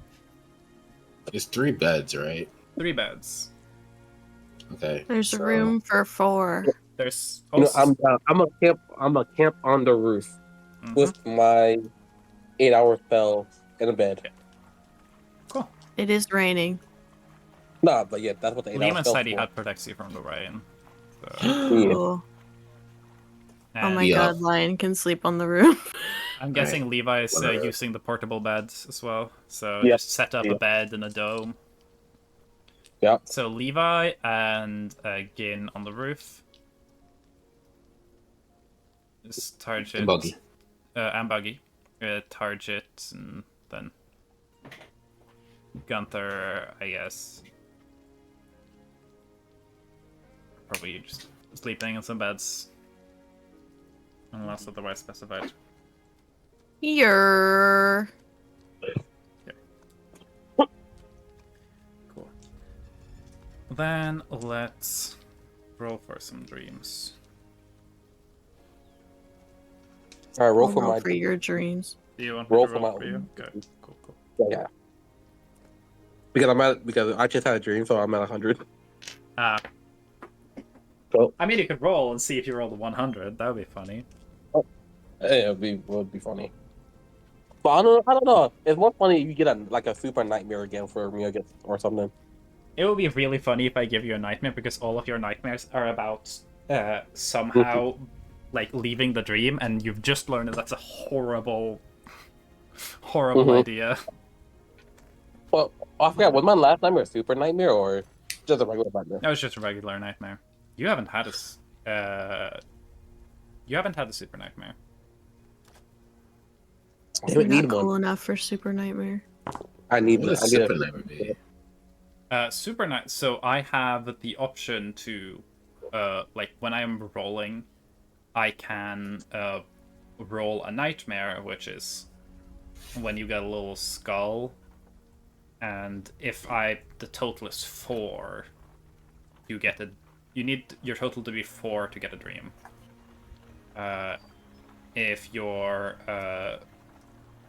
If you get a nightmare, that's with a skull, and if I roll the max amount with a skull, then you get like the crazy. Nightmare. So, yeah. Has anyone had a super nightmare yet? Right? Hmm? I forgot if someone had a super nightmare yet. Yes. Was it Was it Bûchang? really? Yes, I believe Rysyuk has had one. Okay. Yeah, Okay. because he is the one who had all his nightmares. Yeah. Rysyuk, I have only ever rolled nightmares for. Nice. Which is accurate. Yeah, it's accurate for his character. Oh yeah. Have I ever tasted the paperweight?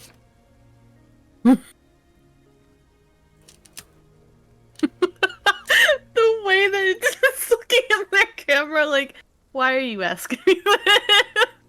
That's up to you, buddy. I'm going to Like, yeah. it's just Lion asking, it, have I like- ever tasted sand before? You're just like, I don't know. Fucking It's not that paperweight. It's my purple one. Purple crystal. no, I know. The I'm just crystal you saying the got? way. No, I don't think you've licked it. Do you want to?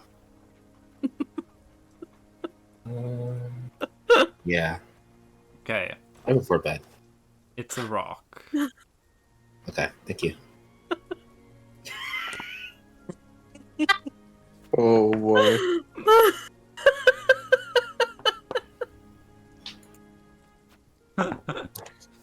This is a fucking time, innit? Oh my god, Unless it's a laugh so hard I got a headache. you're British. Okay. Okay.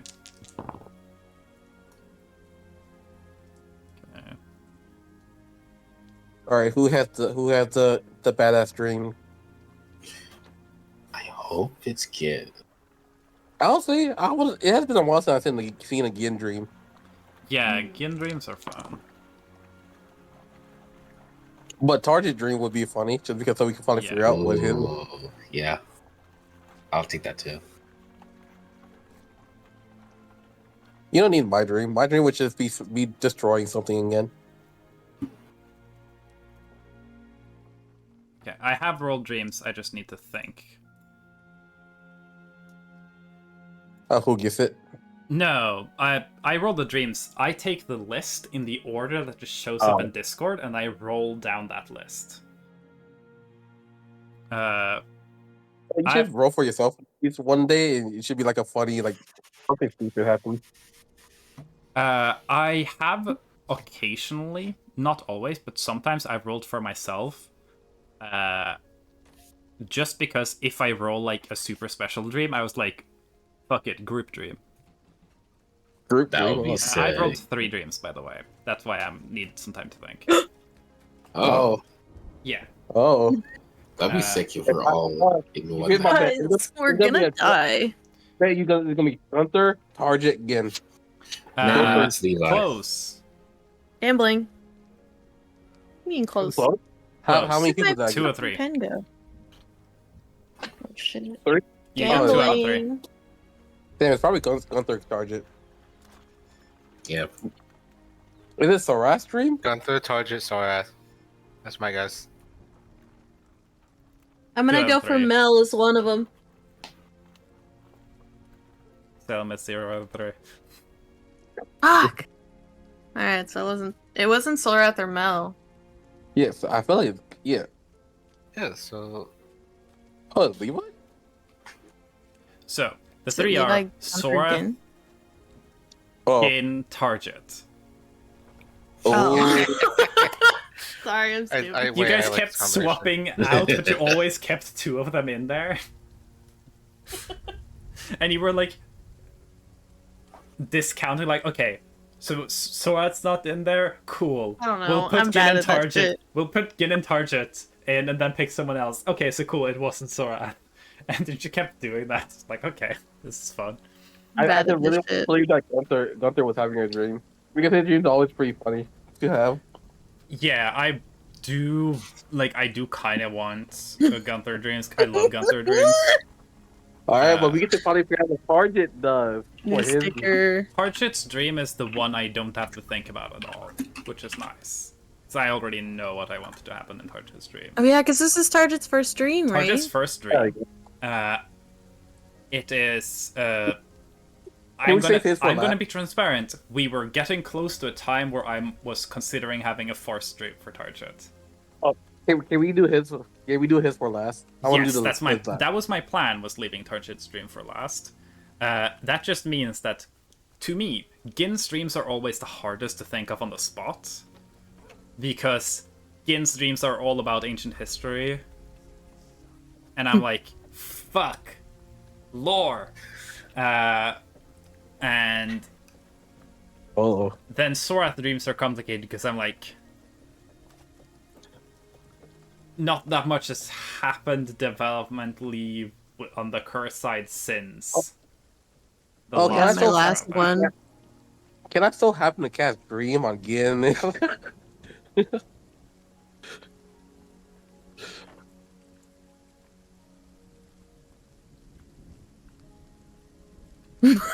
They're considering it. It's the funniest Yeah. part. They're just like staring at the camera, like I don't know.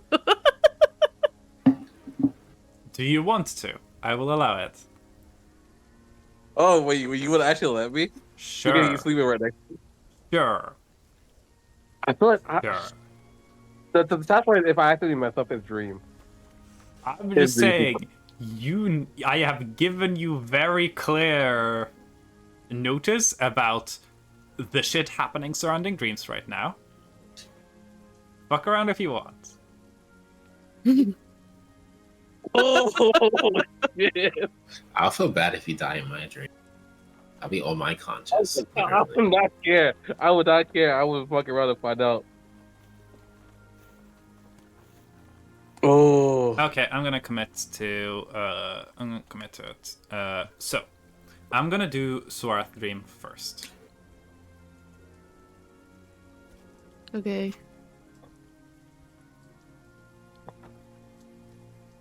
So Sorath will find themselves in a similar forest that you've been in before. It is quiet. It is daytime. Sun is gleaming through entirely dead branches. All the trees are dead and seemingly decaying. Grass is dead. There's no signs of life whatsoever.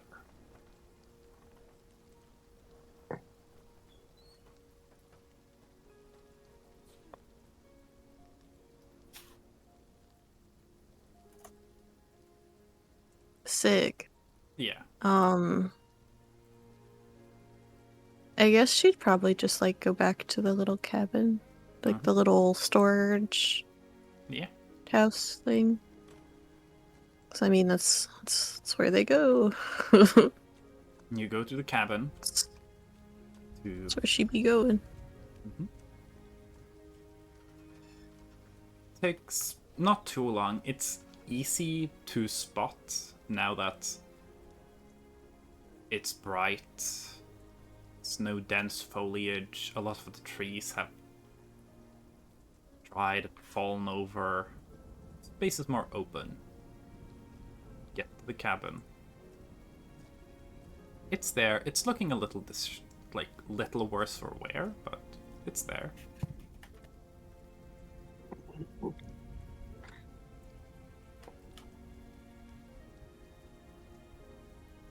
Other than the cabin, there's not much here at all. Yeah.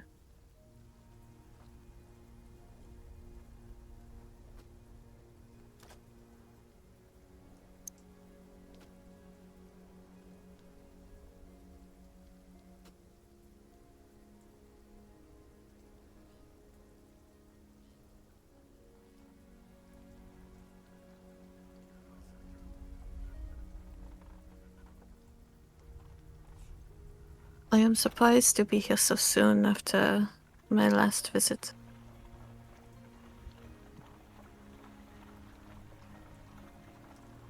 And just say out into the space. Yeah. There's no reply.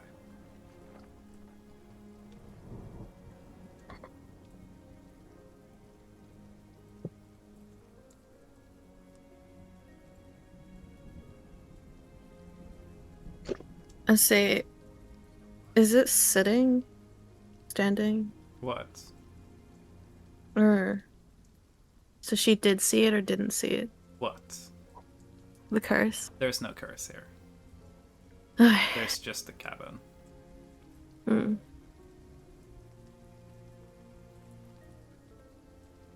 And then the cabin eats you.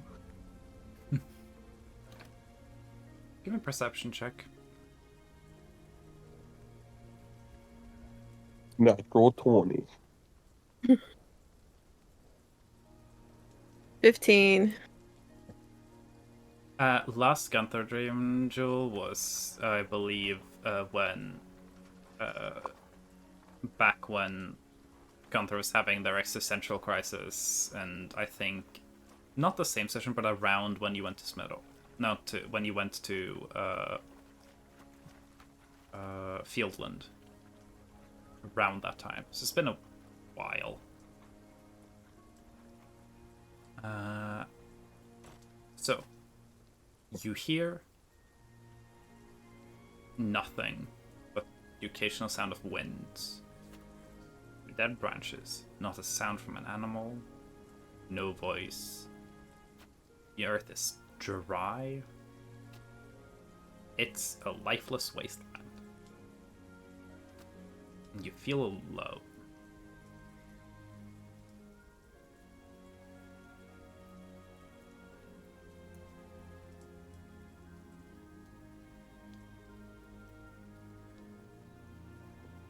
In dreams, the curse has always kind of just been there. It's always felt like they're always there somewhere.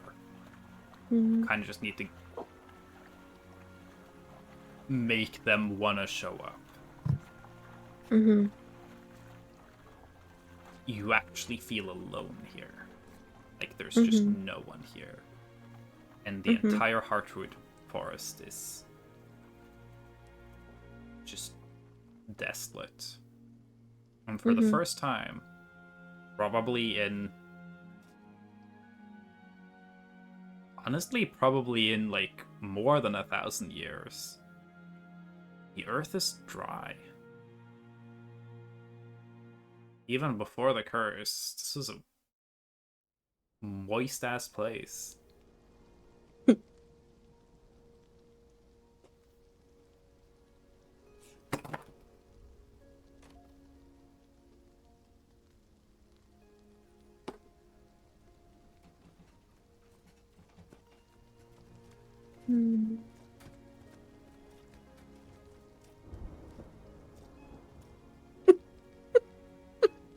Sorry. Can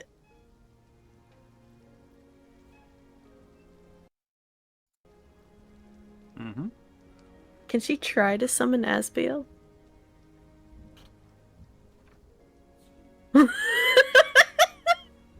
You can try. I don't... Give me a...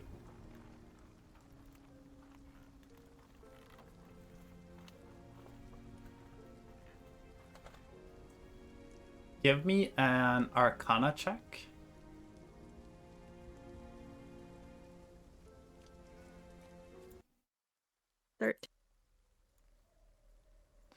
13. I know this is Sora's stream. Levi, can you give me a religion check? Wait, me? Wait. Yeah. Wait.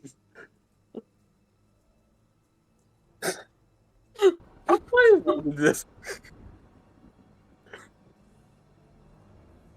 Okay. There is no immediate signs of an Aspiel being summoned. I was checking both your magic ability, and I was also just checking how much has Levi fucked with just the dream space around everyone here. If I'm in my dream, do I use a spell slot? No. Okay. She also is going to try using her scar seal on her chest. Does not do anything. Yeah. She figured.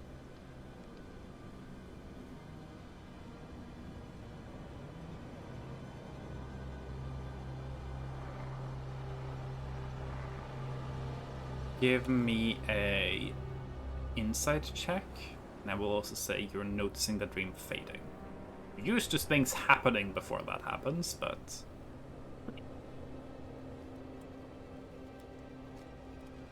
the dream is starting to fade.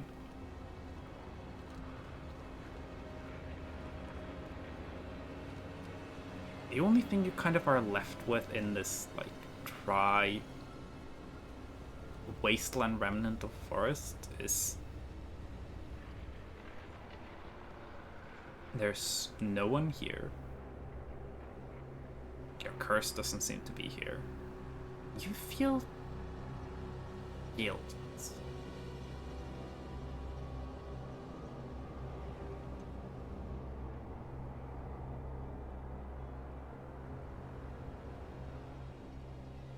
And that's where the dream ends.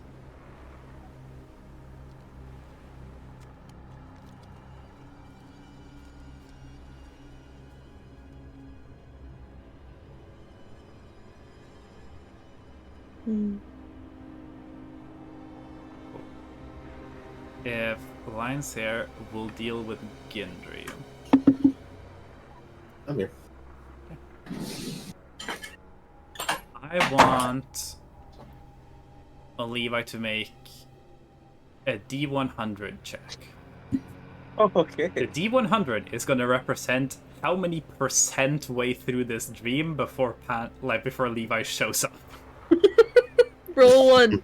Roll 1. If you roll Roll a one. 100, it's going to end and you're going to be like, oh, hi. And it's just going to immediately end. You're going to appear towards more of the end. Cool.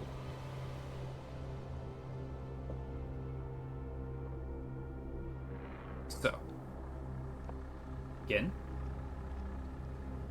you find yourself in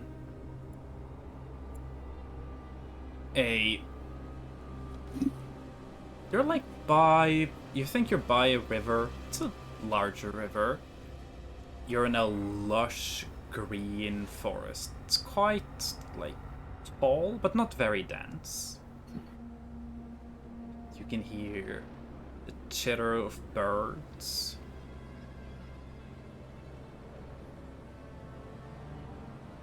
And looking around you, it's lively.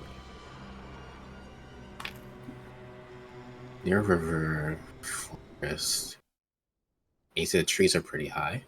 Yeah, they're pretty tall, but they're not very dense. It's not like a super dense forest, but they're tall. I'm going to look around myself first, get my bearing. Looking around, you are by a decently sized town. Some sunlight gleaming, but it's partially cloudy. You can kind of feel in the air that it's probably gonna rain soon, but Cloudly, like I can still see the sky. yeah, you can see the sun. It's like partially cloudy. You can see big clouds.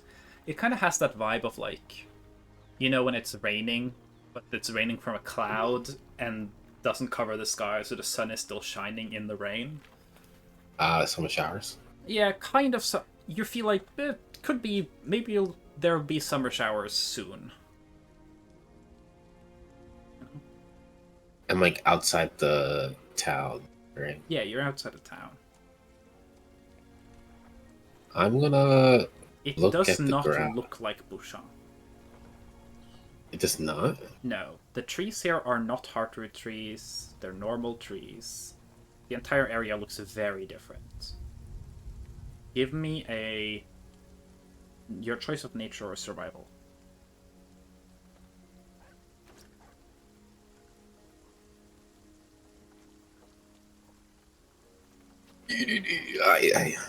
Okay, 7.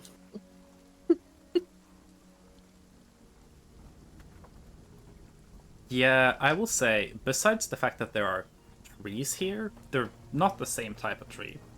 And there's a river, like, and there's a town. Other than that, the similarities to Bûchang kind of end, as far as you're concerned. One thing. Mhm. This Pleasant Valley is in a valley. Do I see the mountains? It's kind of hard to see them with the tall trees everywhere. Maybe try and climb a tree to see above the tree line. I'm gonna climb the trees. Give me your choice of acrobatics or athletics.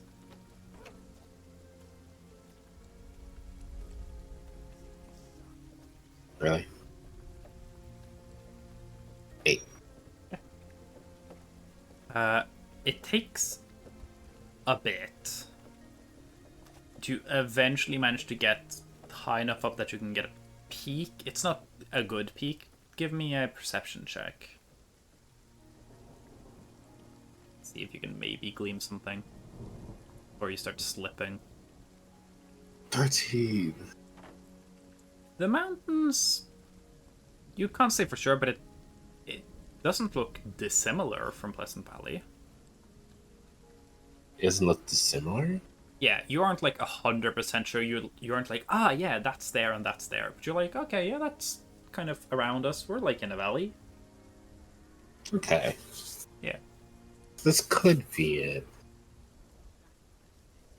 Why am I here? Before go into town, I'm gonna look at the dirt, see if I see anything. Look at what? The ground. Look at the ground.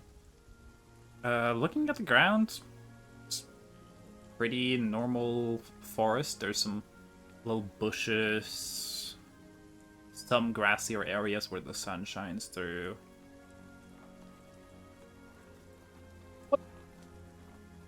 Then I'm gonna go to the town then. Let's go to the town. Give me a perception check once you get to the town.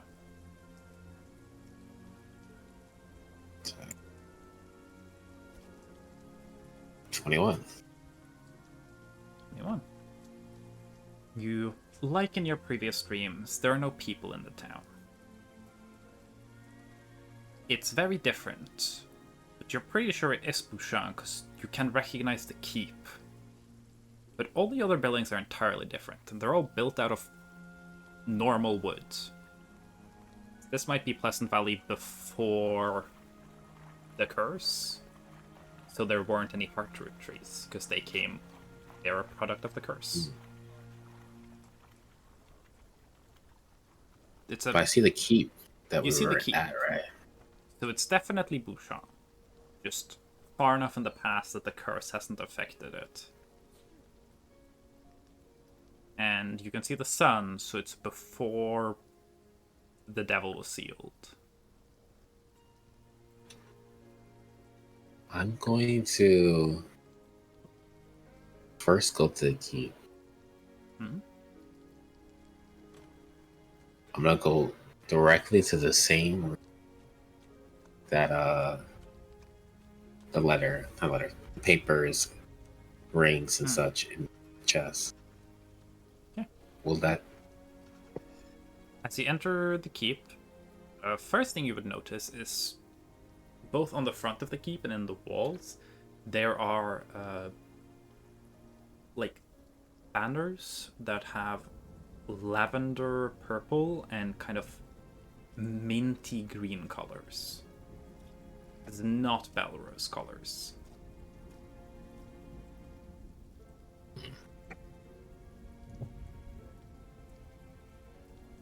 Entering, it seems like the keep is in pretty good shape. It looks a lot better than it does right now.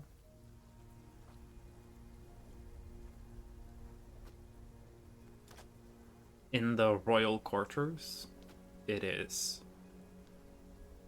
nice and pretty. Fancied up quite a lot.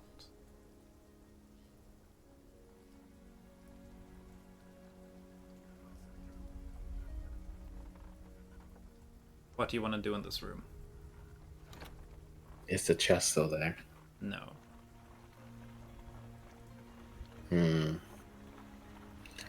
Is there anything else in this room? You can give me an investigation check if you want to look around.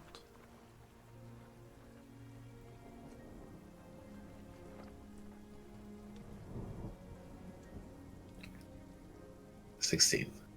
16. Okay. Looking around, there's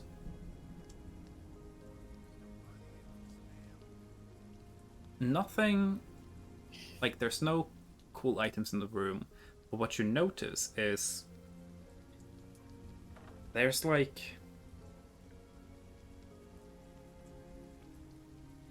almost like a rusty, like reddish brown, just very, very faint discoloration to some of the bricks on the floor. And when you look at it, it looks like someone like dragged a bloody body and then tried to clean it, but didn't get everything. They might have been sloppy. Seems like the person was dragged from this room somewhere else. Can I see a path where they were dragged? Give me a survival check to see if you can follow the track.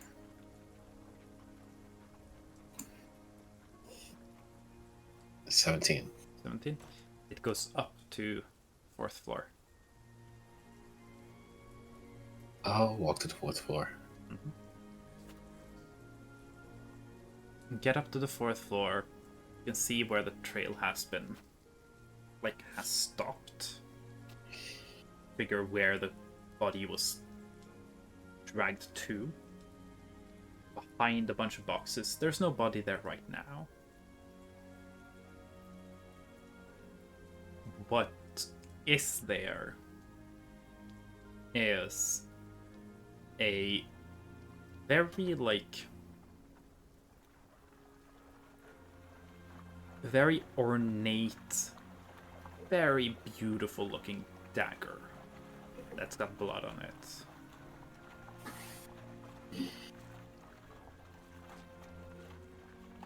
I'm gonna pick up the dagger.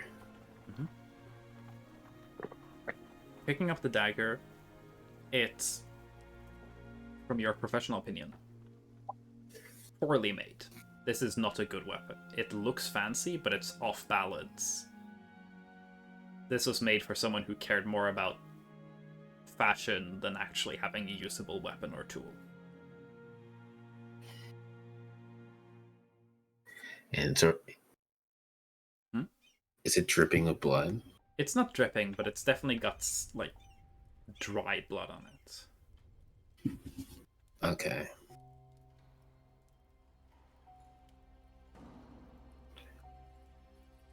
Is there anything else I noticed about the knife?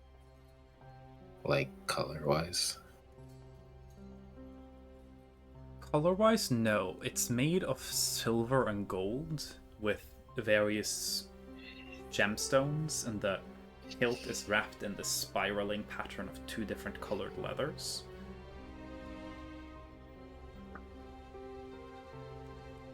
Give me an investigation check on the knife. And Levi can give me a religion check. Alright, do I get so that? close to 28. Just religion checks right up. That's all. 18. Cool.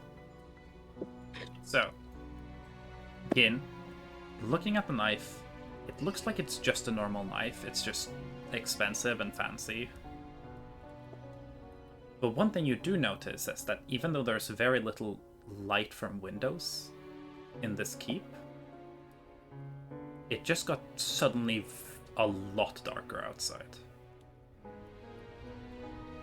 Like snap. Like instantly? Yeah. I would like you to make a Constitution saving throw as well. Uh-oh. No, actually, make it a Dexterity saving throw. Dexterity. I think I should have broke Jim's dream. Oh, it's upstairs over here. 20. Yeah. 20.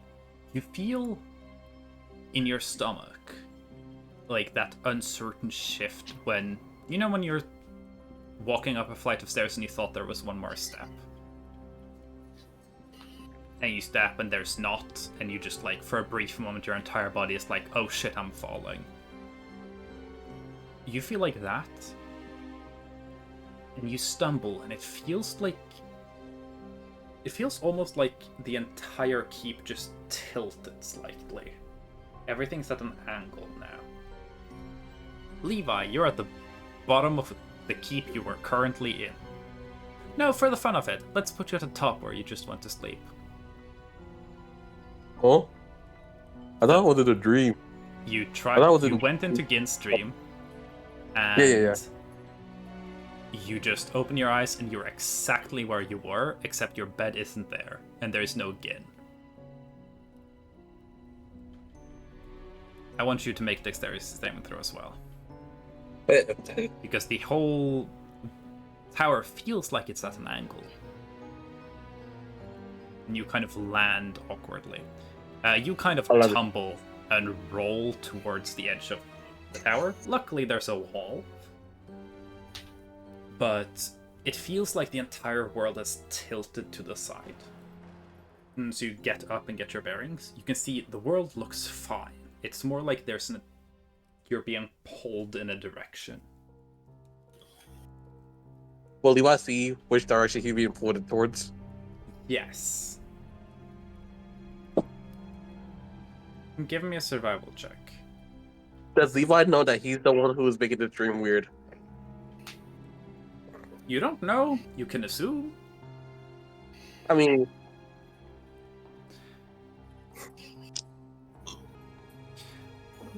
so, based on where the keep is, your knowledge of the place, having looked at the maps, you're pretty sure the pull is roughly in the direction from where the Devil's Tomb would be.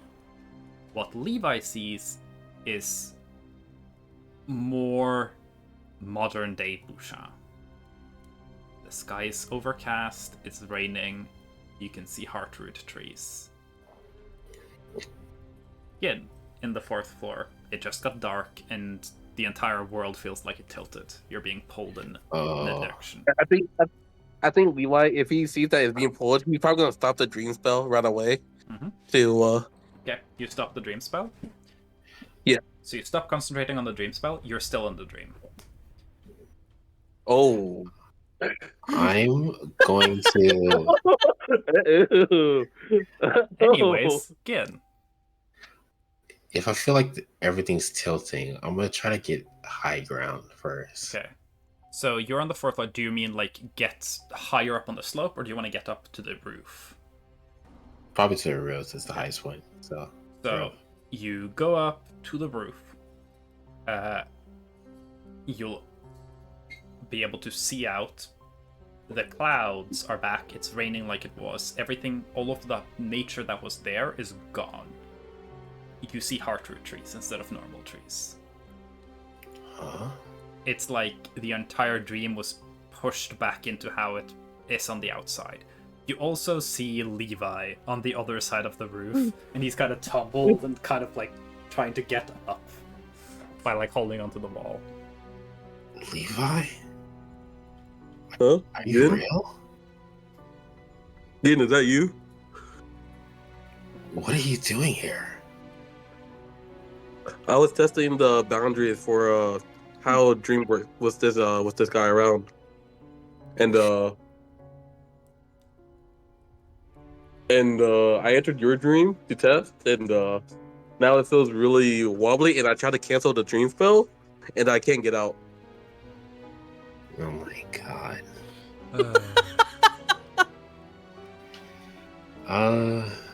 And I'm First- being pulled towards that direction. That's where the Devil's Keep is, where we're being pulled towards. Okay. Before anything else happens, and before this dream ends, I'm gonna lick the knife. Okay. Give like the me a blood perception part? check. For taste, I guess. And Wait, see if you're it's licking the poison. knife? Yeah. Need to see if it's Why does poisoned. every It's poison user crazy. do this? Okay.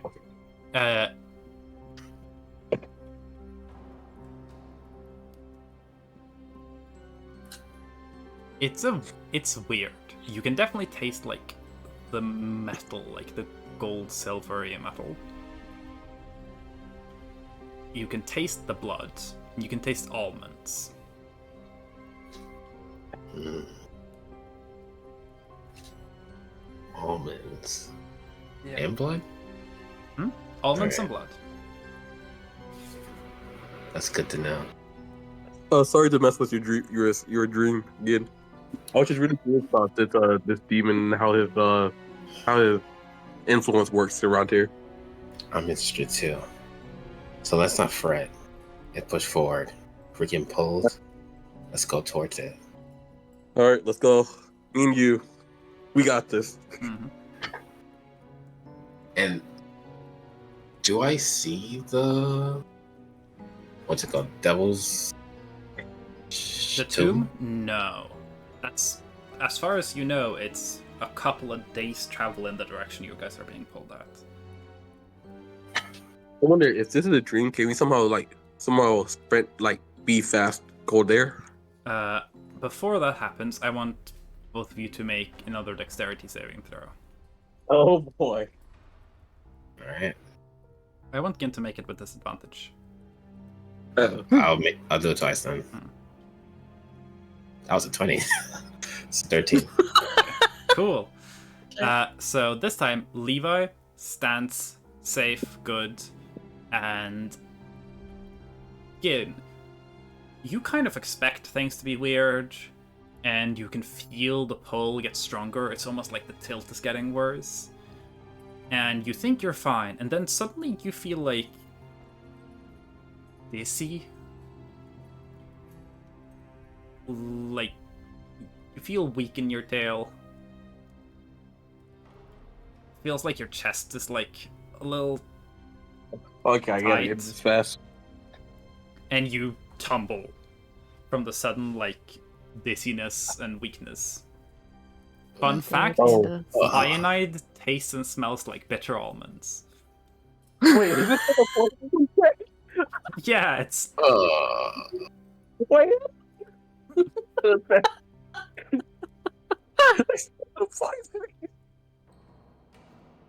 Fucking dumbass. like Jewel said, every fucking poison user gotta do this. Can I cast restoration on him? Restoration, does that cure poison? Fred, I mean, I have both access to both. Let me What? see which spells do. Which restoration are you restoration does? doing? I mean, Levi would know if lesser restoration was able to cure poison or not. Let me It- check what I would want. It is. It can. I know it can cure the poison condition. I just want to see if it. Oh.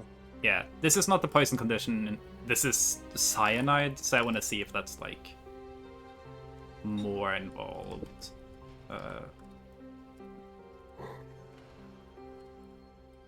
Less. Fine, this is what you get for licking shit.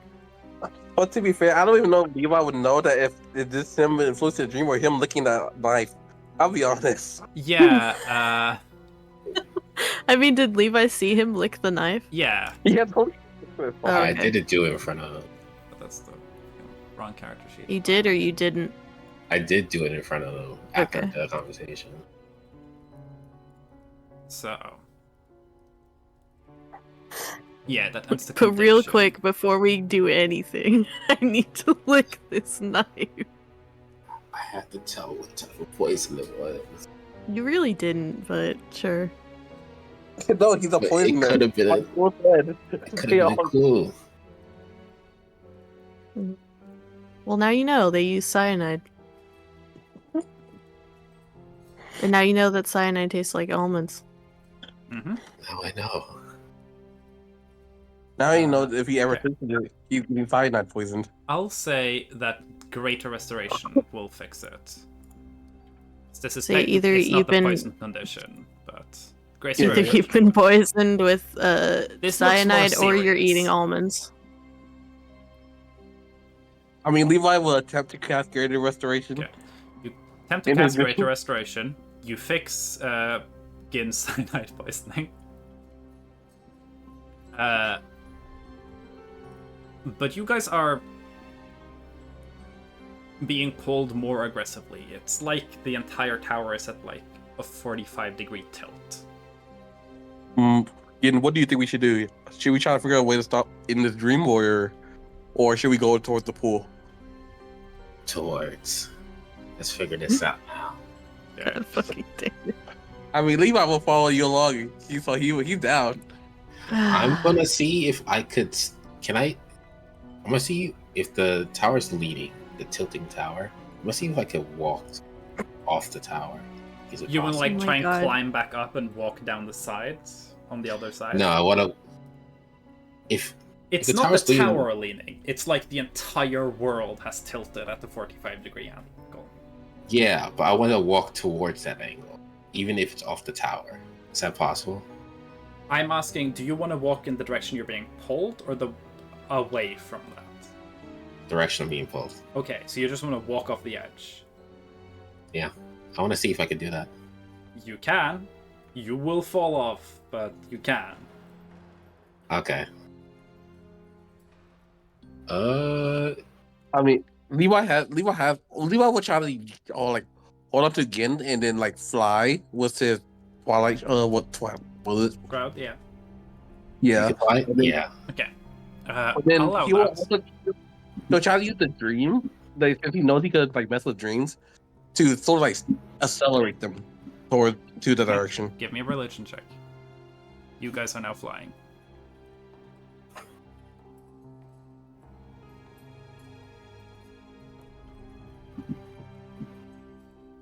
Where's all right, again? I have made your dream into This a. is gonna be a relatively simple dream, but Levi's there. Okay. So you guys are flying and you are accelerating towards the place you're being pulled.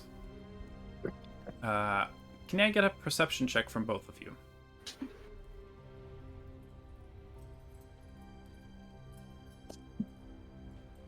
Ten. 16. Again, you're seeing the trees beneath you as you guys are flying towards the direction where the Devil's Tomb is. You can see, like, the mountains get closer and closer. Levi, you don't see any mountains. It's like the forest continues and then just ends. And it looks like almost... Visually, it looks like the world just curves away from your view. And beyond that is just utter blackness. Oh. And you're pretty sure it's slowly creeping into the woods, and you guys are moving towards it quickly. Oh, is this a thing where if I go into it, I go into his dream? Uh-oh. Who knows? How would I We got know? this, right? I'm just a DM. I just tell Let's the do it. story. I don't have all Well, the the thing is, answers. I don't know what happened Oh again. my I think it's God. Levi. I'm probably about to get fucked.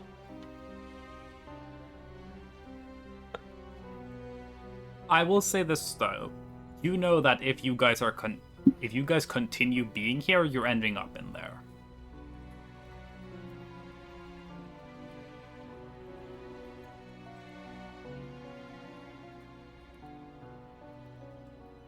Can I pull Yeah. out? Again, I think we're gonna have to pull out here. And Levi tries to end the dream. Can I pull out? You try to end the dream? Okay.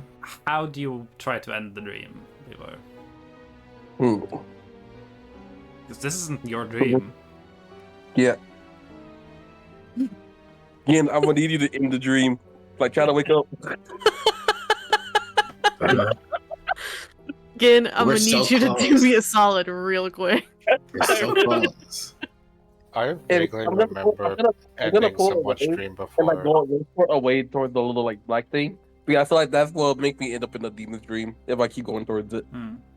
It's really funny because you're asking Lion, the limit breaker, to check and it's like, hey, you should end this stream before we get to this really cool thing that might be over there. Oh, true. I think you dream entered the was it the shapeshifter's dream you entered for information? And you needed to wake them up, so you slapped them. Right? Because you were able to talk to the person who was turned into the shapeshifter on the boat. Like the little bit that was left of their like humanity in there. Wait, again? Just do that. So what I does really Gin wanna want to do know. to try and wake up? As far as Gin knows, you guys are just going towards the mountains. Gin doesn't see anything different. Nothing looks wrong with this. Yeah. Levi's the only one who sees the void. I thought something where I feel like if we kept going it, we would end up in the demon's dream, which could be very bad. But Is that a bad thing?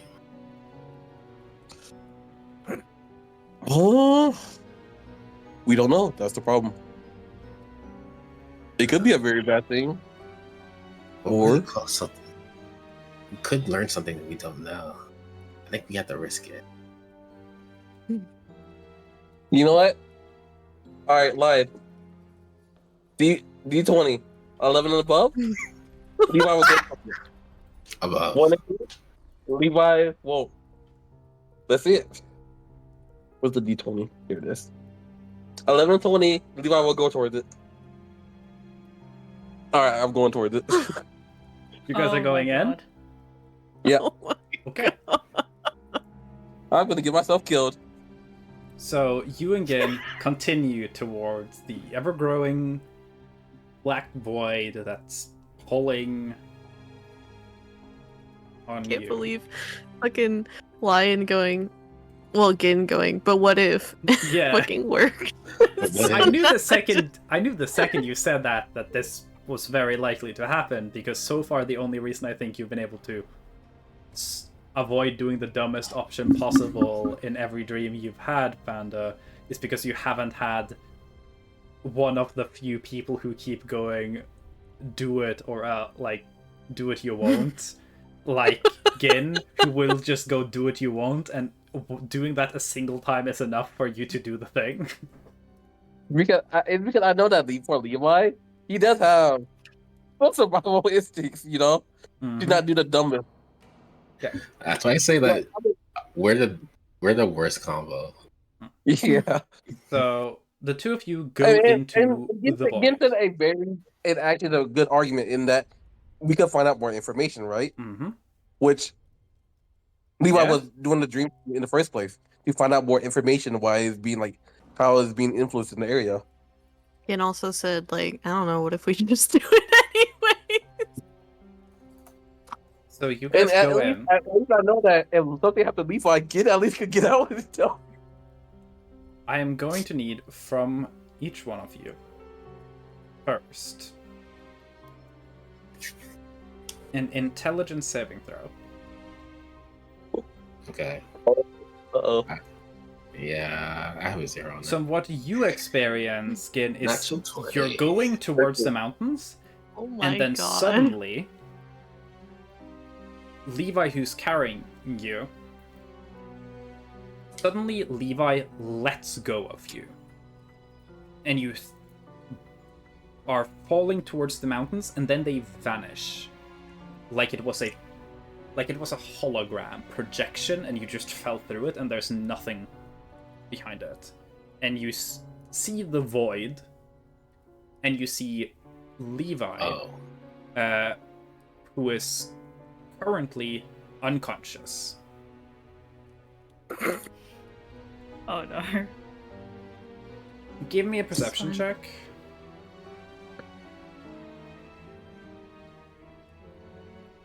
Perception check.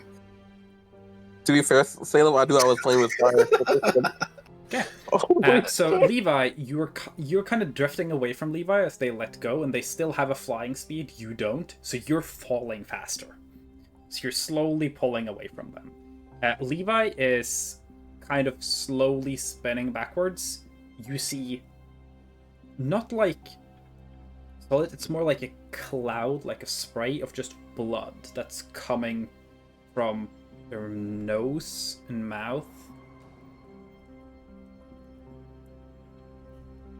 It looks almost like they just coughed up a bunch of blood and they're just out cold. Oh, Levi's is like coughing up blood. Yeah, it looks like they just had one just massive just and then just blood, unconscious. They're floating. I want you to make a wisdom saving throw.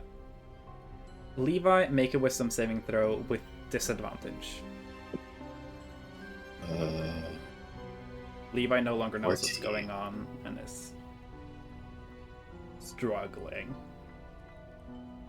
A 20. Okay. 20.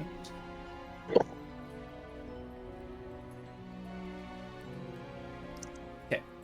Gin, you see Levi floating out there, clearly just out cold. Something hurts, and you no longer know what's happening. You're out cold too. Final saving throw is a charisma saving throw. Now both are rolling with disadvantage. Charisma. Disadvantage. 15. 20? Nah, 15. Okay. Again, we both died together, or we lived together. Oh shit. We died by the bed. We died by the bed.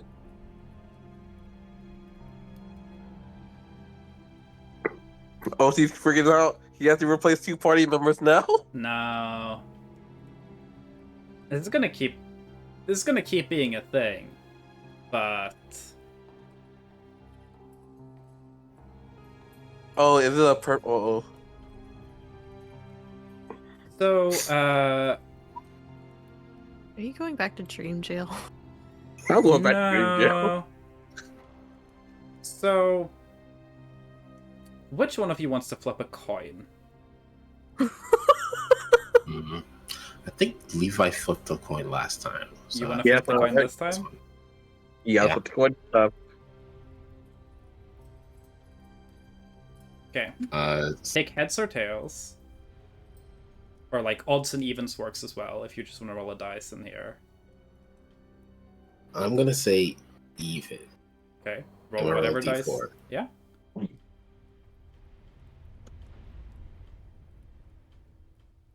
Okay. 4 even. Cool. So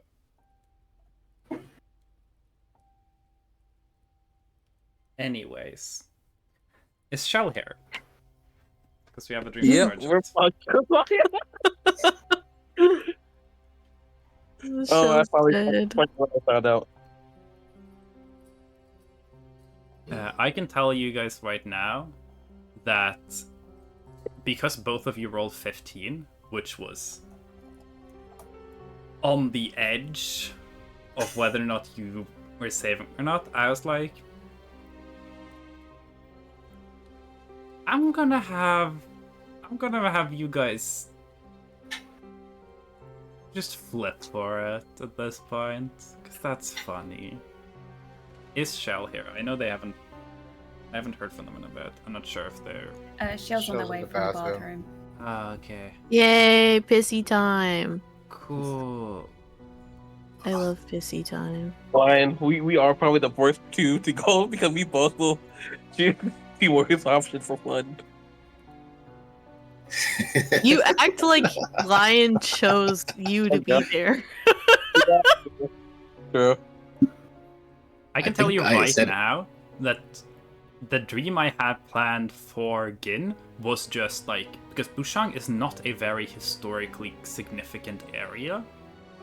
The only thing that is very significant is that before, like way before the gods left back in the age, the 8, back in the age of 9, there was a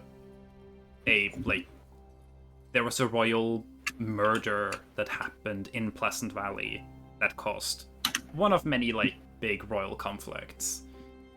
And I was like, fuck, that can happen in Bûchang. So you were literally just going to be like, wow, you saw the way someone was murdered. And the whole idea, like, the idea was like, what if someone did this murder with a really shitty knife and they put, like, a poison on it, but it's the wrong fucking poison, so they just had to stab the shit out of the person anyway. Because cyanide, you have to eat it. You can't stab someone with cyanide. And then Lion fucking licks it. See, I learned. It worked on somebody. That's for sure. You learned. I'm back. Hi, welcome back. Oh, You get to sorry. be active in the episode. Whoa, holy crap.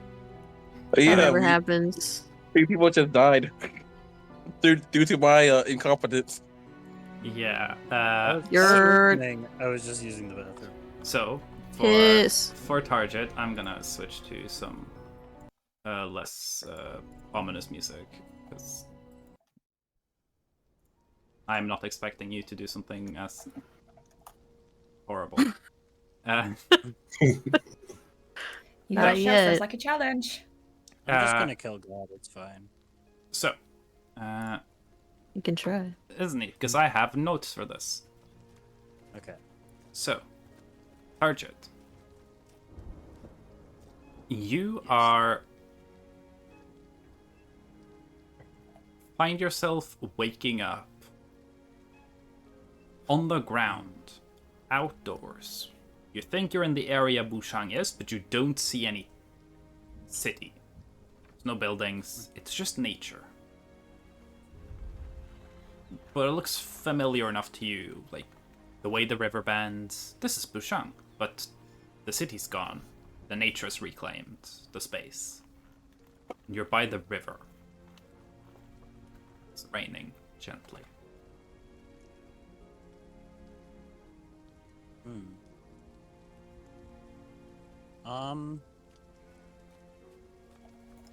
Well, the first thing they would do is try to get their bearings. They're probably aware, not necessarily that they're dreaming, but they're aware that this is weird. So yeah, it's one of those situations where, like, either something very, very weird and wrong just happened, or you're dreaming. And it makes more sense that you're dreaming than the entire city vanished with everyone in here and all the buildings and all the trees just grew and replaced it. Yeah. So,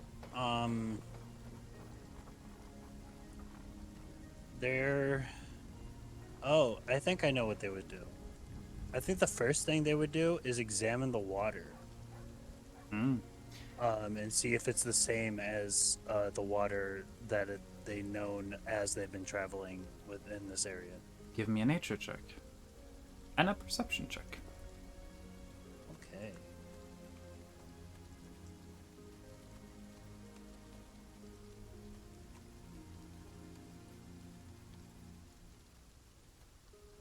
Adios. So, nature check. It's a little hard to tell if it's the exact same. You can definitely tell that's something off about this fucking water. Like, you don't want to drink it. But it's hard to tell right now if it's anything else about it. But it doesn't seem particularly different in the sense of whether it's cursed or not. There's definitely something sinister in this water. The perception check, however, you notice something in the water. The river, it's a little hard to see because it's moving. There's a steady stream that disturbs the water surface. But as you like peer over, it takes you a tiny bit to notice, but the reflection is wrong. you're seeing something else. Like the reflection is another image entirely.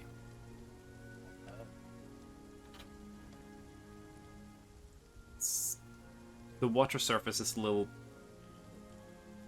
too rippled to be able to tell fully clearly.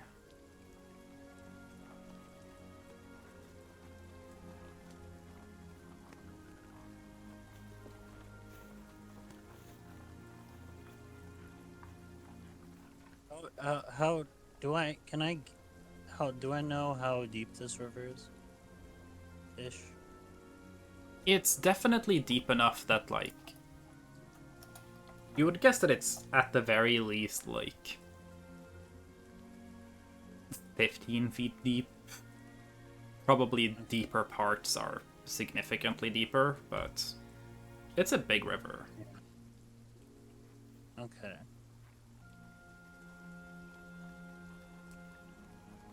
I kind of wanted to. I don't know. This might be too big of a river, but I kind of wanted to use shape water and part the seas and see what the fuck is at the bottom. Okay, give me a nature check. Okay. Oh boy. Okay. Oh, wait, what? Oh, I saw the one and I thought it was a one, and then that's why I said, "Oh boy." So, you've used shape water before. You've got a pretty good idea of what your little cantrip does. Yeah. But you want to you kind of want to just parch the river, Well, and it mostly, works. yeah. Oh, okay. It usually only works on a small bit of water. Yeah, I was gonna say. But if, you like, are if it's splitting and pulling apart the river, Okay. and the downstream of the river is slowly draining, and the upstream is slowly filling up, like you've created an invisible barrier that's keeping all the water back. You're definitely going to flood the entire area if it overbanks, but you have split the river. Okay. What do I see? The bottom of the river is muddy sediment, rocks, nothing particularly outstandingly interesting. You can give me a perception check if you spot something hidden or 31. Holy shit. Yeah, the Sorry, I only perception just modifier realized is- what your perception was. Yeah. If you're God. looking on stream, I think we have talked about this. But if you're looking on stream, I can see everyone's AC and then passive stats. This is the passive perception. Oh my god. Yeah. 28? What the fuck? Yeah. They have a feat I that literally- boosts their passive insight. It's passive insight and perception, or is it passive investigation and perception? I don't remember. It's at least But perception. Yeah. And I just remember going to Utin like, "Oh, do we have like a designated like sight bitch?" And Utin was like, "No," and I was like, "Okay, that's gonna be me now." Yeah, I was like, we have people who are like good at spotting things, but we don't have the eyes guy. We don't have our eyes. No one said no one showed up at the table, and I was like, "What's your character bot?" And went, "Well, they can see." So Really, really good, real good. I went the opposite, actually. yeah. So you Yeah, look what do I- around, kind of like waddle into the now like drained riverbed, looking around to see if there's anything. Nothing is out of the ordinary of what you would expect a riverbed to be. Before it catches your eye that you've now created a perfectly still reflective water surface in the wall that you've blocked the river off with. Okay. And you can see this reflection that isn't quite right. with a 31 perception, I will say you managed to figure out what you're looking at. Before I tell you, is there any particular event or thing just within the game that Target perhaps finds themselves particularly curious or occupied by at the moment? Like at this moment. Yeah, like generally around now. What's the thing Target is like thinking about? What's the thing Target's like trying to like wants to know more about? Okay. I think Target is very. I think given Target's backstory, they're very conscious of like the damage that they put into the world, and I think that learning that the magic they use has, or like their master uses, has like a lot of cursed connotations. Mm. I think that like shook them a little bit because this is like the path they took to be better, and now it's like, Yeah. oh, this is also bad. And so not necessarily bad, but like there's still more to be done. And so I think like they're very like curse conscious right now. Yeah. And specifically relating to their own magic. Okay. And like what that puts into the world.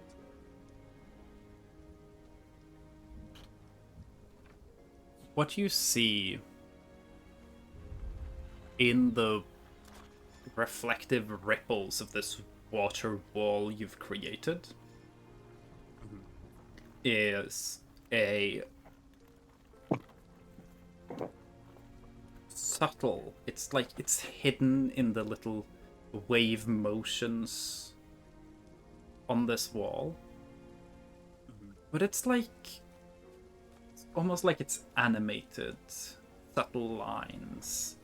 Only when you look at just the right spot, just the right angle, you can see it looks like Target, little Target. That's almost animatic like, going a little walk towards what looks like a dam or a dike or a block on a river. And the little Target does a funny, mystical little dance, and with some sparkles, a little bit of water starts seeping through the dam. And the little animatic Target bows and leaves. Done a little bit of magic.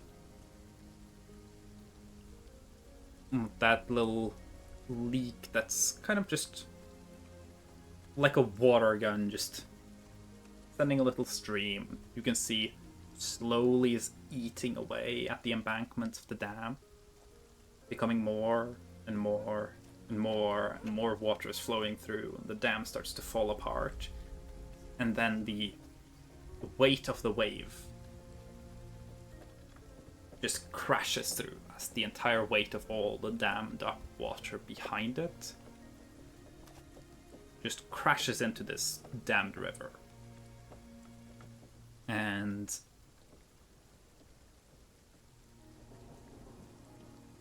give me a wisdom saving throw. Got it.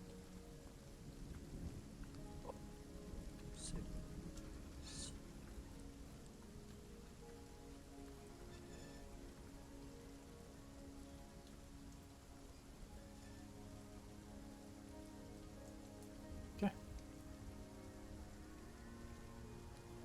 You hear very muted, like in the far distance, there's like screaming.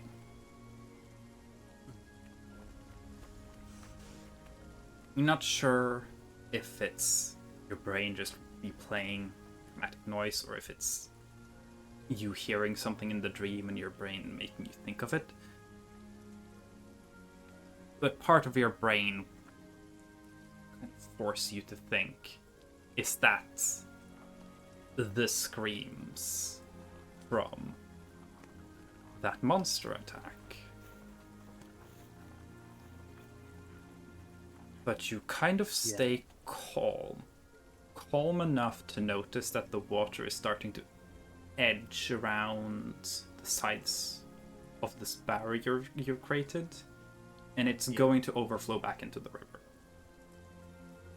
Okay. Mm-hmm. So I start skedaddling. Skedaddle up out of the river, for the river eventually goes around your barrier, and when it does, the barrier seems to just fade. The river pulls through and just torrents down where it was previously running. I'll say with the 31 perception check from previously, just letting that carry over through the dreams, I swear there are bodies in the water. Oh shit. And that's where your dream ends.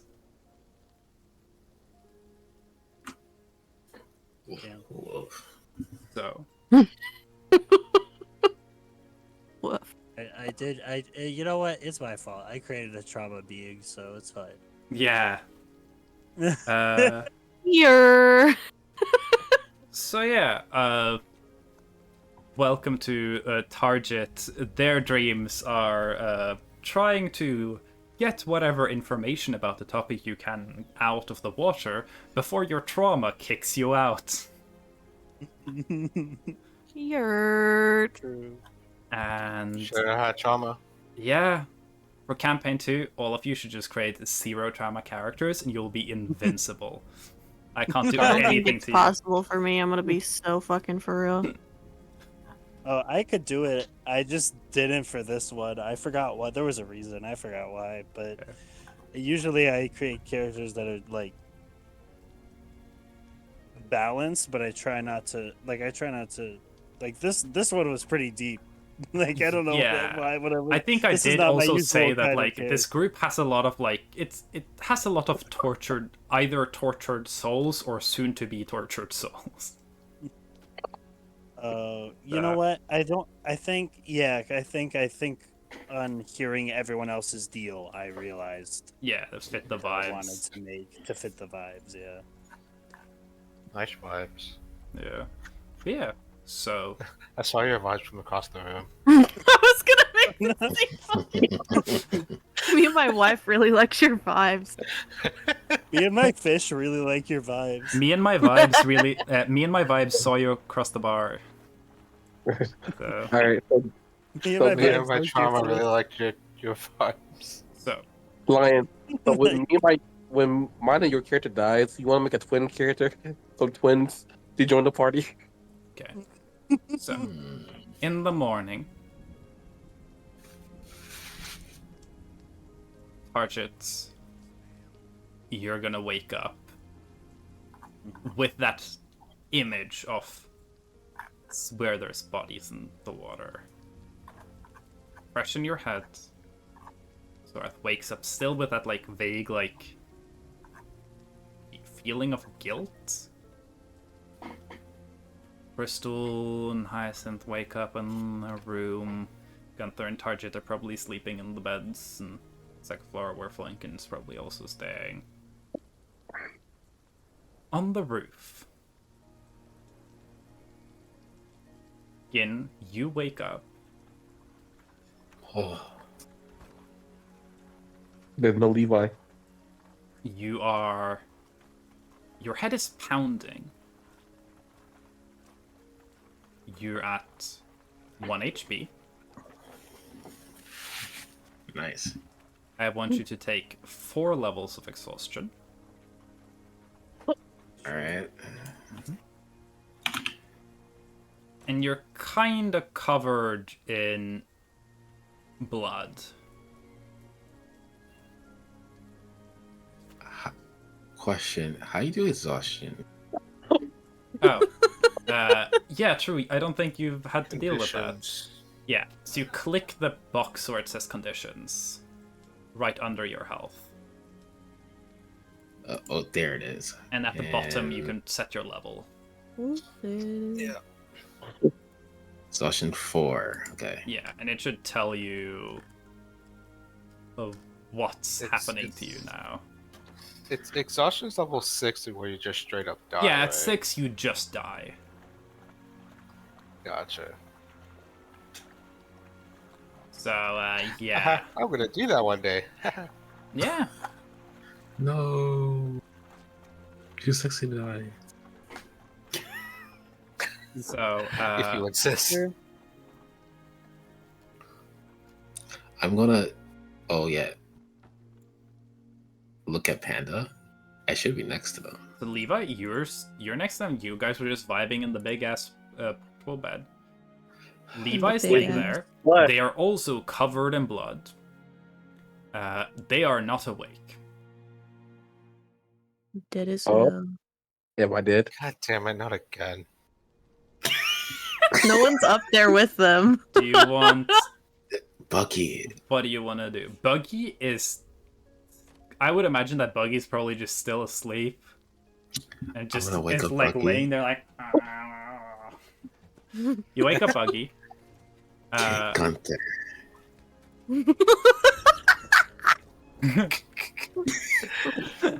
Yeah. I'll look at them bloody and disfigured. Please, kid. Gunther. Buggy's gonna look at you and be like, "Oh fuck!" and they're gonna go get Gunther. I'll say, while Buggy goes to get Gunther, Give mom my food. make a medicine check. Mom, I food up. Me? Yes, make a medicine Alright. check. Oh, I threw up. 5. Damn, you suck. Levi is I know I fine. suck. Levi is just sleeping. He's okay, guy. You look at Levi and you're like, I don't fucking know what to do. So, Gunther will get. You will wake up because Buggy will be just trying to drag you out of the bed.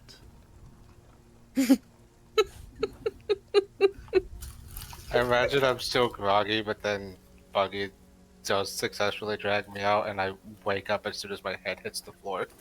Mm-hmm. Ah! Okay, I'm up. What is it? Buggy cannot talk to you, so they will just like keep trying to drag you up the stairs. I forgot that Buggy can't fucking talk. Buggy only speaks Draconic. So Crystal can talk to them. Damn it, I can't talk. Okay. Sorath isn't awake. You're woken up by like a 3-year-old who does not speak the same language as you. He's just like, people are Dragging dead you out of upstairs." bed. So, Buggy looks panicked. I'll follow. yeah. You get to the roof. Gin looks horrible. They're covered in blood. They look... You know how exhaustion looks. You're experienced. I've been there before. And there's a Levi on the bed that's also just covered in blood, but not moving at the moment. Okay. Congratulations, Gin. I There's see who. There's a gunfight. Uh, Hi, Brad. something funny is happening. dead. I just woke up. Yeah. Something funny is happening. You Okay, just woke so up? I Levi checked Levi's didn't. corpse. Context. Don't worry, it's short context that's gonna be funny. Levi went into Gin's dream. Oh yes, yes. Mm-hmm. And Gin said, "Oh, what if we keep going?" That's it. They jumped into a green black hole. Gin has woken Oh. up. That's all you need. Levi hasn't. Uh-oh. So I check. First, I see that Gin is at least awake and alive. Be like, okay, let's check the person who is not awake at the moment. Give me a medicine check. See how they're doing. Give me it with advantage. You say medicine? Yeah, medicine advantage. Okay. Where's the advantage from? Gin got a 5. I've seen this before. Because Double compared to natural Gin, one. Gunther is trained. That's fair. Gunther's a doctor. Yeah. A gun doctor. 14. Levi has Gunter. pulse, and there's a very, very weak breath. They're not dead. Not dead? No. Holy shit. Okay. Sorry. You say that lucky piece of shit. No, wait, this means something else. I'm stuck in the dream. So, I will say again. Sorry. Say that one more time. they have a pulse and they are breathing, but both are weak. So, before anything else happens, because I think this is where we'll leave the session, for the next sessions possibly, it's voluntary whether you show up, Panda. Yeah, because I'm stuck in the dream. I'm stuck in the If you show up, we can maybe have some exploration of what's happening in the space, but Damn. it won't be that much. Yeah. And it's a session. Oh my god. So, for the players, not the characters, the players, you guys are not getting Levi back until the devil wakes up.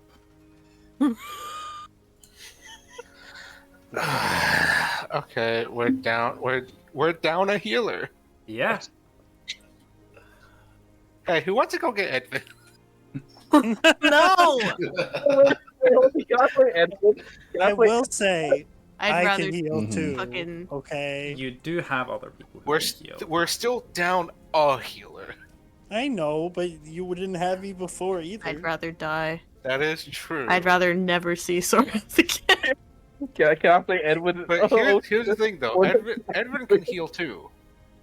I'd Edwin rather can never heal. see Edwin Soros again. I also don't know if I would want them to play Edwin, because Edwin is a high-level character. I don't. Well, want... I mean for like combat. Yeah. combat. Yeah, Like, since it's not, that's fair. you know, not like the actual like RP. Oh my fucking god, dude. Yeah, yeah. Now, Yeah. Yeah. you know, eto le. So wait, what? Oh, Even an odd roll for OT. The even and odds, someone chose to flip a coin. If they won, they got to be the one who came back. Oh. That's awesome. So, alright. So it was down to a coin flip. I had the Oh my DC at 16 to get out, but the fact that both of you hit 15 made me want to do something funny with it, specifically because the entities responsible for this situation are entities that care about entertainment. Like, Levi got out of this last time because the devil saw having Levi win as funnier. It was Not funnier this to time, piss though. off Ambrosia than it was to, like, just let nothing happen and have Levi just not get any information and then maybe vanish. The fact that both of you were just barely not escaping.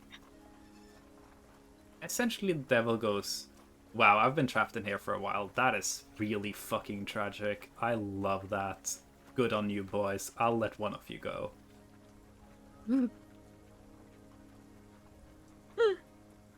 They chose kid. So one of you had rolled below the 15, I wouldn't have even considered that, and you guys would have just played without Gin or Levi until you could get the devil out. What? I was supposed to be the person who talks to him in the dreams? Well, there goes that option. We have I got love there. the- Hey guys, our hiatus is ending. We all get to play D&D again. Yeah. Except you, Panda. I Fuck am. you. Can I also just say right now, Fuck you, Shell, thank you Yeah. so much for joining the campaign. If you hadn't joined the campaign, because Levi is not gonna be here till the devil's out, you guys would have soft locked. Oh my god. You'll see really? eventually. Okay. It's gonna be What? another one of those like fucking doors situation down at the fucking True. I already Oh, forgot the name of the place. Scar Canyon. but I don't think it was me. That was Age. Back There then, is right? a specific thing that you guys need to fix things that until Target joined, I'm pretty sure the only person who could supply was Levi. Oh, okay. Cool. Yeah, Is it like restoration or something? you'll see. Well, But if guys, Shell I'll see you wasn't guys here, then the sessions would have probably ended up with you guys going to Devil's Tomb and stuff, and eventually hitting the spot where you would need the thing Levi could do. And then it would be okay, do you guys want to try and find if there's someone else in the valley who might be able to do that? Because you guys would have to backtrack and maybe try and find someone with some similar talent. Metroidvania. So, yeah. Metroidvania is. Hey guys, I'm Sleeping Beauty. Which means that it is, without Shell here, it is possible that Levi would have just fell into the dream and then had been stuck in there until you guys could find someone who could replace the thing you need Levi for, which means Panna might have had to sit out for like a lot of sessions. No. Yeah. Although, you know, there would be like a secondary character that Levi temporarily controls. Yeah. But like, Yes, yeah, if it's a long time, Ulti would probably should let me play a character for that. Yeah. mhm. If you want to have someone to like fuck Levi, around with, stop casting dreams. I will say though, I fucking warned you. No, that's it. I literally held you by like your pinky toe, dangling you over a black hole, saying, "See what happens if you fuck around with dreams around here." And what? One session later? I mean, it's been a month and a half. That's too long. Before... It's honestly your fault for having life stuff happen to you, so that we it's too long for me to fuck around. So yeah. Yeah, all accumulated. You think I remember the consequences from last session? No.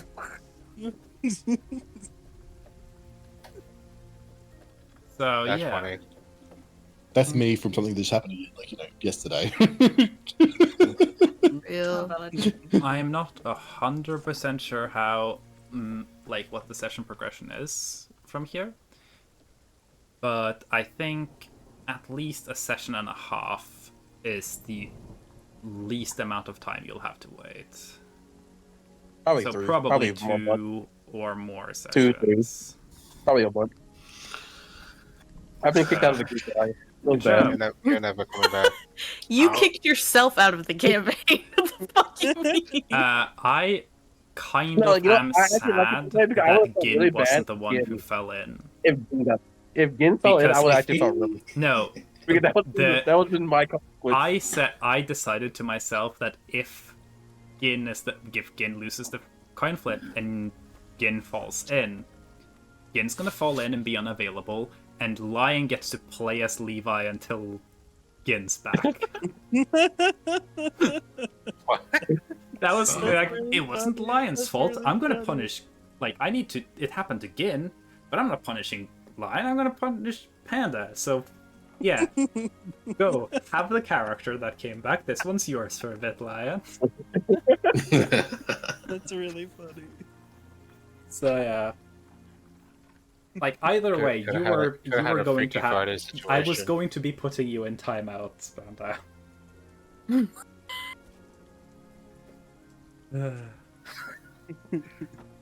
Oh my god. Also, it would be funny what kind of thing getting or Lion would do with my character. Mm-hmm. God damn it! Now Panda's gonna try to do it. Thank Well, God they're the good out there thing- for now. The good thing is that, we have Levi out of this until that whole dream vortex, black hole situation is dealt with. So, you're not fucking with this dream ever again. And of course, as I'm sure Panda's already expecting, this is not the end of the consequences of this for Levi. Oh, probably not. I mean, you're probably gonna have me die. I'm probably gonna lose 8 intelligence or some shit.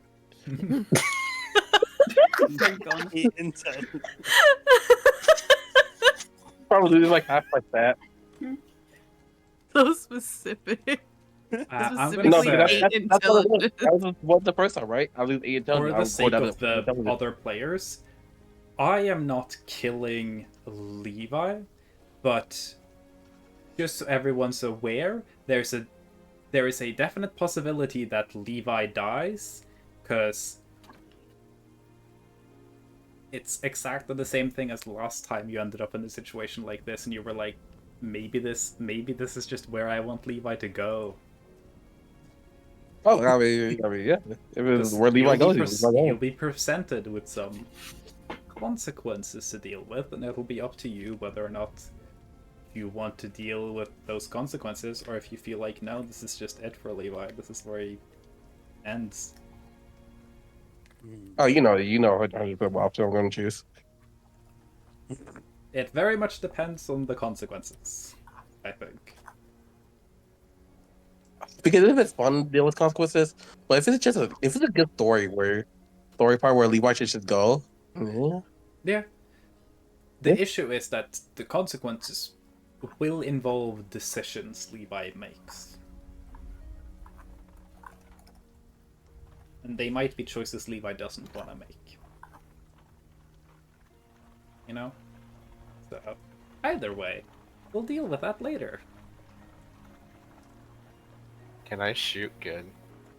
Yes. Okay. That was it for today, everyone. No, how much do you want to heal? Just deal with it. I choose to shoot again, but I forget to use healing touch, so he just dies. Okay, just so we have it for next session, how much do you want to lay on hands them? How much do I even have again? I think it's 5 times your level. It's 45. I'm so thirsty. Yeah, 45. Mine about it. Bullets. You know, Cry about it. I can't even speed up the exhaustion levels. Yeah, no more. because But you Levi got has a your bunch of levels. ways to remove exhaustion levels. He's not doing that for now. Well, technically, can't anyone attune to my to that one? Wait, I do? No. Really? Holy shit! I didn't know that was actually just stuck to me. I thought that was just a regular random one. What were you saying, Joel? I can remove exhaustion levels? With the Leonets? No, like through other means. You might have a spell that can do it. I don't know. Levi can remove exhaustion levels very easily. They That's had what I was saying. catnap. Or something like that. Well, I'm shooting him for. I was gonna say we Guess will I'll have to do use 30. that. I'm shooting him. Mm-hmm. That is how you got introduced. Yeah, no, I remember. I'm I shooting him. Yeah. For 30? The Bro one doesn't even know what a here- gun is. I'm a. I don't know a whole lot of people know what a gun is. How does it work? Does this hit me and then like I just get healed? Yeah, it's a Yeah. healing bullet. Can I open my mouth? Sure. Oh, yeah. Alright. Oral can. I'm not aiming fixation, for you your face, fucking though. freak. Alright. I can't. So I'm just like shooting you on like the chest, but you have your mouth open for whatever reason. Yep. Yin opens their mouth, you shoot them in the chest. Anyways. I feel a little better.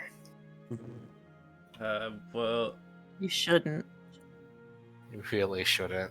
we really did get back to an eventful session, didn't we? Yeah. Mm. The month hiatus, it accumulated. Yeah. It's like Delta See, we all need over weekly again. sessions to let all of Panda's bad decisions out. They pile up, this happens. This is what happens. The fact that You this also wouldn't have invite your happened head as up. well if Gin didn't go, you won't. No balls? No balls. Immediately smash cut to coma. I didn't even learn anything. Yeah. Fucking cringe. That's what you get. If I Like- do have a way of removing exhaustion, it's not on me right now. There are spells that can remove exhaustions, I believe. I think one of Yeah, the but restorations. They're can. not Yeah. on me at the moment. I'd have to change my yeah. spells. I forgot I could heal too. It's great. If it's greater, I can do it. Well, you know, when you have the powers to like mess with the world, you're gonna mess with the world. Yeah. I'm more Okay, upset bef- that you The world's gonna mess chucked Gin in with you. To be fair, I said the whole like, oh, can I use Dream on him as a beam? I didn't think you would let me. Well, no, you let me. I'm like, oh, okay. I was going to say no, but then in my head I was like, I mean, I told you to be careful. This is not careful. Sure. Yeah. And I did say I wanted Levi to start interacting with dreams. Like, I wanted to plant the seeds of that in this arc and have that become a thing after this arc. After the keyword after. And this is a great way to stop you for a little bit. That's why not letting me play the game. Yeah, because there are a couple. Yeah. There are some dreams that I don't want Levi to be in, but technically it's fine now. Because the main thing is I did not want anyone but Sora to have a chance to interact with the curse in the dreams. I think Gunter can still enter dreams, right? Gunther can still enter dreams. All right, it's your job to do what I had to do, Gunter. Enter the demon dream. I am not following in your footsteps. Especially because Levi did tell the group about what happened with the dreams and did say that, like, yeah, I think fucking with the dreams is dangerous here. So I have a feeling that I have not been using my dream spyglass. Yeah, I feel I've been tempted, but then I decided, you know what, that might be a bad idea. and I feel like Turns Gunther, out it's because it is a bad idea. I feel like Gunther especially wouldn't use it when Levi yesterday said, hey, so I fucked with dreams and almost died, and then the next day Gin's like, yeah, Levi was in my dream. Now he's fucking in a coma. I don't feel like that's when Gunther's like, yeah, I'm gonna start fucking with the dreams. That's enough evidence for me. Let me say, if I remember last session, if I actually remembered it, I probably wouldn't have done it in the first place. But because I don't remember what happened last session, Nah, I'm that's like, some bullshit. You See? still would have fucking done it. no, I wouldn't have done it. Nah, I wouldn't. If you'd have remembered, Lion would have had to say no balls at least twice before you didn't. And Lion absolutely would have said no balls twice. 3 times even. Might have gone for a fourth. The but, way like, out, by the way, was so Levi. So because of the way the dream poll works, Gin can't wake up on their own. Levi would have to wake Gin up. The easiest way would just be if Levi just dropped Gin from the air onto the ground. Oh, really? That would have been the easiest way. Yeah, because you were in the air. You just need Gin to wake up, because if Gin wakes up, the dream ends. Yeah. I was thinking if you really, really were frantic and scared, I could just stab. I was thinking of stabbing you with the knife, but I don't know if that'll work. With the poison knife. Yeah. The poison knife that doesn't work unless you eat it. Yeah. Which is what Lion just did. Into the light just did, yeah. Yeah. All of this craziness, don't let that distract you from that. Gin did get cyanide poisoning from licking a murder weapon. That didn't work. I feel like it's more embarrassing that the person used the wrong poison. So Yeah, no, the way I envision that's the most embarrassing. the way I envision it is that someone in like a rival royal family branch was like, I'm gonna kill you so I'm closer to the throne. And then they get a knife. It's a shit knife, but it's expensive and looks cool. And they're like, poison. I'll just get a poison and put it on the knife. It's the wrong poison. And then they stab them and they go like, haha, and the person just goes like, ow. What the fuck? And there's no poison happening because it doesn't absorb like that, so they just had to stab them over and over again, and that was why there's like a giant blood trail. That would happen to Lion, I think. Yeah. Maybe not now that they know so much about poison, but I feel like it could have happened to them. Funnily enough, I would have this tasted situation... amateur and then not fall down on the floor. And die. Fucking amateur. Funnily enough, even though this is like 90% Levi's fault, it does also tie into the thing that me and Len have talked about, like, Gin is going to slowly but surely learn that, like, their actions have consequences and they need to stop being so reckless when other people are involved, because other people are gonna get hurt. Yeah, That's crazy. This is a very, very good example. Yeah. That's crazy. The consequences of my actions. Are you kidding? I was actually waiting for a moment like this to happen. Yeah, I was planning for some of those to happen very soon, just not this session. Yeah. What a way to end the session, though. Like, that was sick. At this point, This is Gid's character arc, so I was waiting for the reckless actions to have consequences. Yeah. This is your canon event. but here's the problem: was it your reckless action or my reckless action? It was both of you. Mm-hmm. I will say Levi wasn't necessarily like if it hadn't been for Gin saying like, come on, let's do it. Maybe we learn something from hopping into a black hole. Like, Levi probably would not have gone into the void that was clearly eating the entire dream. Because he said he didn't want to go there. And then Gin's like, come on, what's the worst that could happen? And then we saw... Technically not the worst that could happen. It's the second worst thing that could happen. The worst thing would be both of them go. Oh, The worst thing would have been if any one of you had rolled a single number lower even, then both of you would have just gone.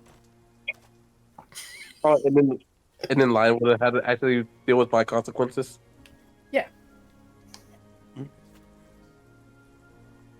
You guys were collectively off. Like, the only reason one of you survived is that both of you collectively managed to get into a pity zone. Hey, you know what? This makes a good like anime arc. That's what I was saying.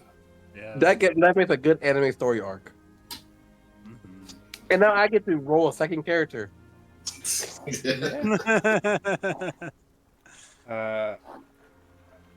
We'll definitely have some conversations about what happens with Levi. I'm thinking that probably next session there's just gonna be fuck all in terms of Levi content. No, none. Yeah, Sorry to the no. Levi lovers. Yeah.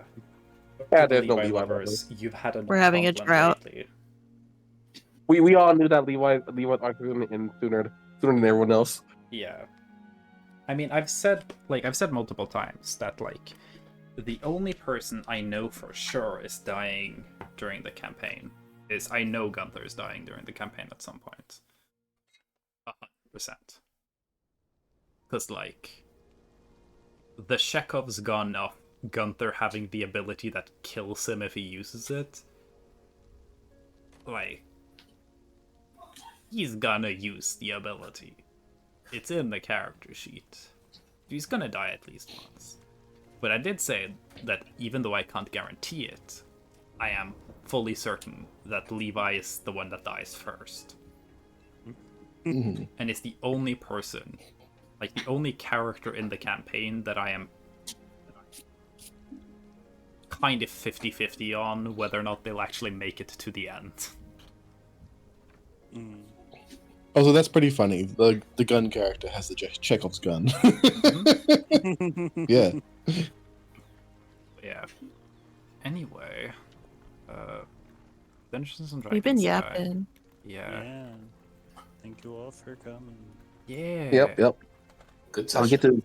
get to take another month-long hiatus. Yeah. No, I should be perfectly fine to roll another session next time. Oh no, I'm not you. Me. Oh yeah, you can take a hiatus. Yeah, Panda, you worked hard today. Have a month-long holiday. Yeah. Hey, you gotta make things fun, man. Can Yeah, you, I make sure to make it that. can I make That's sure an to link interesting you- lesson to share. You know, sometimes you should just kill yourself for For content. I was gonna say, can you use your PNG still, but can you have it less of capacity? Yeah. You fade it out. I'll just I turn actually your don't know how to opacity do that. down. Just turn him sideways. He's in a coma. But no. Let me see. but you didn't do anything. Exactly.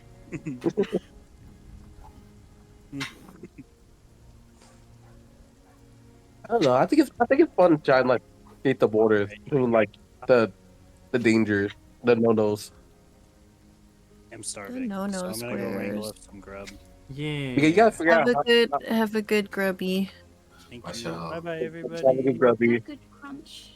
Bye bye. Because people always say, "Oh, Crunch. that's gonna be a really bad consequence," but you want them to know what the bad consequence is. You know? Yeah. I mean, you're definitely learning. You're Will this producing be the- results. Will I learn from my mistake? Fuck no. Yeah. If I've learned anything about you, Panda, is that you never learn from your mistakes, and I'm proud of you, honestly. I'm probably gonna have to roll like 20 characters by the end of like 10 years. I'll be able to go off. Like, by the time we've gone through, like, if we ever play through all 4 campaigns, I'll just, like, have you listed not as a player, I'll have you listed as consistent guest character. Okay. Actually gonna end stream, though. But I do think the dog character, I would try to do my best to keep alive because I think that's a really interesting character. You know? can't let Yeah. the dog die, dude. Do you know who you're rating or anything? I am not 100% sure who I'm raiding yet. Blaze is live? Yeah.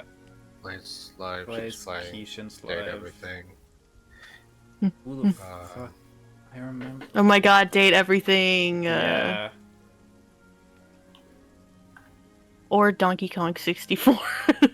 Also, Anniversary I don't Kong-a-thon stream remember is who crazy. Mr. Aishan is. Kishan? No. No, Mr. Mr. Aishan. They're playing Uh, Expedition 33 though. They're playing Expedition Oh, that's 33, which I cool. like, but I have That's no fucking clue who they are, so I might just, like, check it out. I don't either. They're a cat boy. Can I vote Yes. Oh my Soroka is God. also live with Blaze Death because Stranding. she's playing date everything? Yeah, I also want Blaze because she's playing date everything. cool. We're rating Blaze then. Can I vote Joel?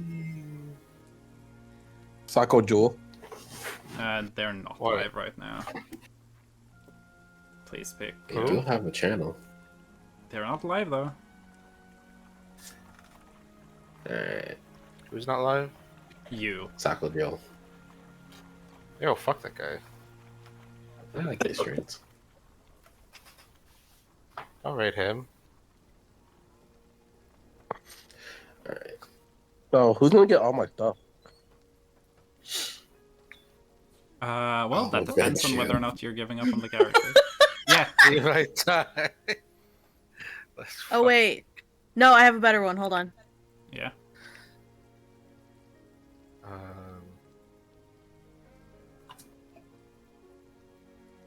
Which emote do I have to unlock? I don't know. I would never purposely give up on the character ulti, but if it meets the narrative, I will give up on Levi. Like, you're going to have to pick some. Like, Levi will have to make some choices. Essentially, they're not getting out of here without, like, giving something up or striking a deal. And, you know, maybe there's things Levi doesn't want to give up, or deals Levi doesn't want to strike. So, I'm gonna have to kill a party member. I am not letting the consequences of your actions being someone else being inconvenienced. Anyway, feel free to unlock can I finish him emotes.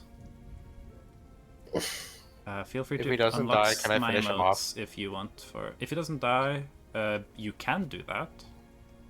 If you really want to, I guess. Turns out I've been evil this whole time.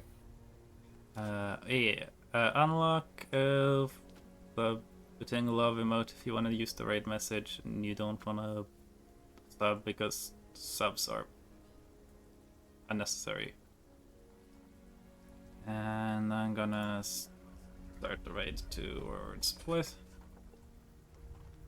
Yeah. Thank you all for being here. And hopefully things go well here. And now the party also knows take very good care of Target. Because please don't. You didn't know that. Please don't let Target die before you guys fix the Devil Tomb thing. Or this campaign is gonna get way more complicated. Anyway. Don't worry, I'm already thinking of a second character to play. Cool. The issue with picking a second character to play is that it's Yeah, no, I'm just kidding.